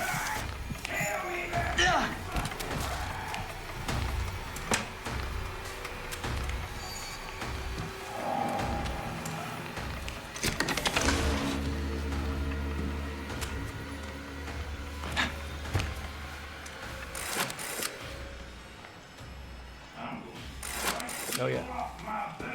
Yeah, he's here. I should probably chill out for a little bit. Junkies and perverts. Come on now. Bunko. So this is like basically the end of the level here. So I'm going to... I mean, we got what I wanted, right? The achievement or the task. But while I'm here, it just feels good to get that propaganda poster. And I know once I achieve the objective, there's gonna be a whole lot of fun that starts. Okay.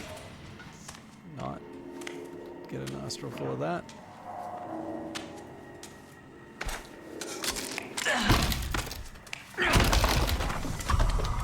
Somebody didn't like that.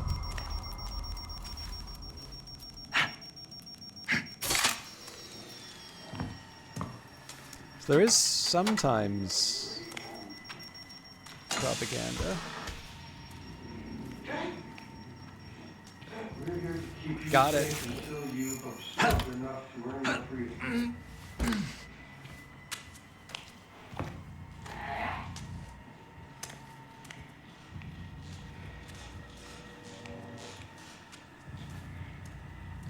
Oh, there's another.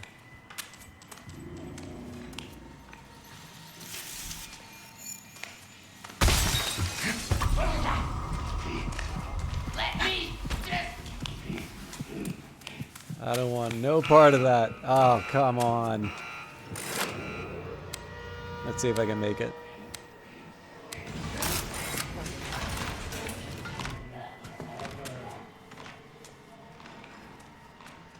All right.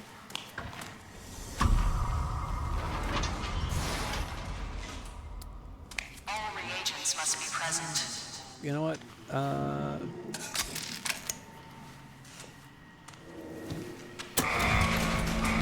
So if I step on any antidotes or anything,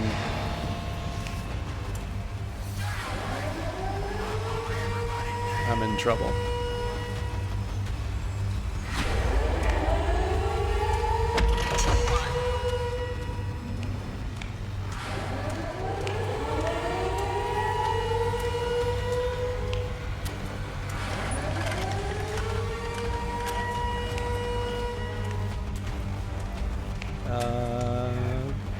Don't think Coyle's seen me yet.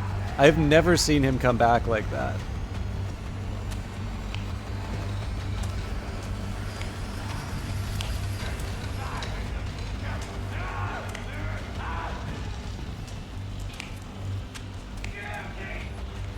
Did they change him? I mean, I'll throw the bottle if I have to, but I like saving that for the very end.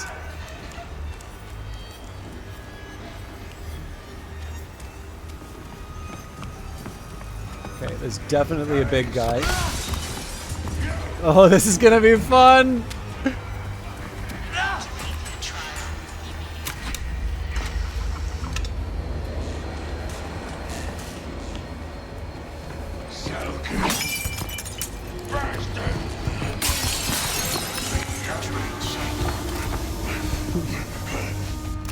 That could have ended very, very badly for me.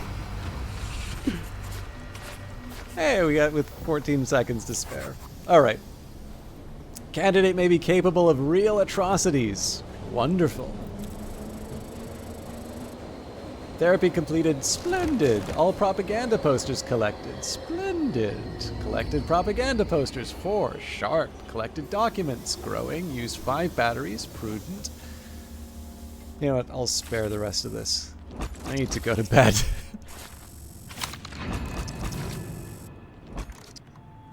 But I do get to do the fun bit at the end here, which is get all the goodies.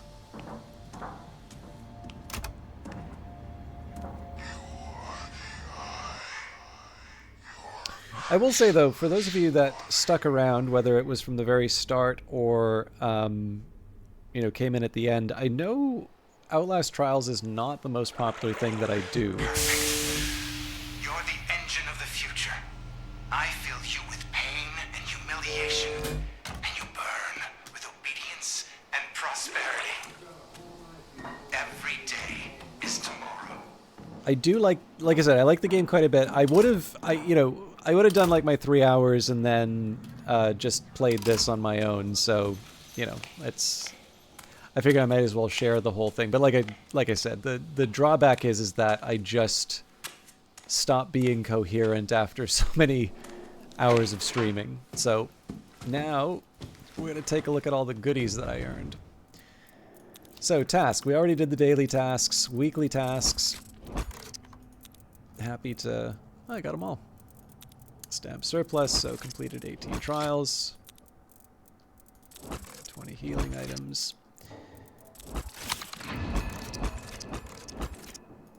Now if I can, I'll try the escalation therapy, but that's maybe for another time.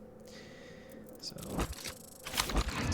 there we go, all the Path to Rebirth tasks. Path to Ascension. Liquidated the Union. Killed the politician. Pluses.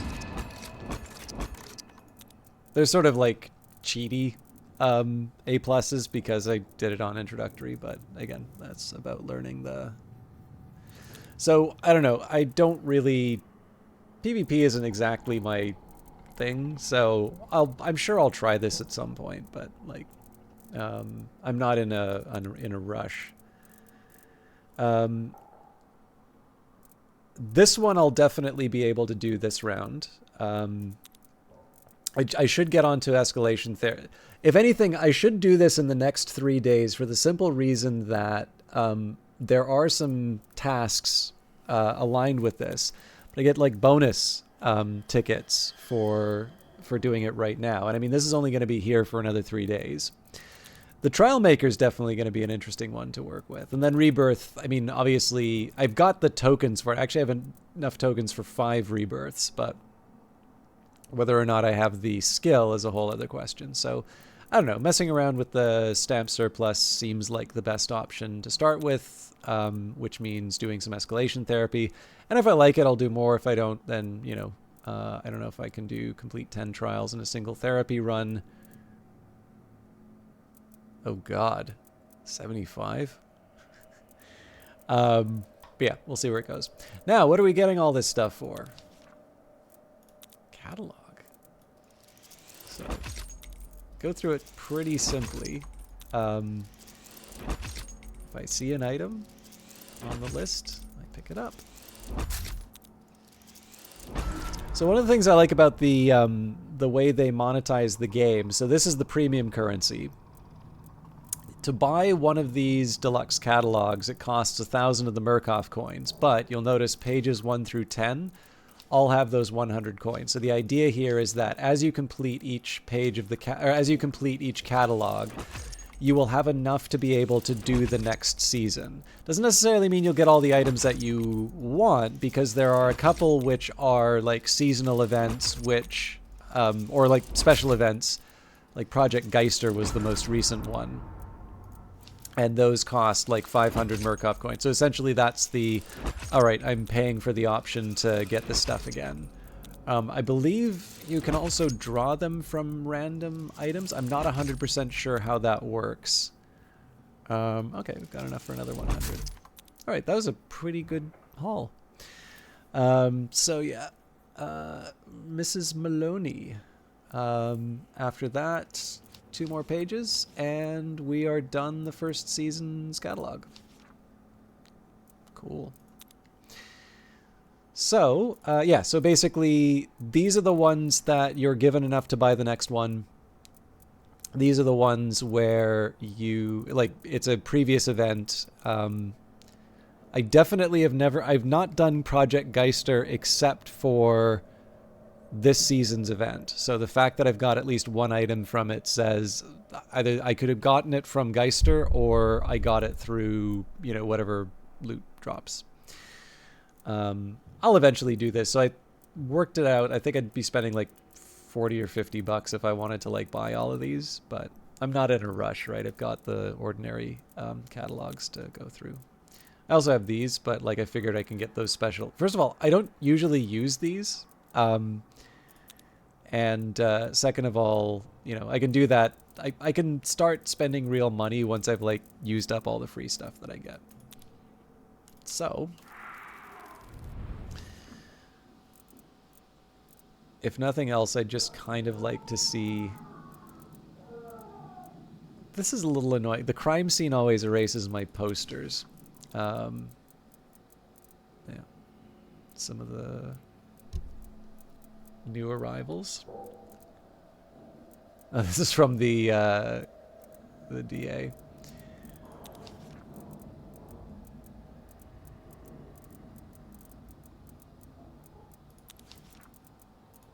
So just trying to switch a poster is usually sufficient to get them back. There's definitely some nice... So there's actually a specific design that I had for my cell here. I wanted, you know, green grass, sort of sky-like. So the idea behind this cell was something that the reagent would use to try and like recreate the outside, which you never get to see in the Outlast Trials. So I might change it up, you know, especially if I release a reagent into the world.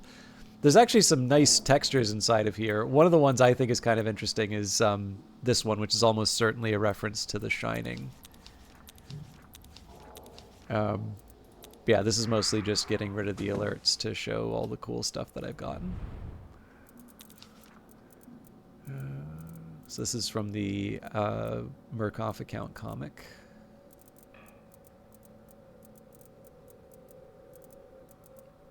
I do like Luskin from Whistleblower. All right, hats. Gas company. This actually reminds me of was it BioShock Infinite? I think I got this for the relapse. I should actually find out what the recovery suit is.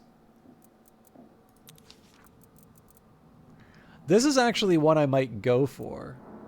Some of them, I don't know, like if I could combine it with some of the other stuff that I have, like I could maybe see the sheriff's badge. This one I think, I don't know, the pill pictures are a little silly. Yeah, the deluxe ESOP isn't bad, but like the card I could actually see myself wearing at some point. I should probably put some thought into the spiky ones. I'm not sure about. Like there are definitely a few which make you look a little bit more like the enemies rather than the rather than the team member, which I think is by design. But that said, what is it? I have like a pirate outfit. Yeah, here we go.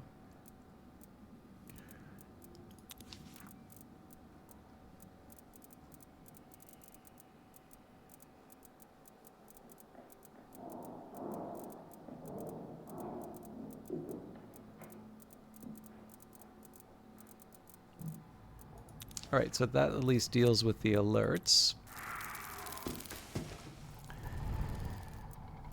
Haven't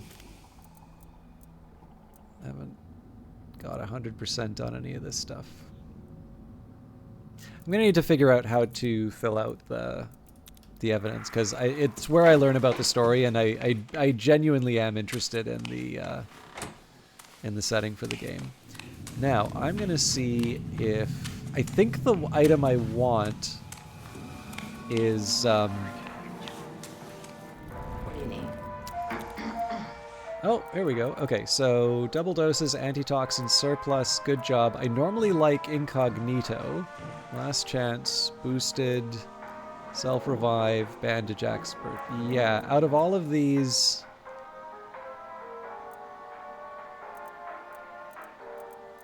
I'm gonna go for incognito. Don't tell nobody where you got that.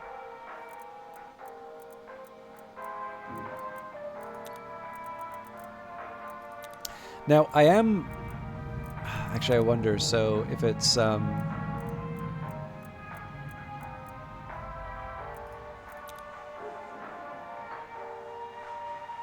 I don't have it. Well, actually... Yeah, fine. Get out of here. Let me just take a minute. So under my tasks... It's all the tool and medicine apps. Just act natural. So 2, 4, 6, 8, 10, 12, 14, 16. We have just enough to buy all of them, and then that gets me another achievement. I'm gonna go broke at this rate. There's one born every minute. You be careful with that now. I don't think you'll be very happy with that. What are you late for your autopsy? Yeah, just wanted to double check that it was medicine. So, like, obviously this doesn't help me because I've already picked what I want out of this. You be careful with that now. But the fact that I'm able to get a couple of more tasks Keep done. your head down out there. So.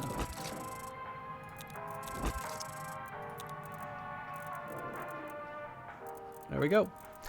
So again, we'll skip over invasion. On my own time, I'll do escalation therapy, and then I do definitely want to try the trial maker, but that's the one that I can sort of afford to wait on.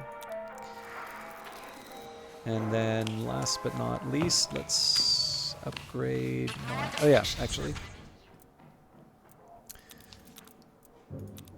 I believe... I am free of... I believe I am free of obligations to use specific rigs. So I can go back to my beloved X-ray, which means I'm going to hang on to my tickets until I know I need to make something else.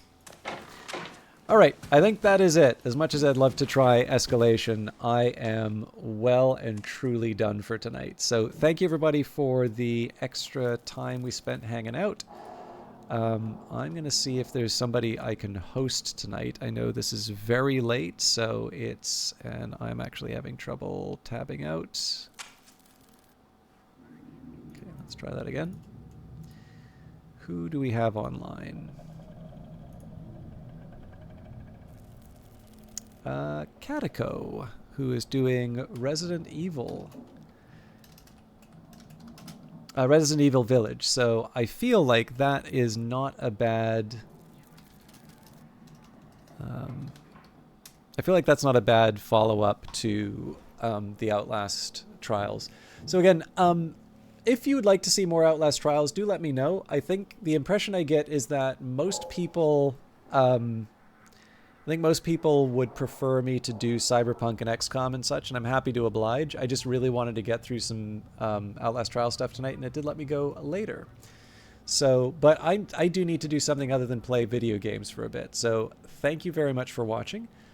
Please treat Catiko well. I do also know that she streams on YouTube at the same time, so if you happen to prefer YouTube's bit rates and such, feel free to watch it there. I'll hang out for a little bit and then probably collapse in a heap and finally get some sleep. So thanks for watching, and we'll see you in the next one. Take care.